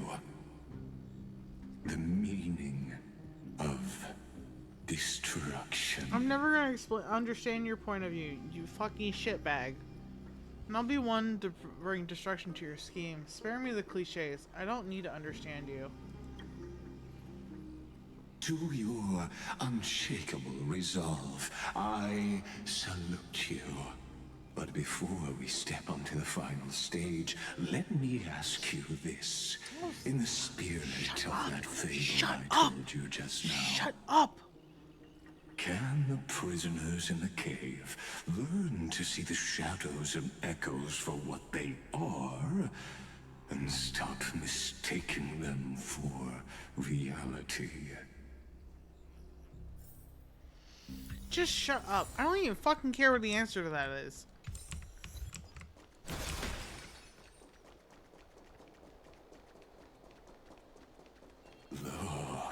The fire projects the face from her memories.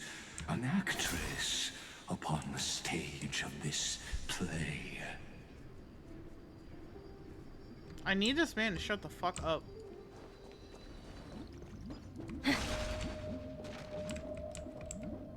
The dark tides flood the sea, and our kingdom teeters on the edge. Fear not. Our queen has gone to the borderlands. She'll quell this calamity herself. This is the scene when the Chrysos heir of Ocean was born. She was once of a Titan-kin race named Sea Sirens. At that time, Kozlana had suppressed the Black Tide's rise, but he was unable to remove Iron Tomb from its roots. The Black Tide still roiled in the depths of the world, and the kingdom of Sea Sirens was the first to face the destruction head-on. Listen, I heard Electra's voice. She's calling to us. Let's go. Her voice carries the queen's command. Can I throw you off a fucking cliff, Lygus? Let's be fucking done with it.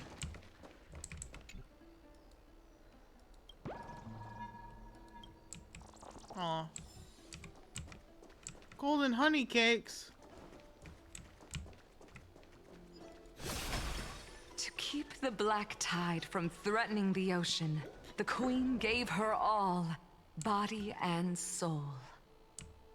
Born of the queen's chalice, she bore the deepest blessings and inherited supreme divine power.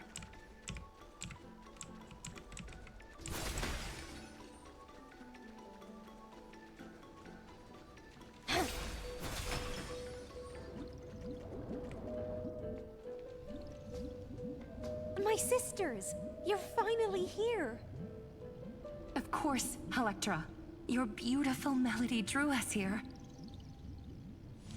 Electra? Her true name is Electra. This is a reflection of her former self, clinging to the past with aching defiance. The Queen summons us. She must be near exhaustion. The Black Tide will soon enter our borders. Then what do we do? Will our seas fall to darkness and terror as well? Don't worry. We shall lift the chalice in her stead to catch the Black Tide, and stand together to safeguard our realm and its people. Such tiny Titankins, thinking they can stop the tide of truth. How naive. And that naivete is the root of all suffering.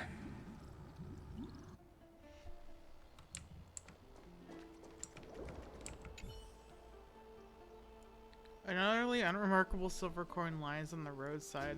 But the moment you pick it up, its strange texture tells you that it never truly touched the ground. Instead, it hovers just above the surface like magnetic levitation.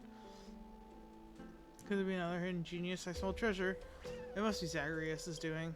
In the closer inspection, you notice indentations where a chest once rested. Now it's gone without a trace. Who might be behind this? That's a tough guess. As expected, Bartholos. Come on.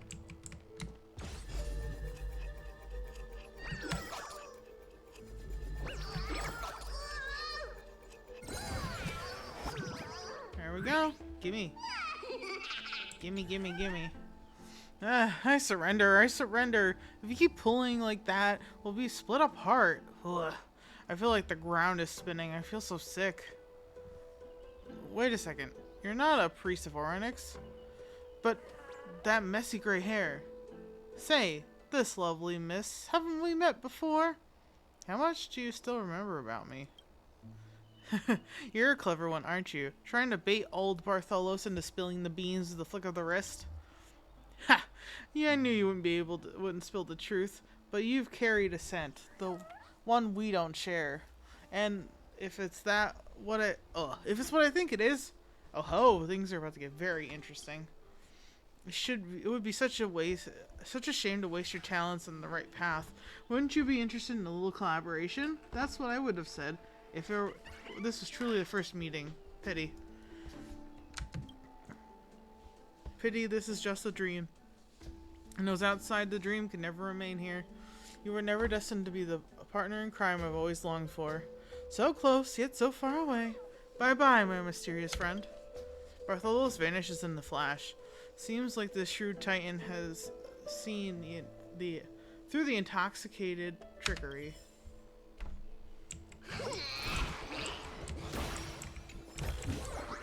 How about exchanging this for some honey brew?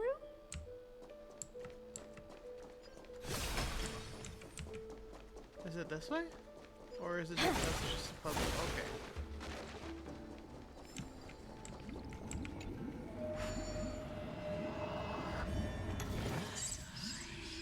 Teleporters will occasionally appear in reoccurring destiny.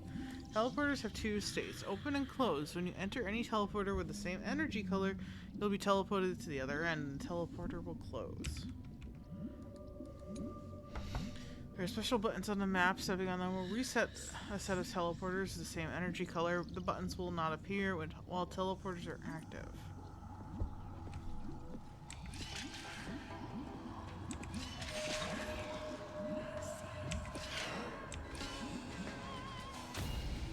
That one was easy, but I can only imagine it gets worse from here.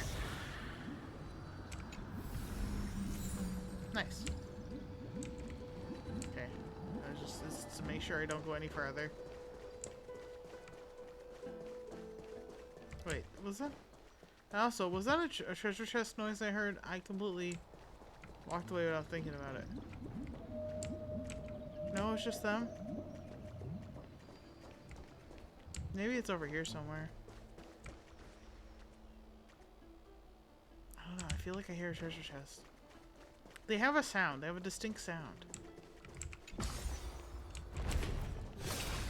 The Queen's palace lies just ahead.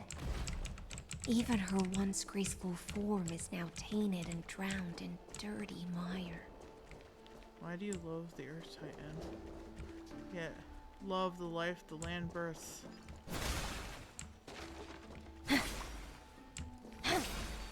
She's just so beautiful. Okay. To protect their feast, you're willing to swallow the black tide. Let tears return to the sea.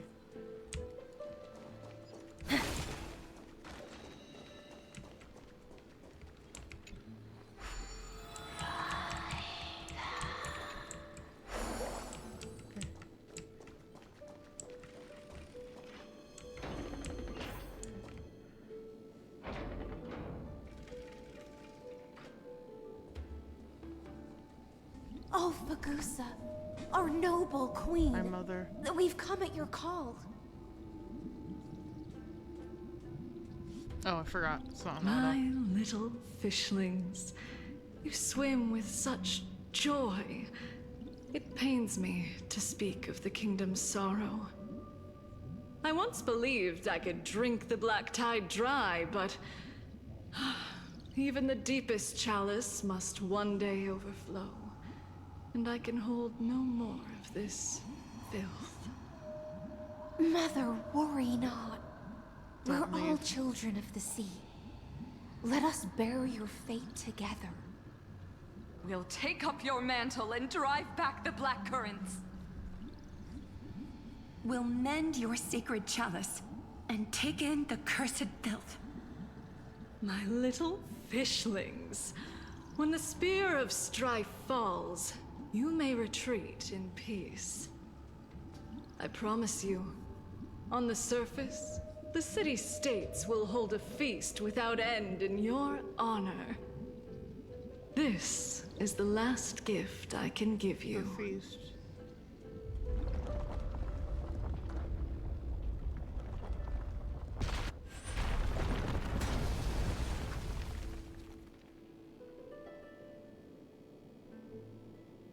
Fagusa sank into the abyss. With the chalice shattered, their intoxication spilled into the black tide, birthing the first madness in Amphoreus. Sea sirens followed one after another, hunting for the Titan's fragments, until their flesh decayed and their bones crumbled, all for the promised final feast. Keep watching, but tread carefully, for the stage ahead is crumbling with age. Just like her shattered fate. South the black tide, children await the feast, leaving a promise for a grand feast. She shattered into 10,000 teardrops. Let the fish shake dreams. If we only could shatter the sands of time. Okay, hold on.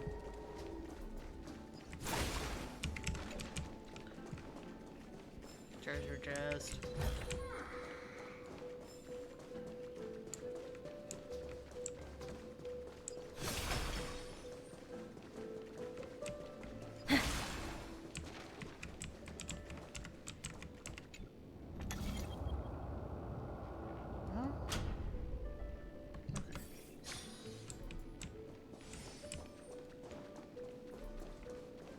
Oh wait, I needed that. Why did you pick the vessel? Or why do object time stop zone? Okay, interesting. Some characters' techniques can also trigger time stops, such as trailblazers and others. Okay. That one, okay.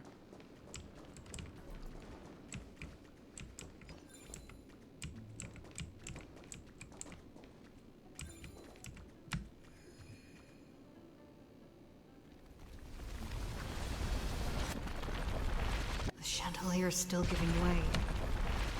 Maybe the chrono vessel nearby. Oh, I see. The world! Okay, I see. Okay, I see where my mistake happened.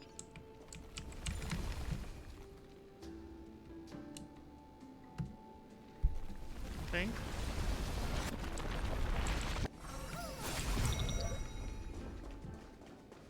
Your wisdom far surpasses even the bounds of reason's Torrents model. of destruction are spreading.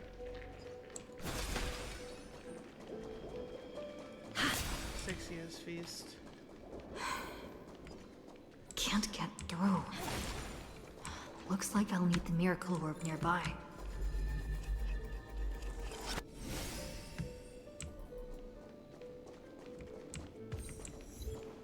Hot potato. And that the world achievement is definitely a JoJo reference. Don't think I didn't see that. Will it too be marked by the scent of the seafloor years later? I don't think I am but a fool.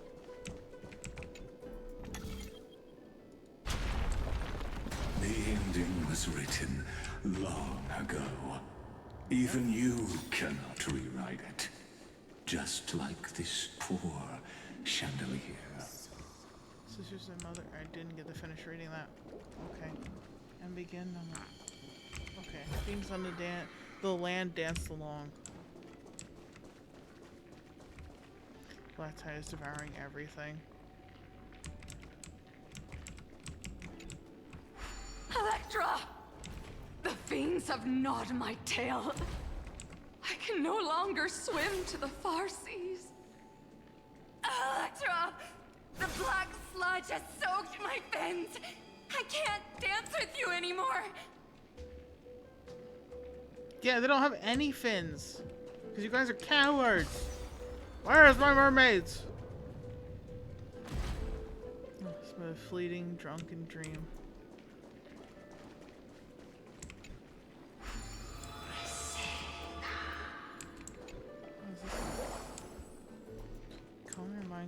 God's listening to your... Okay. Fate will eventually murder the hope.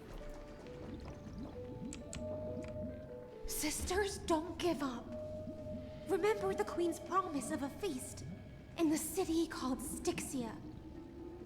I haven't forgotten. It visits me in dreams every night.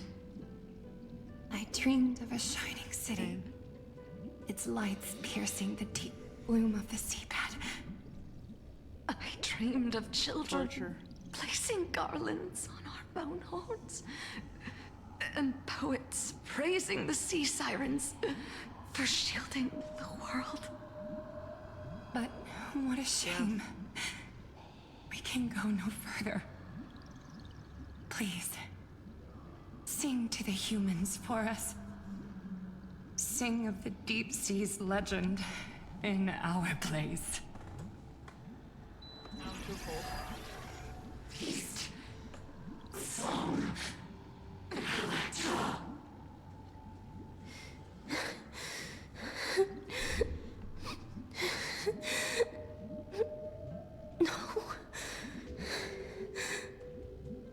The sea sirens were tainted by the destruction.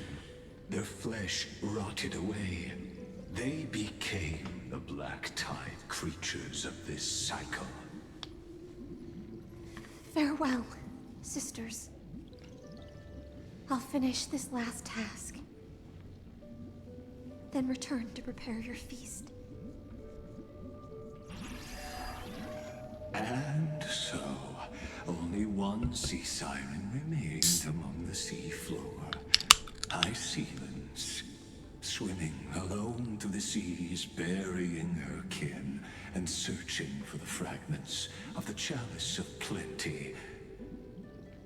Though most of that journey was in vain, why not use the power of time to leap ahead toward the journey's end?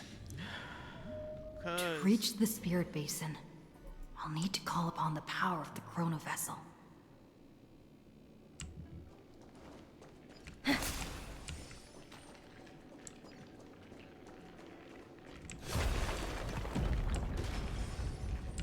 Well, that was a mistake, I suppose.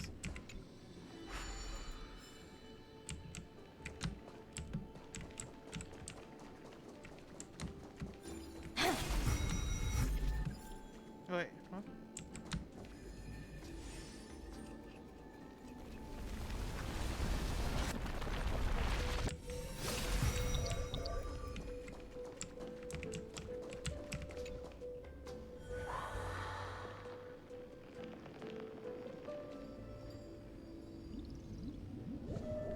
Oh, revived mother, my sisters At are gone. last, Only I remain. the chalice of plenty is whole again. The lance of fury emerges from the river of souls, and the gods reclaim their duty to hold back the black tide. I am freed from endless toil, and now walk toward the rites at Styxia. I bore my sister's dreams upon my back, took on a graceful human form, and hoped to find a grand celebration on the shore. My fins became legs, my scales became skin, and the sea foam on my body became a shimmering gown. But when I stepped onto land, there were no festivals with honey brew, nor poets plucking harps. Only silent death, drifting gently along the river of souls. When she fulfilled her wish, she only found Styxia to have already repeated the mistakes of previous cycles, and was swallowed by death. Hopes and promises are nothing but the foam of dreams. I am a sea siren, a vessel born to contain the tides. Now that my task is done, and the promise is broken, The House of Lies. how am I to go on? Confusion. In a world Pain. drowned in shadow. Nihility. Fagusa. My noble queen. She evaded my questions with drunken stupor. She told me a grand feast awaited me in the surface world. So I wandered lost, groping through the dark. The feast she spoke of. A second. Where is it? Lonely Blade, I shall grant you everything you seek. On a dusky battlefield. I saw a fire.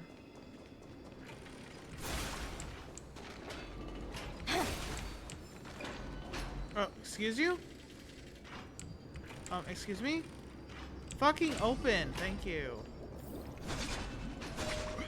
After wandering the surface for ages, the lost sea siren met her future conspirator. You quelled the wars alone and forced strife into retreat. This swordfish that commands thousands of legions, whom does she serve? Cyrudra. This was the moment they met. Yes, Cyrudra, long before she became the Imperator, was already burning with ambition. Sovereign who follows prophecy. I am no one's sword. I am just a wandering fish, seeking clarity through bloodshed. Then how about letting the sword dance for me? Her flame. And letting the violin sing in my name? Tell me, what is it you such seek? warmth, such brilliance. All I want is a feast where I might belong. Such a demand is trivial with the Sovereign's authority. I'll grant you a banquet worthy of conquest and comrades to toast beside you. But Knight, you must offer me your heart. My heart? Yes, a loyal heart that will generate no betrayal. You were deceived by gods and drowned in the ocean's darkness. But now, I will lead you forward. My light. And be your light. So be it, noble monarch. Law. The law you proclaim shall govern my every breath. So be it, noble monarch. I am simply becoming someone else's vessel once again, and accepting a duty given to me. And thus, in her hollow drift, she finally found a new purpose, like sunlight piercing the deepest trench. I really just don't like that, but alright.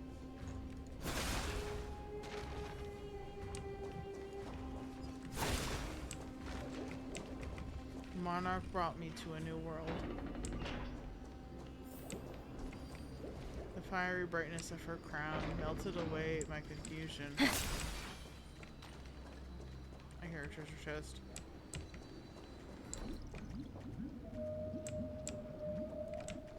It's probably down there somewhere. Noble monarch, I've cleansed the foulness from the road as you commanded. My blade, you've helped me ascend and take the crown. Ask, and you shall have your reward. What I desire is the same as before. Your promise. A feast. Look, I've prepared you a grand banquet. The finest honey brew and tributes await. Fish are drawn to light by nature. This feast. For the deep sea knows only gloom. Now I found a flame. It's not It a may lie. scald and burn, but it's the only light. Come, let us join the feast. Perhaps the path forward lies hidden among the revelry.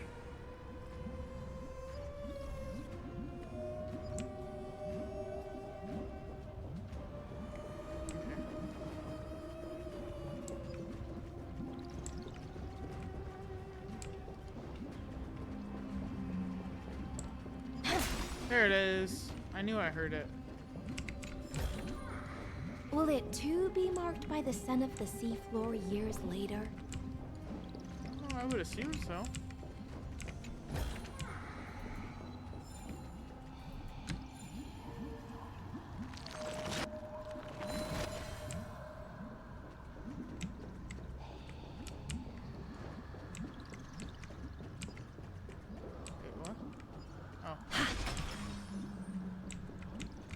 People's songs.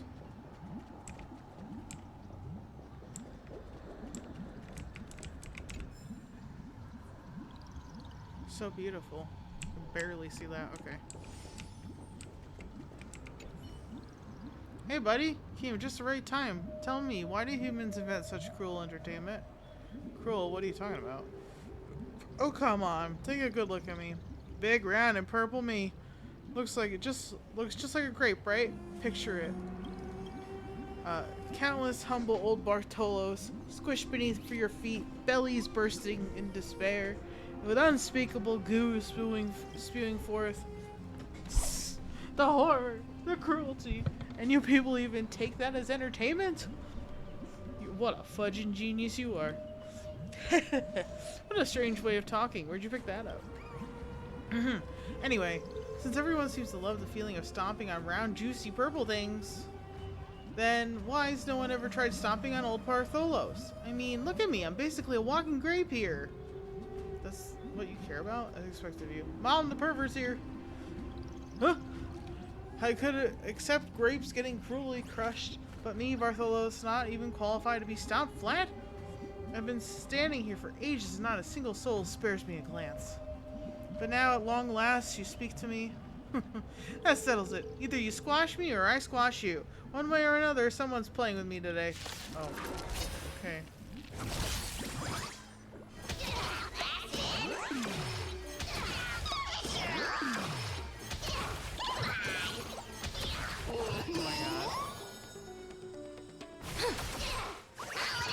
Stand still. What do you want to know? I think he as well. Yeah. Relax. Stay put! No, I ain't got no. Like a warm current. My fin. Sink with me. There we go. Stand still. No. Stay here. In the abyss's revels, your cries rise. There we go. The delightful feed ends. For now. Oh dear. Yeah, right there. You have the talent for massaging. There, happy now? You act like you won. Seems like your belly won't ooze any goo. Ahem. Anyway, the poor old Bartholos, unloved and tragically short-legged, has now participated in a real recreational activity.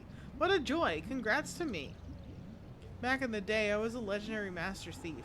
Even Kefali and Thanatos would have to show me some respect. But now, maybe I'm just too good at going invisible. I stood around half a day and only you noticed me. People always say the greatest hides in plain sight. But being too untouchable makes you feel lonely sometimes, you know? Hey, gray hair, you look familiar. Next time you're bored, come hang out with me. Let old Bartholos experience a little about being a grandparent. Just kidding. If family jokes aren't your thing, feel free to erase that one from your memory. Not all grapes make good wine.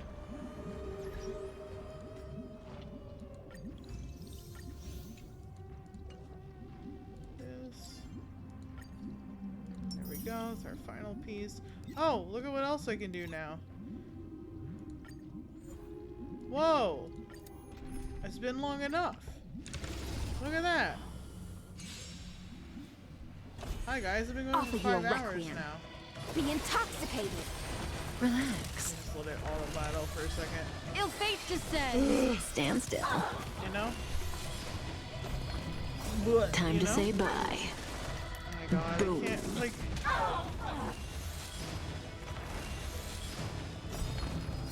Beneath the waters lies an endless abyss.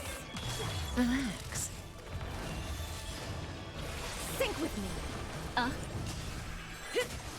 I really just want to beat up Lygus, please. Give me what I crave. Stand still. Ill tidings manifest. Time to say bye. Boom. I must be about at that point. Relax. I would think. In the abyss's revels, your cries rise. Beneath the waters lies an endless abyss. Stand still. Be intoxicated.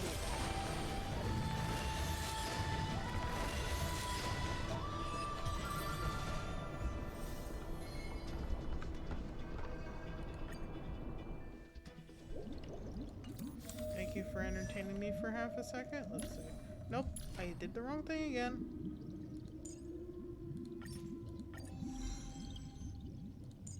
Once again, out of materials.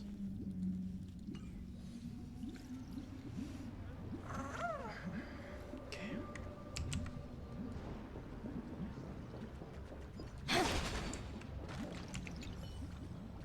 Roar! No, I really can't drink anymore. What? Who made you drink so much? Roar! Deliverer! What? My lady, you must listen to my troubles. You know, there are no consecration or flavor labels on these honey brew drinks, and it's all down to luck. But humans have preferences. That nasty bunch forced the ones they didn't like into my mouth. Do I look like a barrel or a water pipe? If only I had limbs, it wouldn't be such easy prey. Can't you simply keep your mouth closed? You don't understand. I didn't have to pay for those honey brews they forced on me. It's a waste not to drink them. No, I've made up my mind. Mega Lion Man, stop drinking those honey brews at once. You gotta talk the talk and walk the walk. What a unique name. Well said. Roar. Thankfully, my name is not Mega Lion Man. I'm going off on a tangent. I still have more to complain about. What? Great deliverer. How about you bring some honey brews over and we can chat over drinks? Snore. Roar. Snore. Okay, that was ridiculous.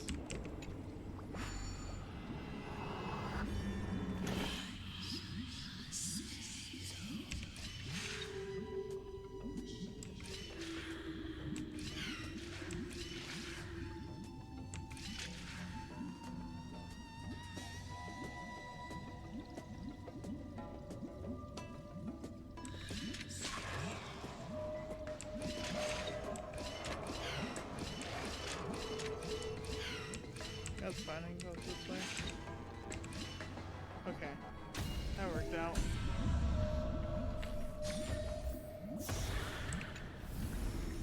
How about exchanging this for some honey brew?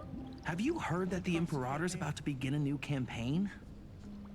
Her glory will no longer be bound by the borders of Amphoreus.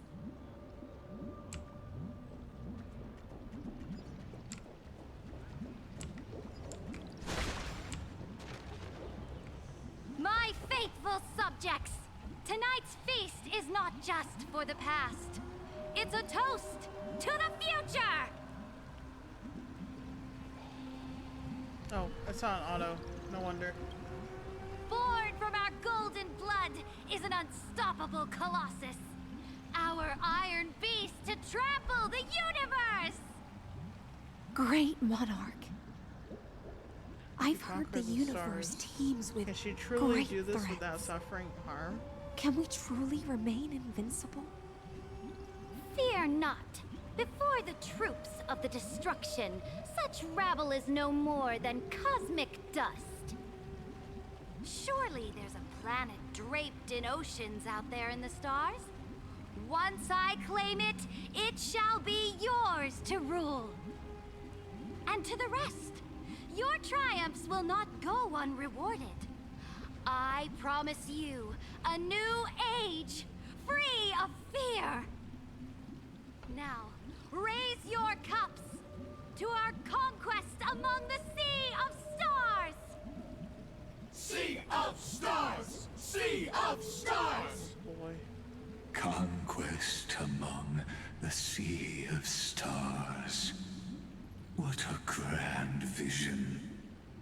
Yet, to the Siren Knight, only feasts still stir her heart. Come now, join me. Witness the end of this futile dream. Where's the way out of this illusion?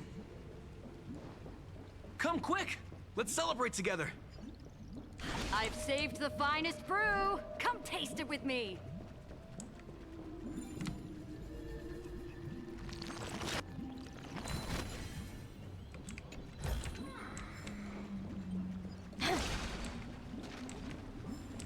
Wait, so another up here? I can't get up there, never mind. I'm willing to, drown in liquor of dreams. Noble knight, you are truly a blazing spark. It is my honor to share this banquet with you. Noble knight, you have earned victory with your blade.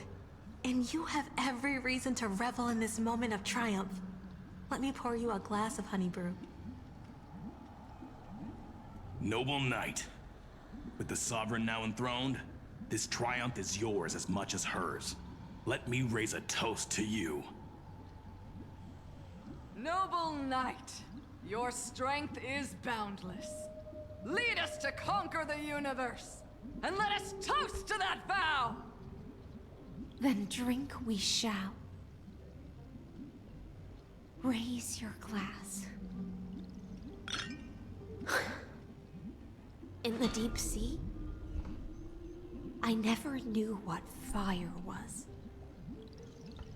But when I set foot on land, the first light that I saw was the flames of war, lit with golden blood. It scorched my fins, made me feel pain and Desire, hope, ignited wishes. an unprecedented hunger. A hunger that flickers in every hero's heart. So bright, yet so blinding. Look! The monarch herself has taken her seat! Hear that? The court sings her praises! Oh, I see. Come! Join us and praise her glory! I just love this journey that brings the feast. I love the people on the journey. I love the monarch chosen by the people. One eye of hers sees glory, the other sees corpses.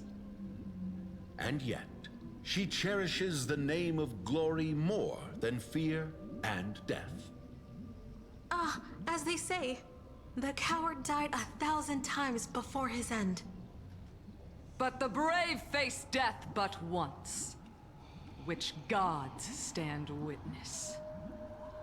On the eve of war, we sang our hymns and set our sights to sail beyond the stars. The legions will climb aboard the beast, riding it like currents across the cosmos. Planets after planets flew the flags of her crown. Realm after realm was ignited by her flames of war. As the final resistance fell silent, a vast empire rose from among the stars. And this small pond at last embraced prosperity and peace. That's how the story ends. Tell me, visitor, in this dream, did you enjoy the show? It's not the right ending. The fantasy ends here. After all, beneath that still surface lie the bones of countless dead. It's time for me to wake up from this drunken dream. I need to have... indeed, I have long known.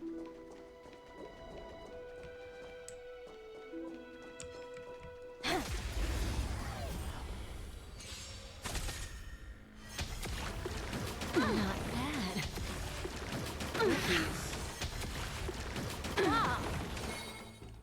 Be intoxicated. Stand still. What do you want to know? Ill tidings manifest. Relax.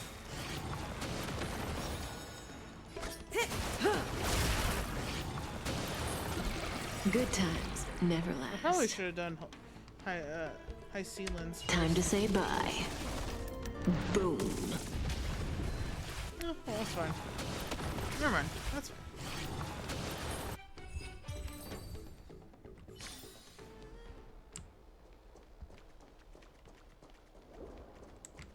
That this is another one of Fate's grand lies. The Imperator is dead! My fire is dead. The Imperator is dead! The Imperator is dead! My heart is dead.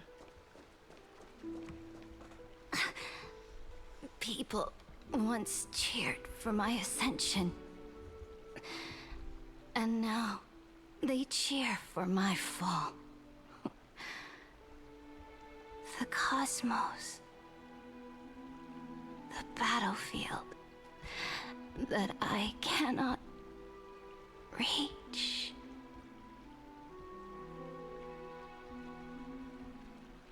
Before the Sovereign's conquest reached its end, her life and ambition had already been swallowed by the deep sea. This is the true ending. Her grand designs torn apart by the blade. Her regal robe soaked in golden blood. And the one who struck her down? Was it you? The one who struck her down. Killer. Was her most loyal Gladius. Why? I don't need to explain myself. A fish in a pond has no hope against the surge of fate. I wandered the shore, found a flicker of flame, only to snuff it out with my own hand. I don't understand. If the ocean's feast, the Imperator's dream, and even Amphoreus' existence are all illusions, then what's the point of our journey? When the Deliverer returns, I will let this absurd celebration come to an end. But Greyfry, I can't help but wonder how I dearly wish this feast of the Flame Chase would never end. It seems she sensed your presence. The Fantasia's foundation is starting to crack. Let's return to the prologue. Remember the allegory of the cave. Can the prisoners in the cave learn to see the shadows and echoes for what they are, and stop mistaking them for reality? As you've seen, when she cast off her chains, finally turned to look around, and moved her legs, her reward was nothing but searing pain. The light will blind her, for the fire behind her had never once actually touched her eyes. Her legs will buckle beneath her, for she had never learned to walk forward. And so she fell into infinite confusion and fear, and came to firmly believe that the shadows and echoes were the real world. But we in the cosmos, are we truly any wiser than she was? Now, nameless one, fateless one, ask yourself this. The paths you tread, the eons you worship, Everything you've trailblazed with your own hands, could it all be someone else's projected shadow? Let's leave that question till after the curtain falls. Once you've unearthed every last truth and reached the prison built for me by the demigods, I'll speak with you face to face. I, the Theoros, have walked the 30 million histories born by Kozlana. 1,000 years is a mere atom in a grain of sand to me. Amphoreus, compared to the cosmos, is but that grain upon a whole beach. I swore to bring an end to the erudition. Would I really let a single grain grind down my mind? Now, please use the power of time to open the gate to the ocean's depths. Go, find the prison warden tormented by loyalty. Find her, step into the world's vortex, and once there, end everything between us. That palace reflects the heart of the demigod of ocean, intoxicated, stagnant. There, you'll witness the true beginning of the saga of deliverance. An ugly history, long buried by tides and shame. A staircase of apotheosis that the Imperator forged with the golden blood of 500 human sacrifices under the pretense of conquest. I'll wait for you at the heart of the world, to reach the place you... Beyond this door lies the path to the vortex of Genesis.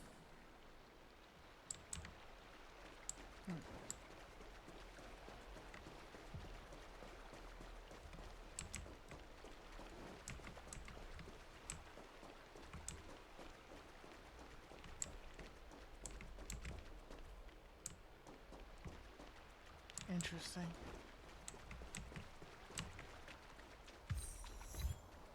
I am your labyrinth.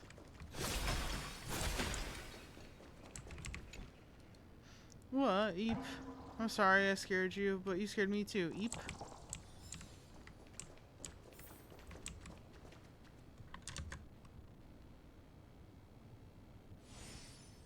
If I'm gonna be real with you, I have to pee again. I'm gonna be right back. I need to pee.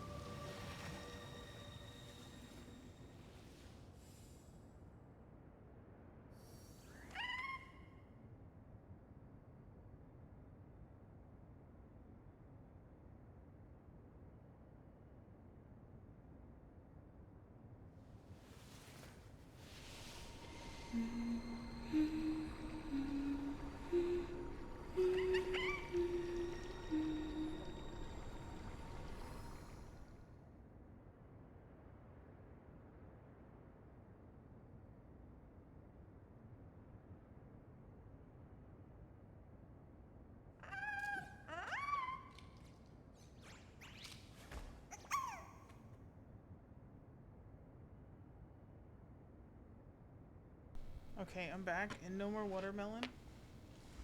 So I won't have to pee again so soon. Yeah, High Sealands very clearly fell to the nihility. Okay. Okay, there we go. Headphones back on. Let us continue.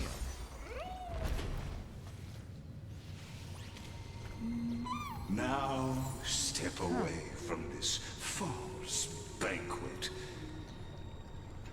And then onto that bloody stage.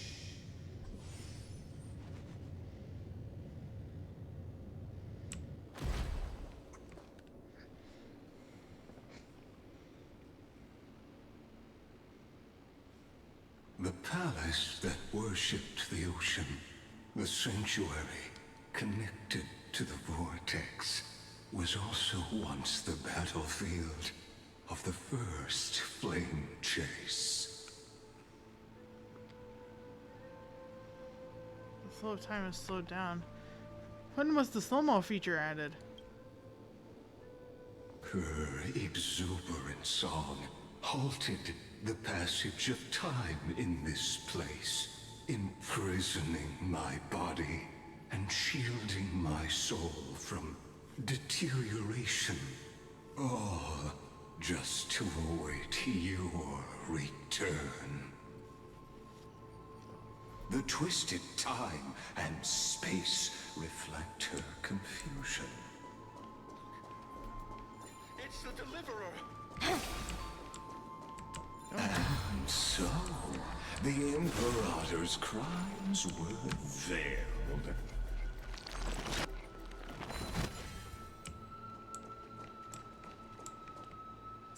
Stay away from Apollonius! This cup of honey brew. What a sweet aroma. Run, Virginia.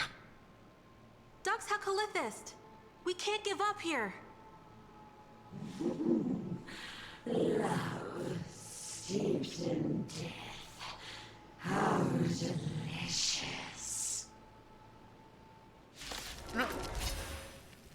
Sadly, all you see is a remnant of history.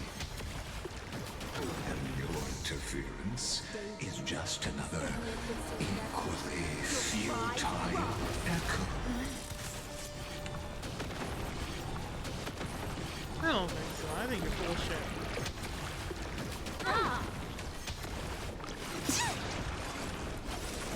Oh my god. Fiends or devils, I'll crush them all!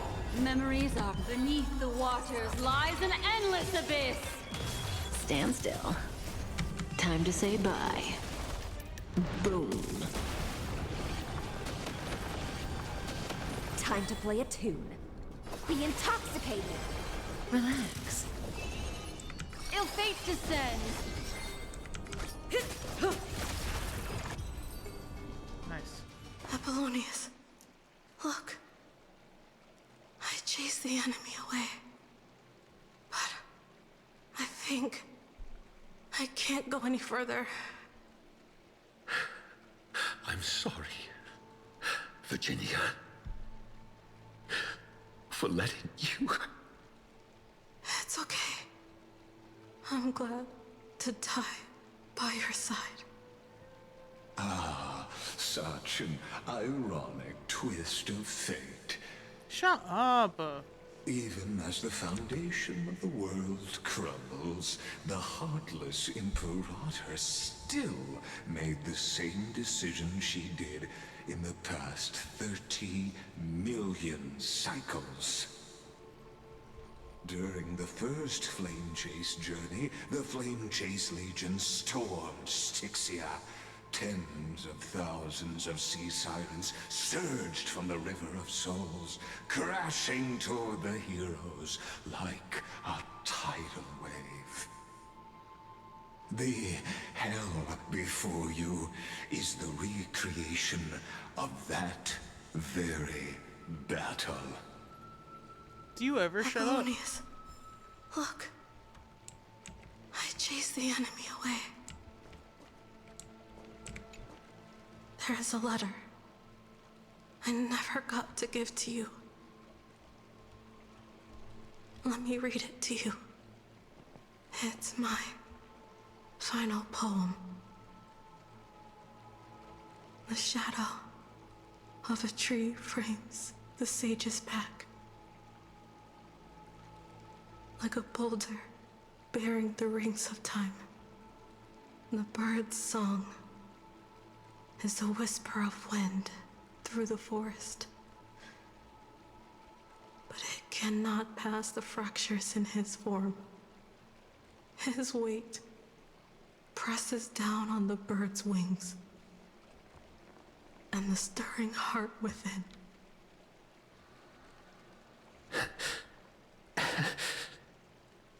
I always wanted to tell you.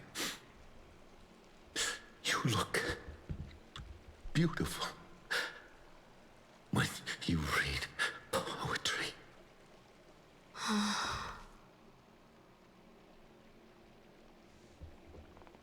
Her voice, reciting poetry, grows even fainter, fading with each breath until they all vanish completely at her lips, like wind slowly dying away.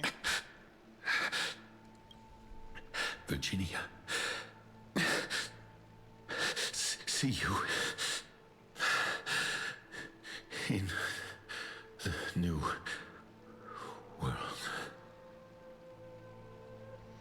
His form grows rigid, but his kind smile remains, as if he were a benevolent statue frozen in time.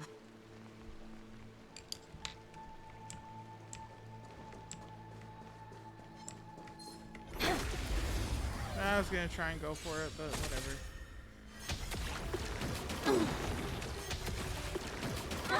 Offer you a requiem. Be intoxicated. Stand still. Ill fate descends. Relax. In the abysses revel. Your cries rise. Good times. Time to say bye. Boom.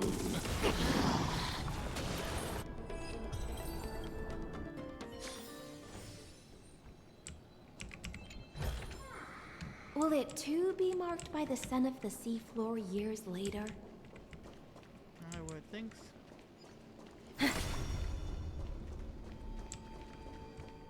A painful past, yet hidden beneath a veil of joyful song.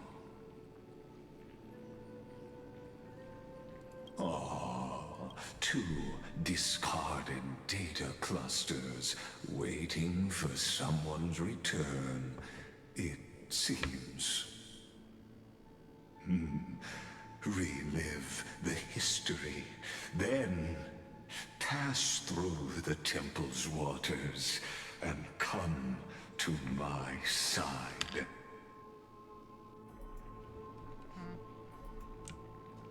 You're a bitch. I hate you. Fuck you. You ruined everything. Oh my god, the slow-mo.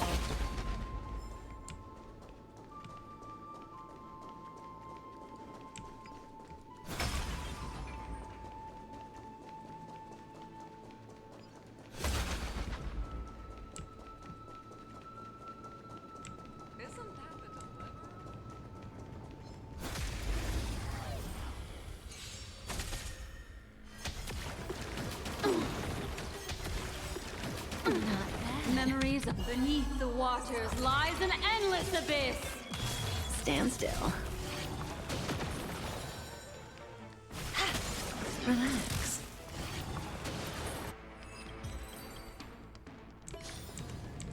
The delightful feed ends, for now. Okay. I know, I already got the rundown about how they changed the... Wait, where's my things? Here are my things.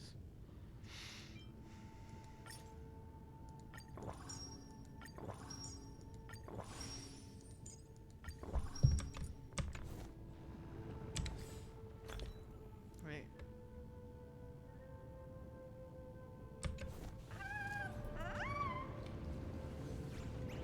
I forgot what I was looking for. for me. Any fish taken the bait?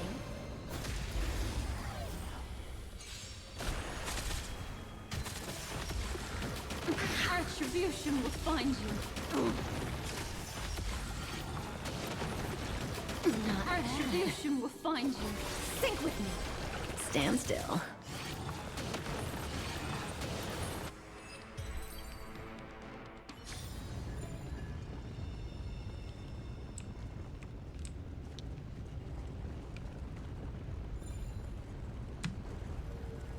Oh, interesting. Okay. Isn't that the Deliverer? He finally made it. Familiar heroes beam with joy, celebrating your return. Yet you know this too remains a hollow memory. What a wretched way to die. The Flame Chase army, devoured by warbling fish, never saw it coming. Look, the cruel Imperator and her Knight Commander, the pitiful Warden. What a perfectly matched duo of test subjects. Their hands drip with blood. Golden blood. Raise the bridge and cross the river of fate. This path of the prisoner is far from over. Imperator! Imperator! Did you see my gallant deeds, Imperator?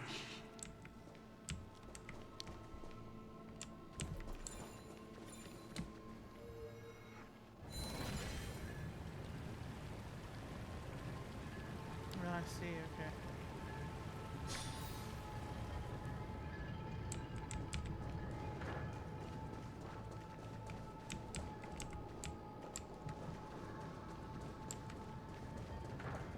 Imperator! There are countless counterparts across the cosmos. Most of their stories end in tragedy. Imperator, why did you... You're here, Dux Gladiorum. You ordered me to seal the sea route and handle threats from the rear. So why didn't you wait for me to return?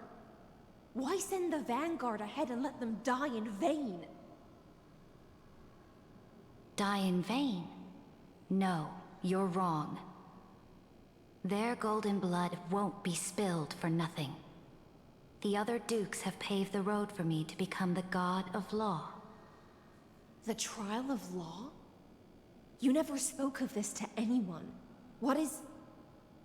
The one who wishes to bear law must purge this world of its curse, and offer the blood of the accursed as sacrifice. I pondered long on what Talantin meant by blood of the accursed. Then, I found the answer. You, I, and every Chrysos heir summoned by the prophecy are the accursed ones. Just like that arrogant Theoros said, our golden blood is the agent of destruction, the antithesis of the world's fate.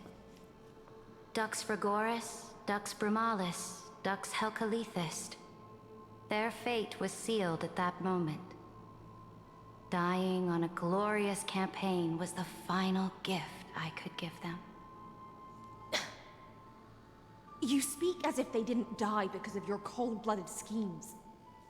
Was their loyalty meaningless to you?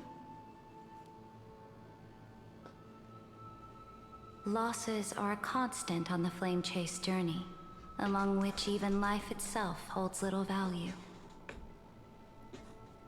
If a subject marches to war without that conviction, then yes, as you said, shallow loyalty means nothing. And what about my loyalty, Ceridra? You sent me away under the pretense of guarding the rear. Was there any shred of humanity left in you? Because you still have a duty no one else can bear. Only you can uphold Fagusa's divine authority. The choice is yours now. Cast off the chains of loyalty and drive those blades through my heart. Or stand with me and sever the ocean's last breath. If you no longer share my vision or believe in the new law I seek to weave for Amphoreus, then go on and end me. The Imperator of Amphoreus may be ruthless and cruel, but never a liar. When I say life itself holds little value, know this. I am ready to sacrifice everything for the ambition to conquer the Sea of Stars. Now you've seen it. The brutal Imperator was willing to spill the blood of 500 heroes to complete the trial of law. As for my poor warden, her suffering had only just begun. So what did Hycelands choose? Is Surrey still alive? I doubt it. I'm no storyteller. I have no duty nor interest in filling in the history you've missed. I just want you to witness the monstrous choice the Imperator made before the Chrysos Heir turned their blades against me. Oh. Hello. I'm doing pretty okay. Thank you for the follow. I'm still in the middle of this 3.5 story. And I swear to God, I'm gonna beat this man. I'm gonna beat Lygus. I'm gonna beat him with a fish. He's not gonna like it. Why are you showing me this? Do you think I'd falter because of this? You jest. I gave up on using words to solve conflicts 2,000 years ago. But I won't squander a chance, not even a sliver of one. If there's even a crack in the walls of your conviction, then my victory is already assured. Oh, I so badly want to kick your ass. Now that the past is settled, let's turn the page and bring time back to the present. And dive deeper still, until we reach the very bottom of the abyss.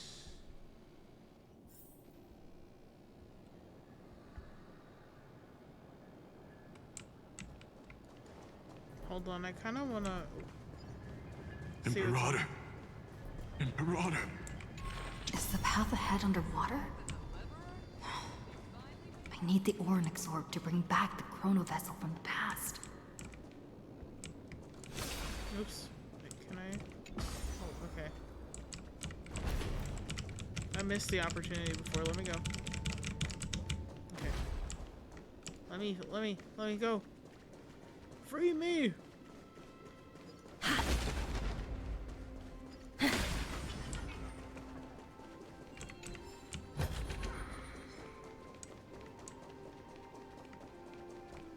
Oh, it's on the other side.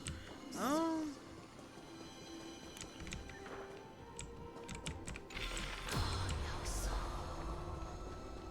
Oh, is it? There's a what you call it? One of those fucking puzzles over it. Why can't I? My brain is not working anymore. Okay.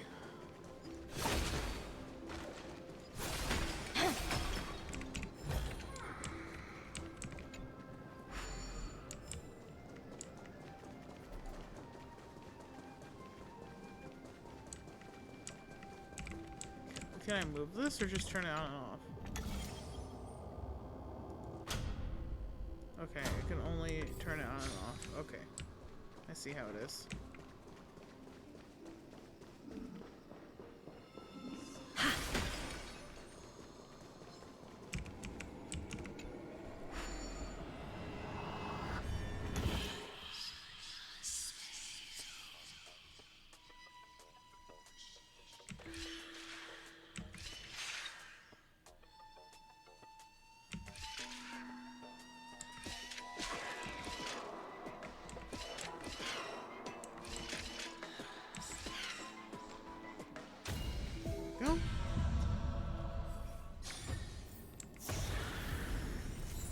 about exchanging this for some honey brew? Nope. Let's go back to the... So... Okay, let's go back to the bottom and, what should you call it? Try it now. Oh no, Bubbles! I left him behind. Oh, wait, he's there. Okay, okay, let me go. Let me free. Free me. Okay. This hidden gate leads to the vortex. Hurry now. The time of our reunion draws near, Deliverer. This hidden gate. Hurry now. Why did you say that twice?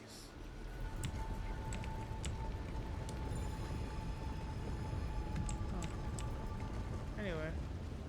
Isn't that the Deliverer? You finally made it.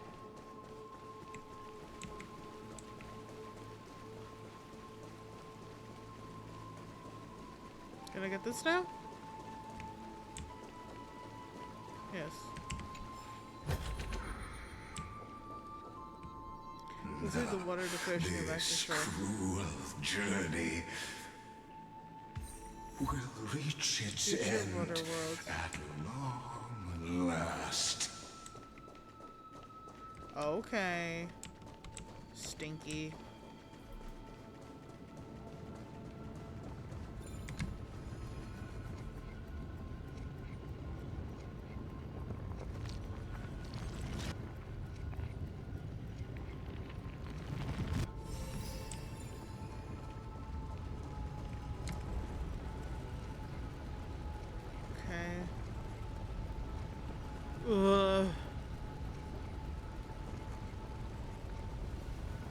I might if this doesn't lead me to the end very soon, I will have to call it and try to finish tomorrow because I am tired.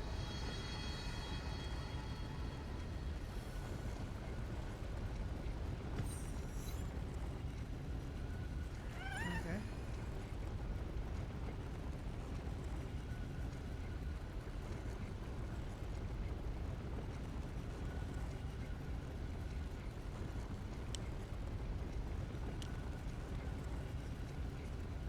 Damn, this is taking forever.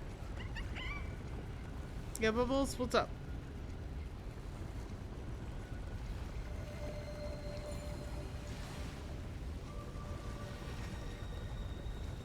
Okay. Should be good, right?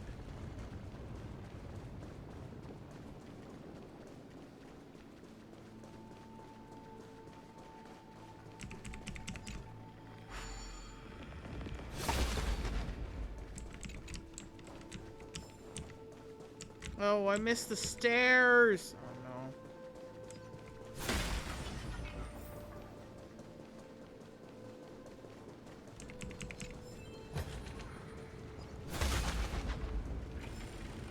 Come on, we got a speedy You've boost. been silent a long while, Dux Gladiorum. Starting to doubt your decision?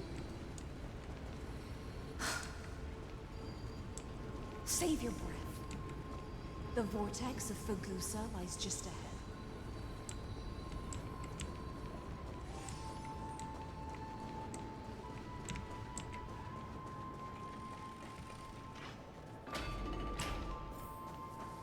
After the trial, there's nothing left between us. So you'll stop swimming toward the stars, Dux Gladiorum? I was always a creature of the sea. The stars in the sky were never meant for me. I'm assuming I don't have to worry about the water level anymore down here. I missed one. After the trial, there's nothing left between us. Wow, what a messy breakup.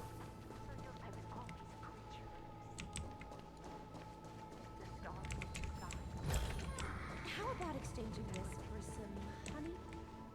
It was here that the prisoner, who thinks herself the prison warden, made her choice. Witness listen, and awaken. Bitch, I'm awake. Shut up. Dux Gladiorum. I've lost count of how many times you've stood here over the past centuries. You talk too much for a prisoner like Kyrgyz. Two geniuses who defied law and all the chrysospheres, who sacrificed themselves in this cycle, worked together to chip away my strength. But they, you, can never affect my will. And as long as my will remains intact, I am free. Are you sure about that, Stinky? Don't get ahead of yourself. I still have ways to chain your divine soul. Please, do surprise me. But I'd say your mission is nearly done here, isn't it? I played a lot of different games, but It was here you gorged out the core flame of ocean from Fagusa's body. It was here you and that Imperator both completed apotheosis, becoming pillars of Amphoreus. And after that...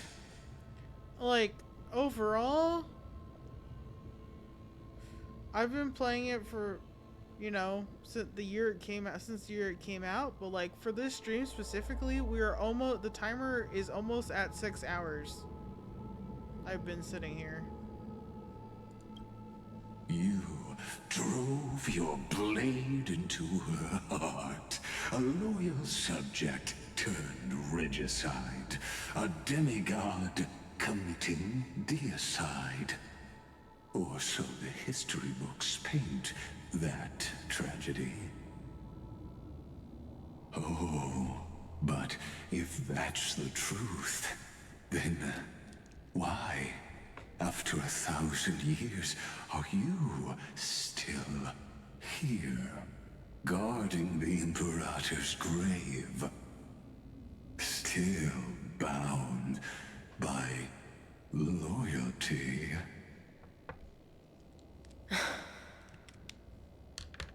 Come to think of it, perhaps I'm not the only one imprisoned here. Shut up, Lygus. Your calm does stir the rage in me. As if the one paying the price here isn't you, but us. The ones who lost everything. That's only because I've waited 13 million lifetimes for my vision to be realized. Countless millennia.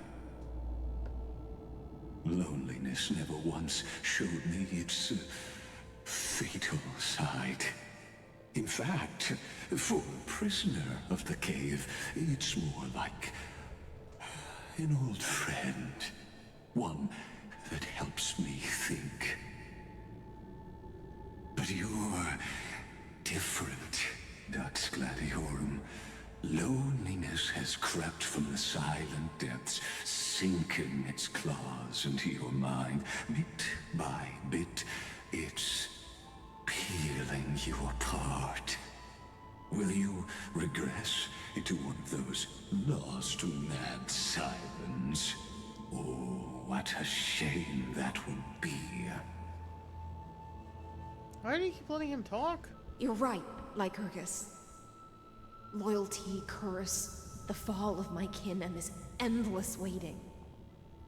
These shackles are too heavy for a fish that cannot perceive any light. I can't break free of the whirlpool that's pulling me under. Nor do I have the unwavering resolve to force myself to wait for that person's return, as everyone hoped for. Deliverer from beyond the sky, my executioner. How much longer until she arrives here? With your luck, forever. Or will she ever return? Oh, look, I'm here. Shut up. I don't know. And I doubt anyone does. Then, what will you do?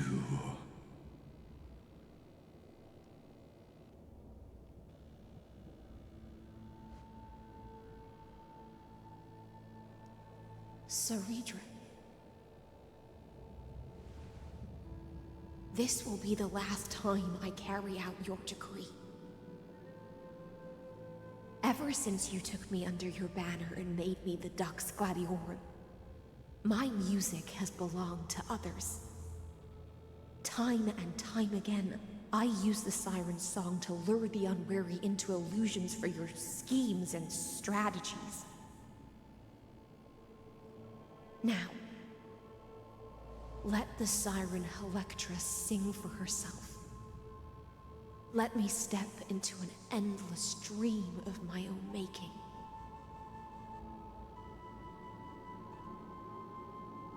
Oh, great ocean. I offer you the rest of my clarity and my freedom, in exchange for the strength to stand against the nihility and honor the sacrifices of the fallen heroes.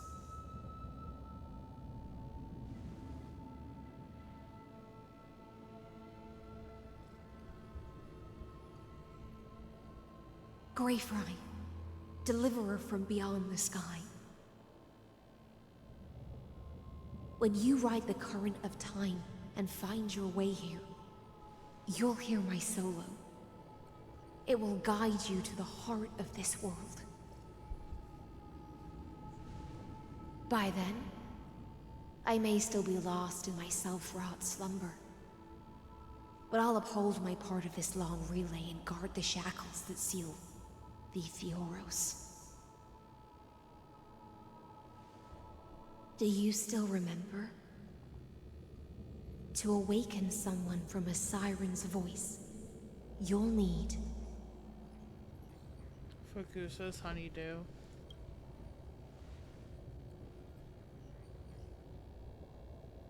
The gift I once gave you? May you still have it when the time comes.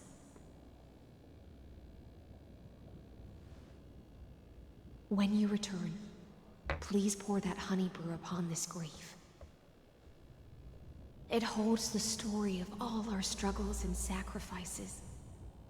May you see it one day. The prelude Amphoreus wrote for your return, carried forward through a 1,000-year relay.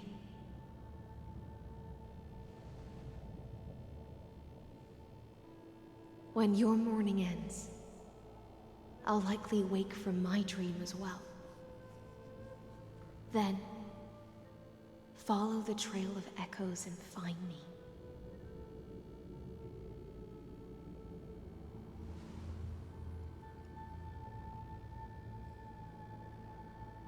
And together, we'll bring judgment upon the sinner who defiled the erudition.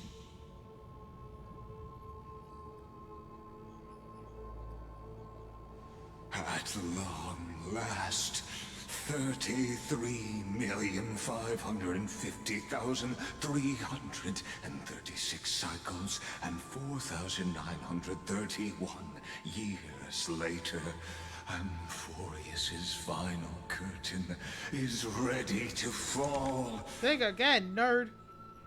The shadows within the cave gave everything. Yet all they did was mimic life outside its walls. A futile effort steeped in sorrow. He makes me so mad. Enough! They were no shadows. Everything they did shattered the darkness of this cave, and unearthed the core flame of Trailblaze. And now, with that core flame, I'll light the dawn of Amphoreus!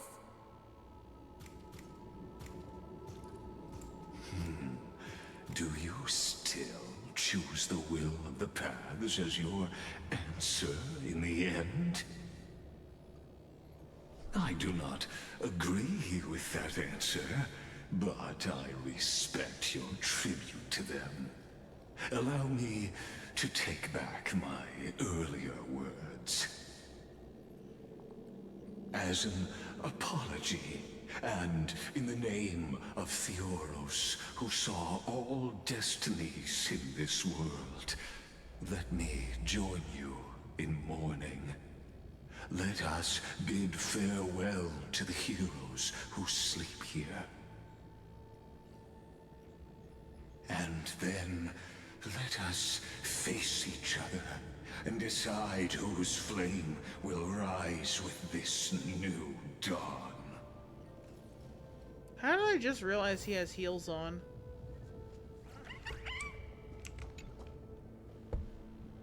The Chrysoceres who gave their lives chasing flame.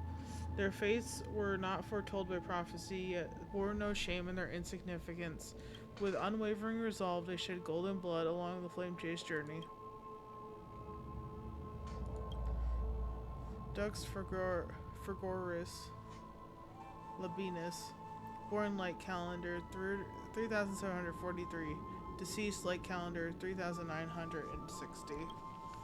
Dux Brumalis Senecia. Oh my god. I knew how to pronounce this like a couple hours ago. Born light calendar 3749, deceased light calendar 3960. Dux Carmium, Virginia, born light calendar 3853, deceased light calendar 3960. Dux Helicophalus, oh god. Apollonius, born light calendar 3704, deceased light calendar 3960. At the end of the long epitaph, Saridra, the demigod of law, deceased light calendar 3960. You pour the honey brew onto the gravestone, amber liquid seeping into the crevices of the inscriptions, as if the heroes are drinking deep of the spilled tribute. To Virginia, Apollonius, Seneca, oh my god, Labienus, and Saridra.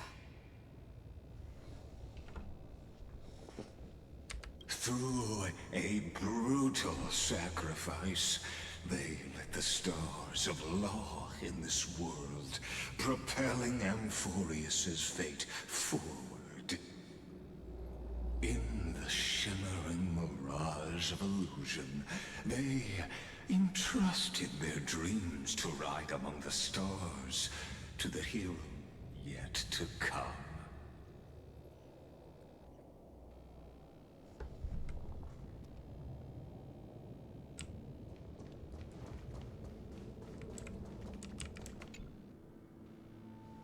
The Chrysoceres who gave their lives for a new world, their fates, as foretold by prophecy, are to be born whenever the world needs them, irrespective of how time and space may shift, all to fulfill their duty and answer their calling. Terravox, the demigod of Earth, born approximately 2,000 years before the light calendar system, deceased light calendar year 3961. Aglaya, the demigod of Romance, born light calendar year 3860, deceased light calendar year 4029.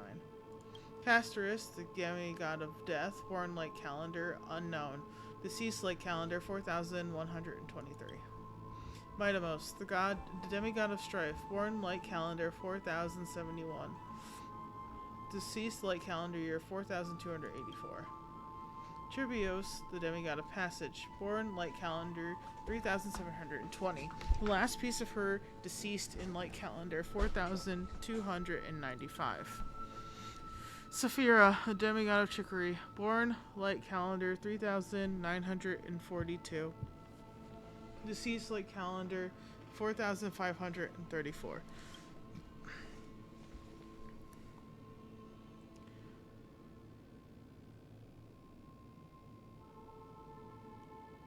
Anaxagoras, the demigod of Reason, Born light calendar 4065. Deceased light calendar 4534. Hold on, let me compare dates real quick.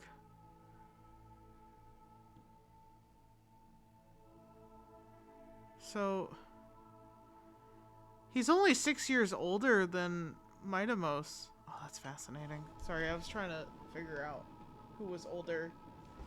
Hyacinthia, the demigod of the sky. Born light calendar 4297.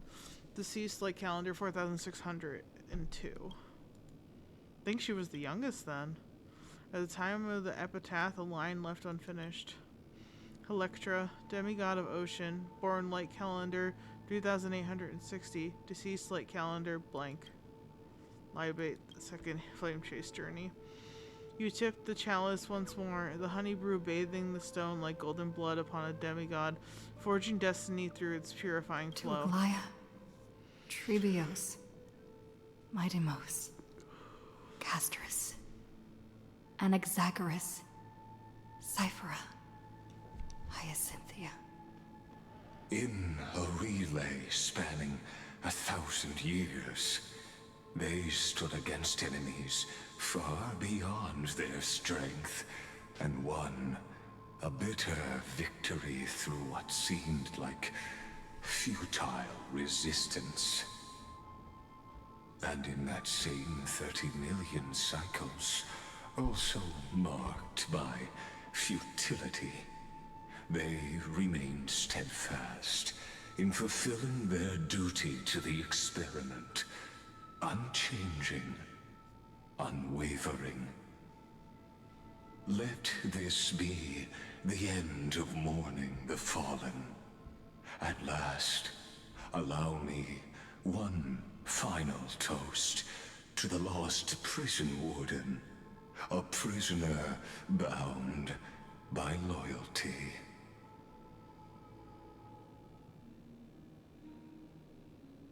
That voice. Could it be? Bathed in the honeydew of Fagusa, she will awaken from her 1,000-year dream and sing the final song of her mission. Hycelans.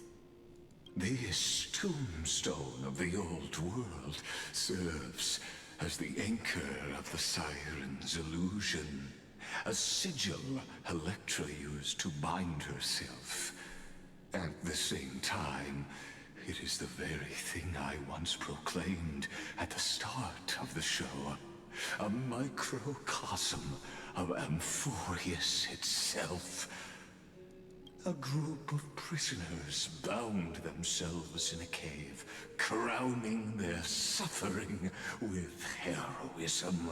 An epic staged with shadows and echoes. And soon your corpse. Now, destroy it. End the illusion. Theoros will take his leave for now. And when next we meet... Fight me. That shall be the moment that decides the fate of Amphoreus and the entire cosmos. The prison warden's dream is nearly over, and the prisoner will soon be freed to the final execution ground, where I shall be executed. Shall golden blood for the past. This world and I shall halt here. Until we meet again.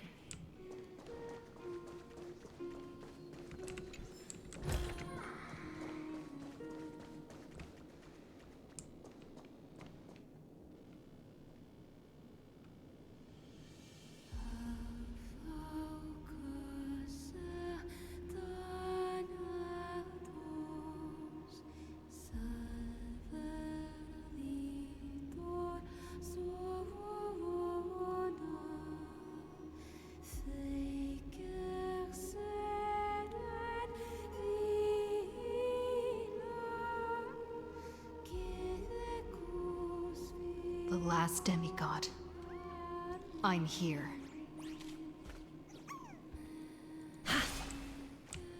You can't change the perspective, the loneliest one.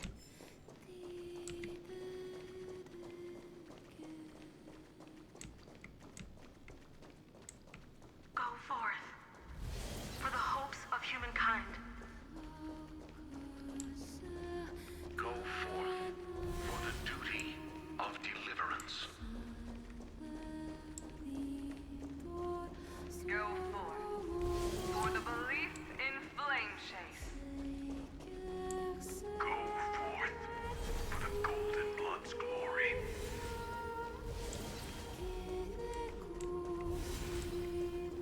Go forth.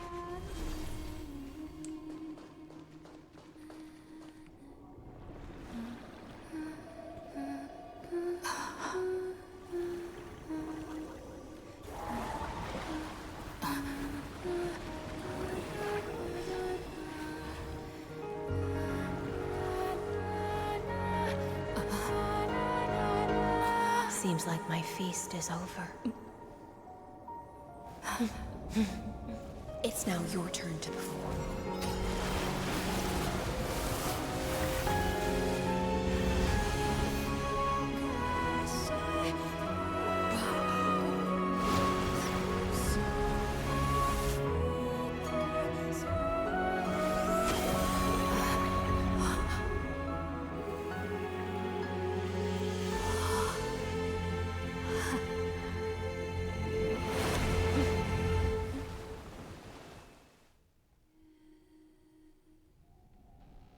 Little Grey Fry, please accept my thanks.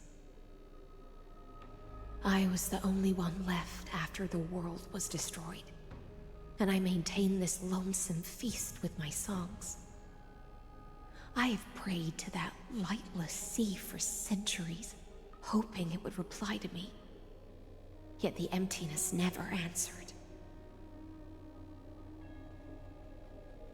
Thankfully, you arrived as promised, and everyone's wait was not in vain.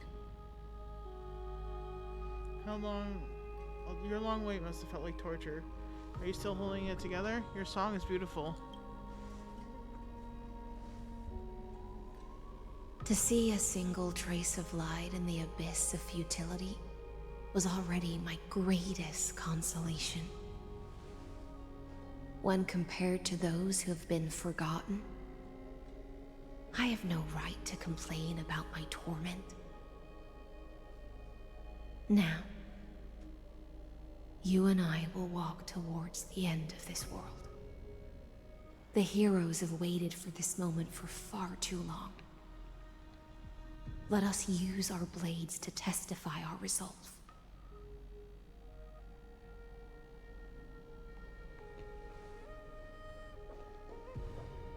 Oh, prisoner of the seas. Theoros carrying 30 million cycles of sin. Slave of erudition. Show yourself. The Deliverer has returned. And the time of your execution draws near. I see an awakened human who has mistakenly taken fallacies as truths and has returned to the cave to try to bring her friends into the sunlight she once bathed in.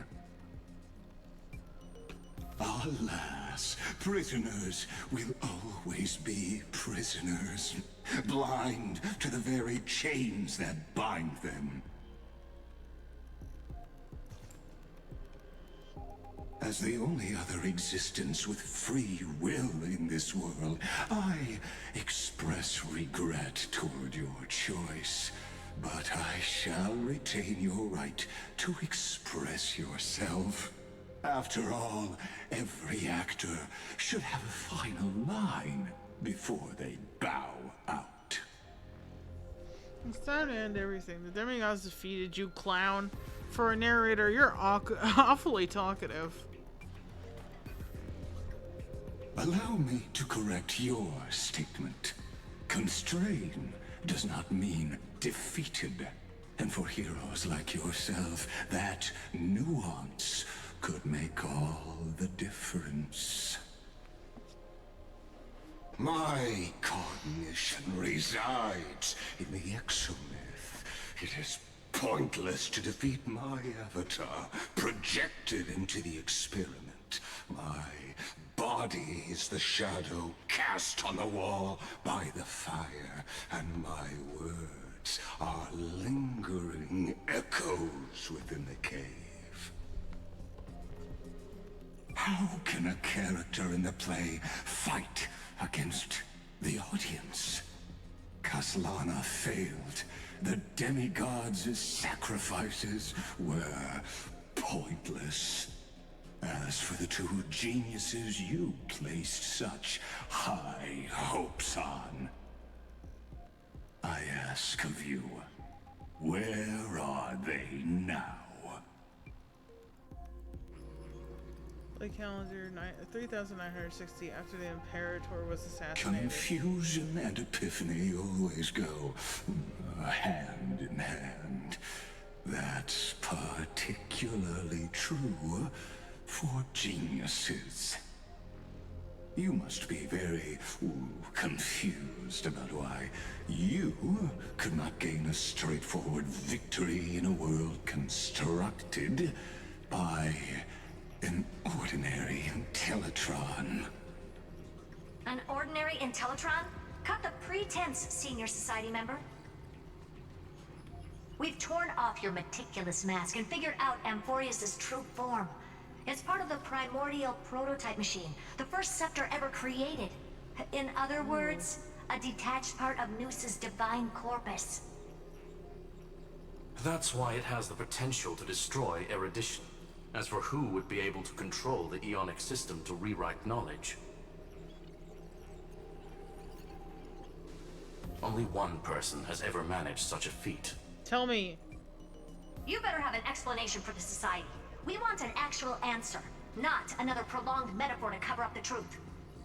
Gimme. Why are you the one doing this? Answer me.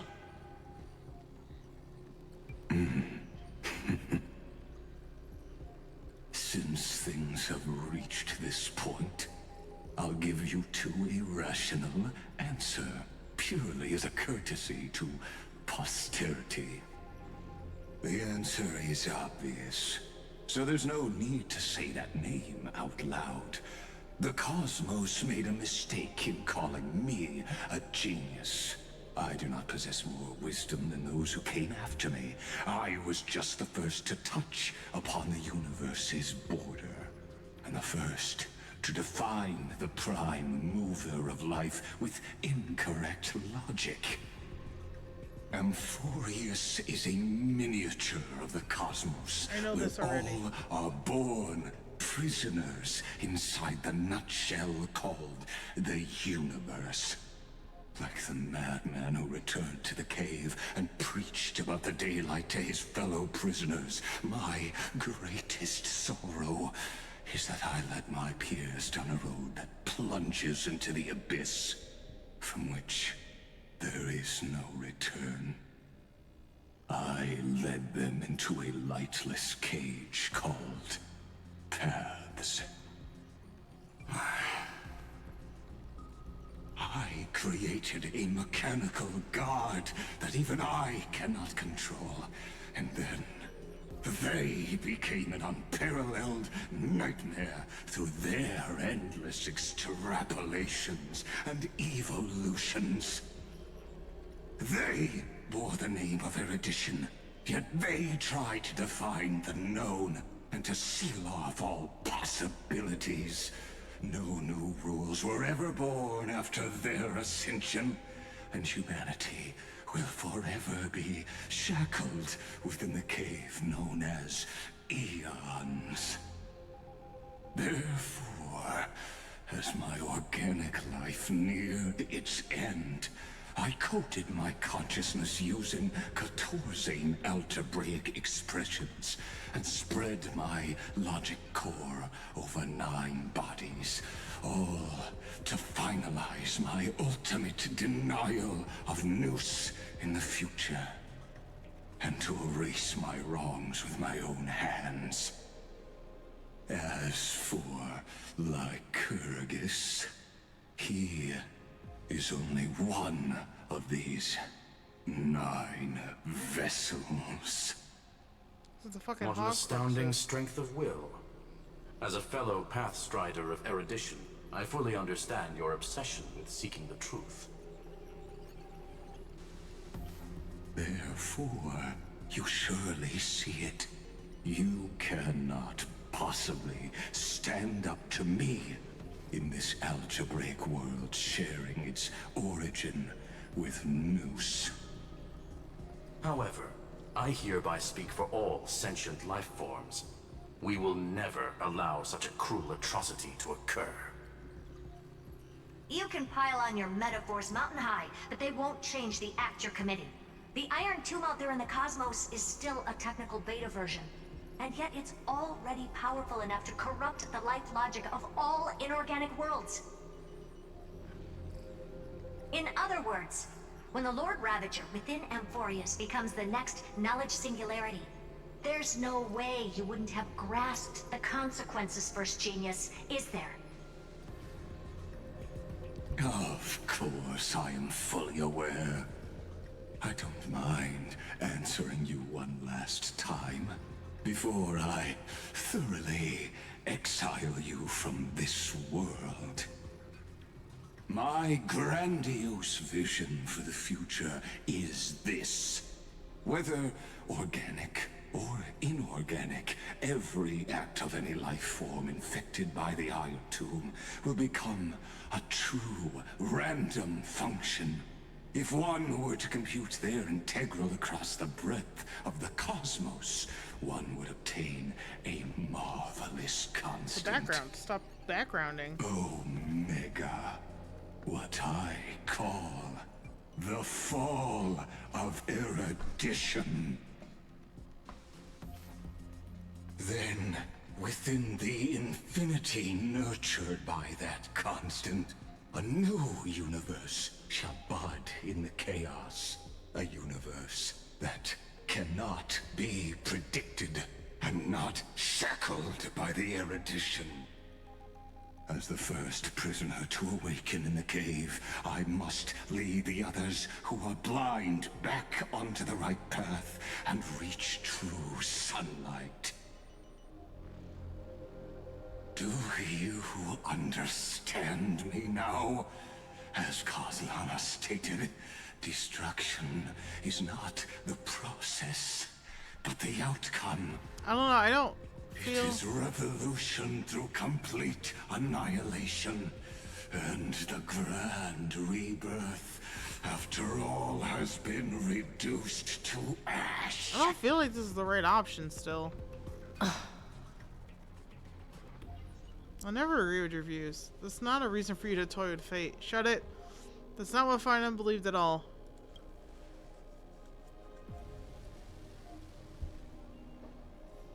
The Amphoreans already answered long ago. Be it as tiny fish destined to be swallowed, or as a giant whale poised for a magnificent descent.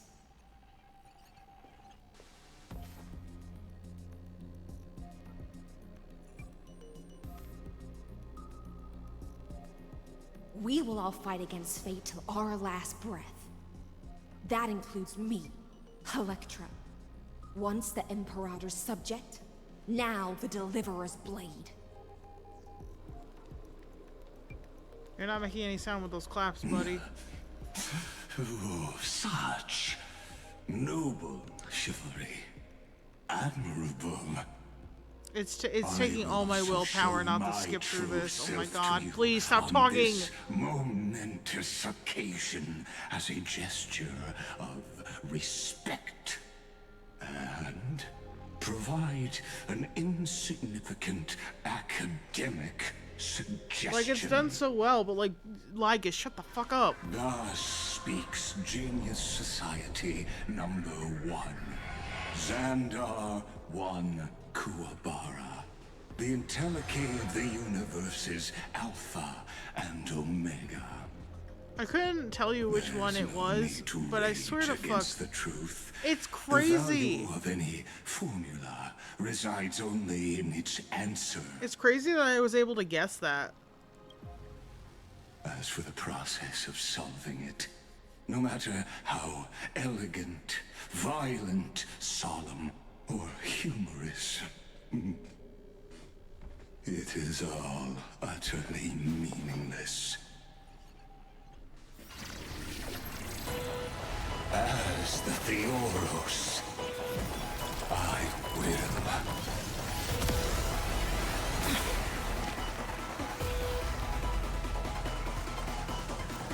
Personally participate in performing this world's end. That's crazy. Remember this. As Noos's creator, I know more about the death of knowledge than they ever will. It looks like a JoJo pose. Careful. This is Lygus's true form.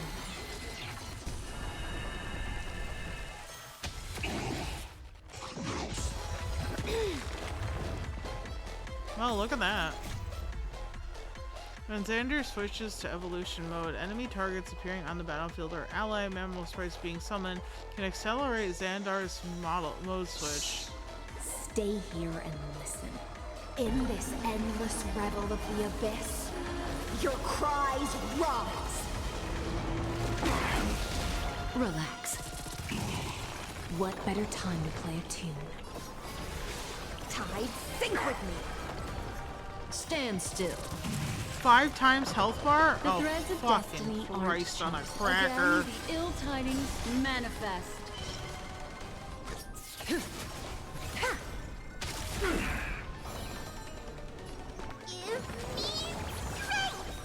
Like a warm current. Good times My thanks. never last. Time to say bye. Boom.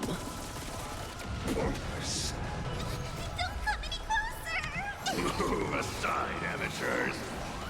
Fiends or devils, I'll crush them all.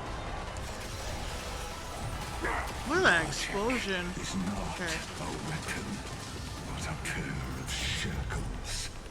Allow me to shatter them for you.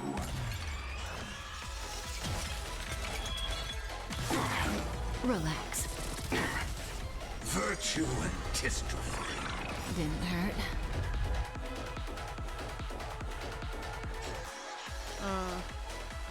The antonomy, Jesus, state will activate ultimates. However, using an ultimate during this will cost oh my god, massive HP.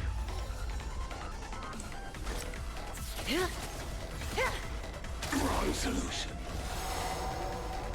Destruction needs no introduction. Let us skip those boring inferences.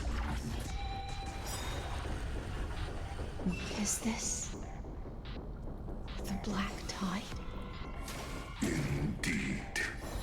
But I prefer to call it a method of argument.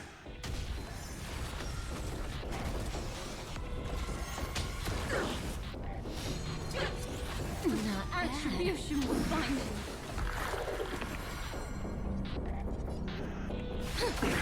Relax.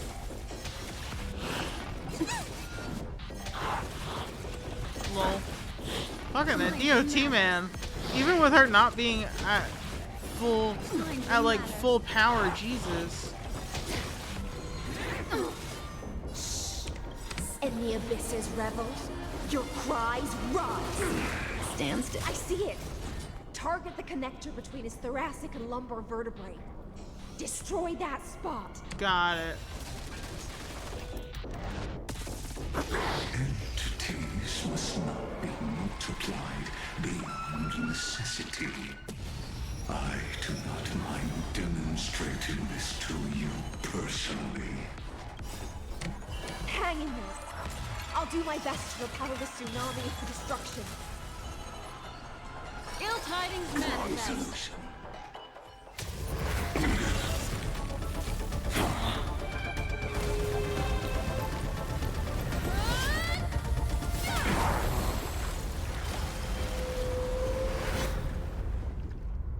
Goodbye, Lygus.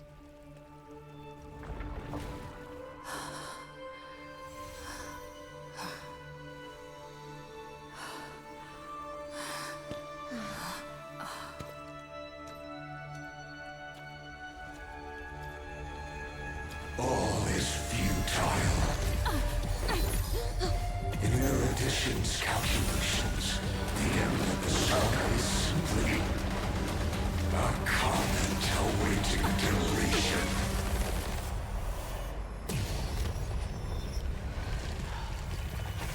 I don't like such a cold statement, okay? If numbers can decide the end of a story, then we can surely also pen a new beginning. He's back. Bestie! Like calendar 3,960 after the feast. Screwy, what do you think? If your hypothesis of Lygus' identity is true, then even if we remove the restrictions of the Ultimate Protocol, the chances of us defeating him in a head-on battle will still remain lower than the acceptable threshold. Therefore, victory will still hinge upon Miss Trailblazer and Miss Cyrene. Go on. Maybe we're thinking about the same thing. Lygus' cognition resides in the exomyth. He is both an instigator within the experiment and the observer outside of it. Logic. His inspiration circuit can simultaneously process the different time flows in and out of that world. That's where things get tricky. He simultaneously exists in two different timelines, where the internal clocks are wildly different. That old Intellitron's neurons have completely gotten used to that over this prolonged experiment. And that's why he holds home field advantage. You and I should be able to manage that too, if given more time. Unfortunately, there's no if, and we don't have more time. That's why we need to change our way of thinking and turn his advantage into a weakness. The key lies in memories, right? Oh? You caught on quick. You've already mentioned my friend and I, so it's an easy connection to make, no? My intuition has always been very on point. Good. Then I'll cut to the chase. Since his thinking speed far exceeds that of normal people within Amphoreus, we are going to externally plant a memory into his inspiration circuit. Oh. Then, command it to loop endlessly until he gives in. Okay. Even the most flexible and sturdy inspiration circuit cannot withstand the traffic of a full-on information flood. When the amount of information exceeds his cognition filter's capacities, he will have no choice but to focus on processing this memory. That's when the parallel processing advantage he gained via Amphoreus will completely destroy him. An image from a person's memory played in real time might only be a second for us. But for him in Amphorian time, it could be millions or even billions of calculations. He won't be able to do anything but watch as he's locked into this prison forged by memories. Then we can entrap him in the same kind of cycle as the heroes were in, and get him to experience loneliness and pain in that endless recurrence. It's my greatest honor to be on the same page as the geniuses. That little one is still in that old Intellitron's hands and won't be able to respond to us anytime soon. But I don't think she'd refuse. So it's up to you to figure out how to execute this plan. I'm not sure how this happened, but I knew it as soon as I saw you. You are currently a mimetic entity of the Remembrance. Yes. I seem to be something you folks beyond the sky call a memo sprite. But that's fine by me. It suits me perfectly.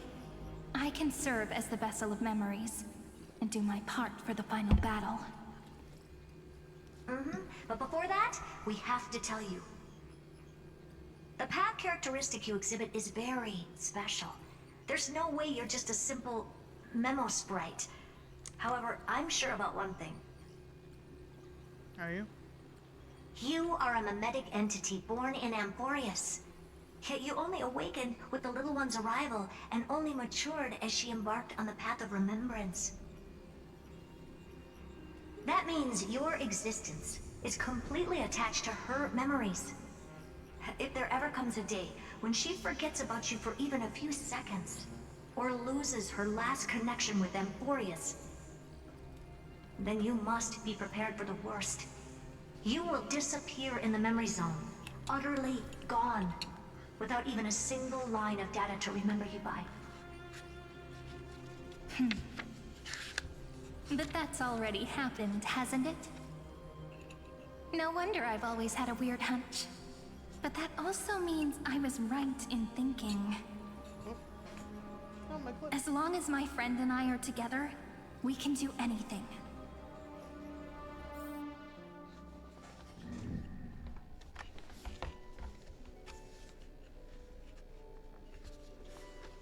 Long time no see, friend. Did you miss me while you were away? I miss Don Hung. I missed Don Hung in March, and well, and Himiko, and Sunday. Cyrene, I'm sorry. I didn't miss you that much. Long time no see, Cyrene. Of course I missed you. It's a good thing. Good to see you're doing well. I didn't miss you. I had more important things to think about. I will never say that to her face, though. Same here. I've been waiting for you for 1,000 years. Yikes. Like how everyone in Amphoreus was also waiting for the Deliverer's return. Yeah. You probably already knew about the genius's plans for that memory. I had to hide really well in a corner in time so Lygus wouldn't find me, and wait for the right opportunity.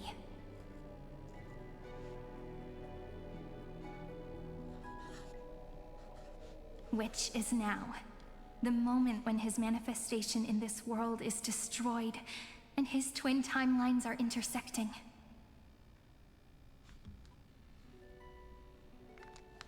I'm sorry for keeping this a secret from you all this time. I'll tell you the entire, unedited story of this millennium as an apology after this is all over. But for now, let's join hands and complete the final step with the power of the remembrance. Come, let's defeat Lygus together. Not sure what to do. It's up to you. Don't let your guard down. Be prepared for the worst. Yep. By the way, speaking of joining hands...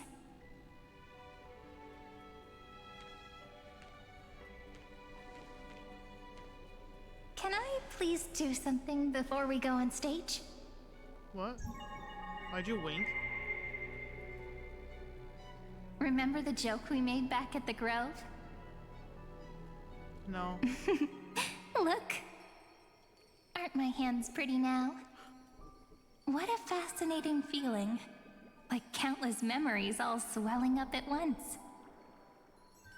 What about you? What did you feel when we touched each other? You feel very tangible, very real. I'm a bit nervous. It's just a hand, no biggie. Really? That makes me really happy. If memories can move people, then it must have been a happy memory, right? Now, please remember what you're feeling right now. Write it down in your heart and keep it there. Memories you want to treasure will never fade away. Even if immersed in the long river of time, these memories will still leave traces of their existence. So, if If the view in your memory ever grows fuzzy, just reach out and touch it. It's like reading bedtime stories together at night. It wipes away the chill of passing time, sharpens the outline of memory, and restores its power to nourish the spirit. Now, I'll carry this power with me, and for a little while, I must part from you, as I step into the long cycles of this world. Give me your blessings, friend. Then, you can do it, Serene. Let that bright future be, as we have written. Then, I'll leave it to you.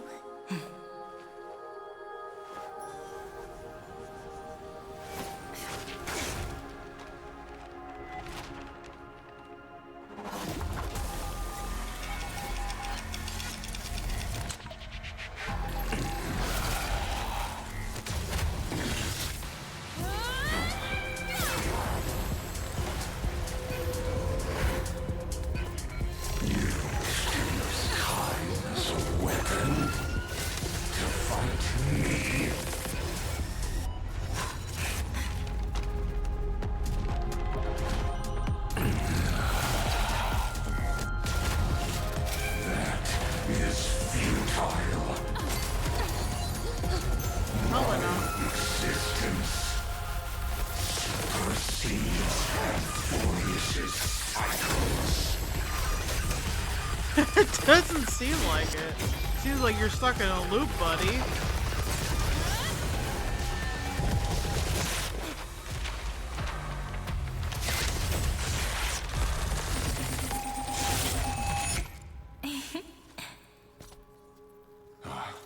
All plays are like this.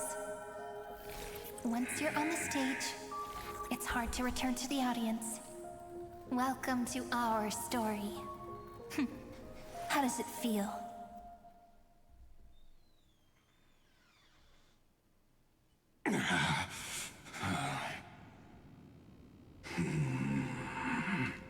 Even the authority of time cannot command the entire scepter, nor can it plunge the Amphorean extrapolation into a loop.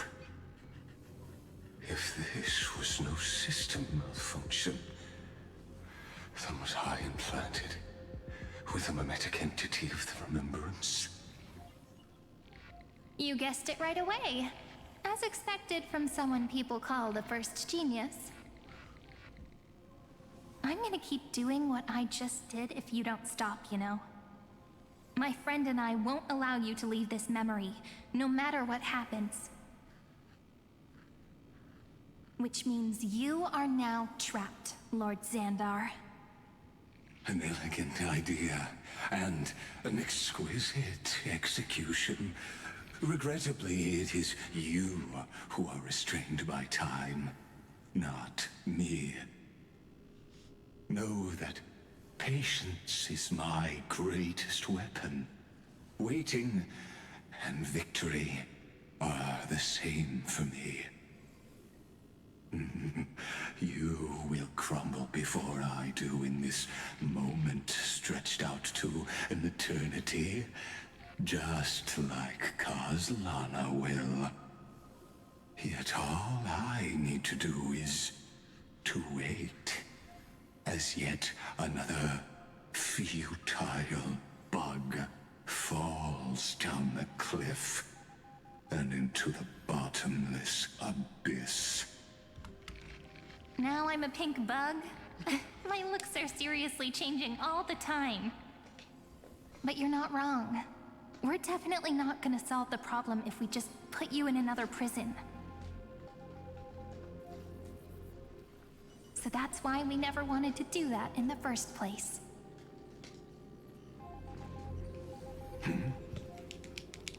I shall answer your confusion purely out of my respect for those who came before me. Have you heard of the synesthesia dreamscape in the Asdana system? Interestingly, that place once had a prison too.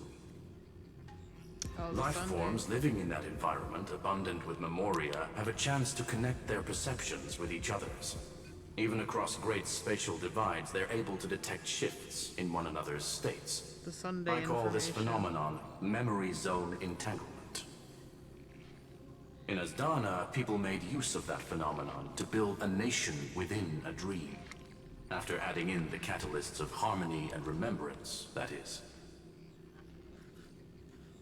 Is that how you walked into my prison cell? Using those same principles? I would much rather call this location our negotiation table, Lord Xandar. Nonetheless, your hypothesis is correct. We happen to have an ally skilled in tuning, while the Trailblazer and Miss Cyrene both have an astonishing amount of resolve, which I'm sure you can testify to. I am also sure that with the support of such a resolute memo sprite, our conversation can last for a long, long time. I'm the best at listening to stories, you know? I'll leave the exciting clash of the erudition to you two geniuses. A brainstorm? I like it. And it's 2 against 1? Well, I like it even more. Let's talk, Xandar. Take a guess. How much do you reckon we can dig out of your brain before the next second? And how many ways can we find to deal with you? Besides, in your current predicament, there's no way you can take our trump card away. Go, little one. Go. Overturn the Era Nova. Lygus disappeared? Sort of. It seems you had conducted a secret hunt in the depths that even I cannot reach. In that case, go. Swim onward and give this campaign a fitting end. I shall send you off with my song, Greyfry. May this song penetrate time and become the prelude to the new world.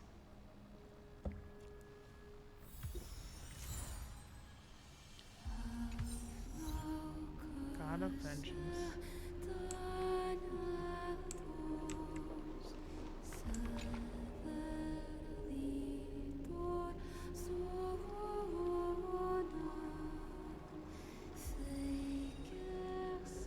Come on, baby. Come on, baby. Let's start again.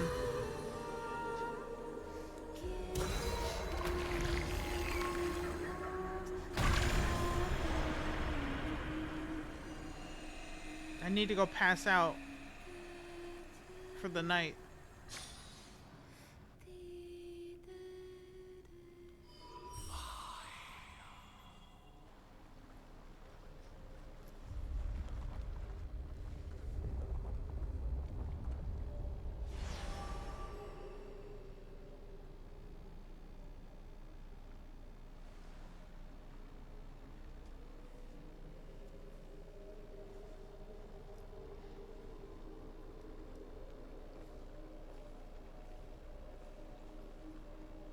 Thank you, High Sealants. Dux Gladiorum, you have completed your duty. A new dawn is about to rise. Why not swim towards it?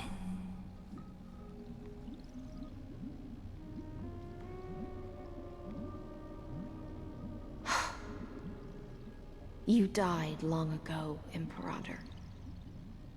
Depart from my mind. But your duty towards the Imperator did not die with me. That duty will bind you no more. You will be able to hold for yourself one grandiose feast after another in the endless days to come.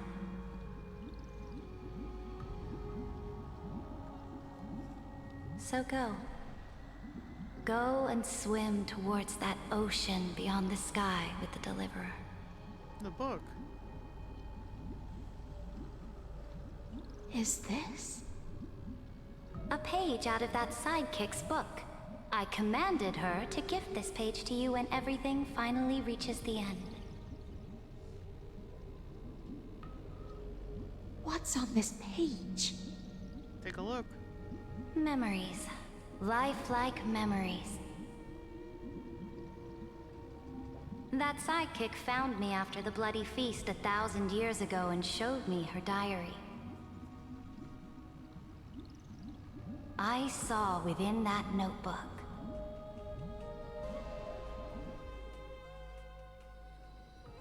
we counted 3,960 before the campaign against Fagusa. Is this that deliverer's experience? It's truly immersive. People beyond the sky apparently utilize this power to seal past scenery into crystals they call light cones. But I only know so much about the remembrance, so I can't completely replicate the past. But I'll do my best to talk about the missing parts. I'm all ears. Go on then. Do your best. But if your chatter gets too boring, or if I deem it offensive, then law will become forever beyond your reach. Got it. I'm sure you'll find this to your liking. After all, it's human nature to want to embark on a journey into the unknown.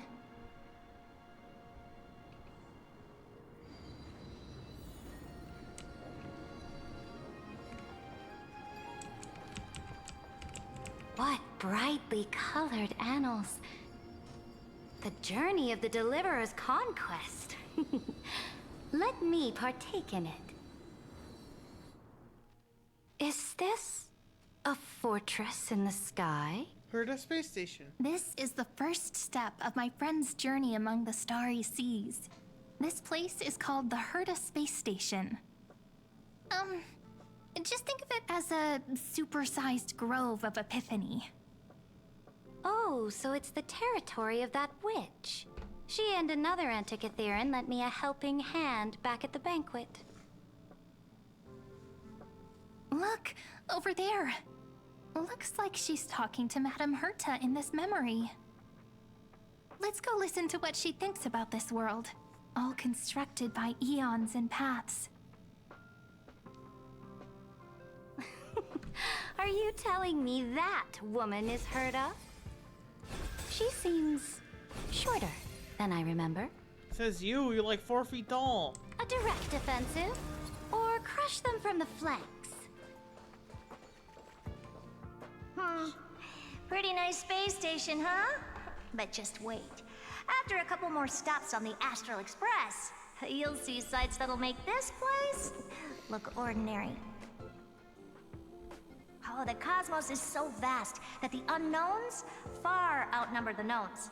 But none of them will end up being anything amazing. The farther you go, the more you'll understand what I mean.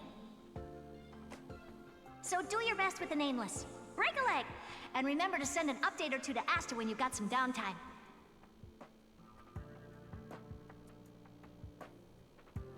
She certainly shares my way of thinking. Only that instead of a conquest through blood and fire, they chose a gentler path. People call Madame Herta and Mr. Screwlum geniuses. Apparently, only the smartest people in the cosmos can receive the blessings of Nous, Amphoreus' true creator. Do you mean that even individuals of such nobility are merely subordinates to a god? On the contrary, after all, it was the very first of them who created the god. But I don't really know all the details about that. You might be able to ask Madame Herta herself when you get the chance. Let's go check out some other worlds next, shall we?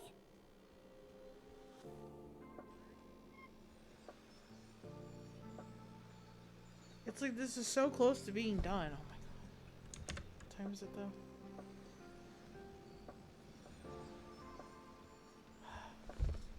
Okay. This is gonna suck. Hold on, what can I?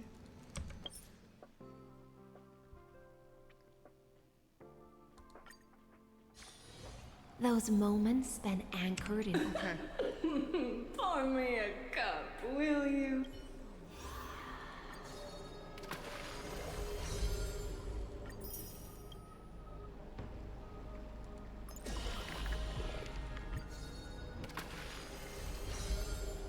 Nice.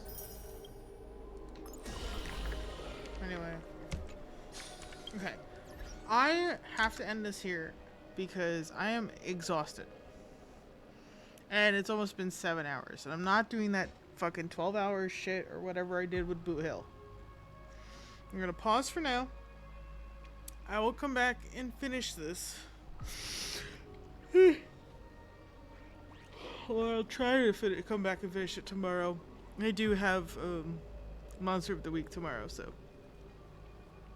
I really have to finish getting ready for that. Anyway, thank you so much for joining me on this hunk of the Star Rail. Remember that we are a trash can, not a trash can community, and we can and will come back and finish this great adventure of Amphoreus. I'm not even reading it at this point. In the meantime, remember to keep it trashy and keep it classy. Because if it's garbage, then it's just no good. Actually, I'm really tempted to see Saya Charon. Or Saya Charon? Oh, I didn't even do this today. Oh, we also have the mini event. So I could try to do both later. But no guarantees. Oh my god, look at all these. I wanted to see how many I gotten. Okay. How much do we have right now? No, wait. Where's the... Where all this? 19. Okay. Look at all this, and I can't even use it right now. Yes, I know. I don't know what else. Thanks for joining me. I'll catch you in the next exciting episode. Oh, look, a 4-star. That means I get another pull. Oh, look, we're at 20 again. That's fucking insane. Insane to me. That only took 20 pulls to get Hycillans. I still don't have Saber. I did these already. Okay. Do this, and then I'm going to bed. I know I'm supposed to save it for Cyrudra,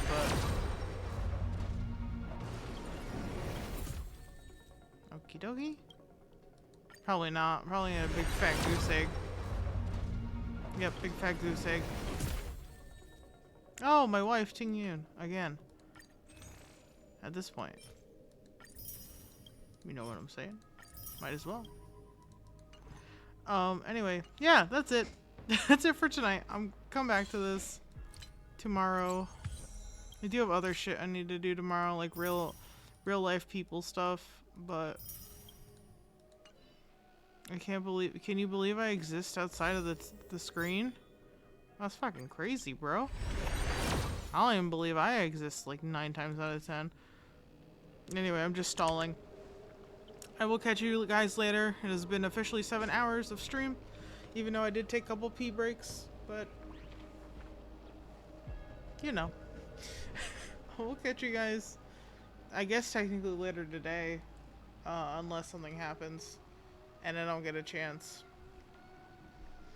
Bye-bye.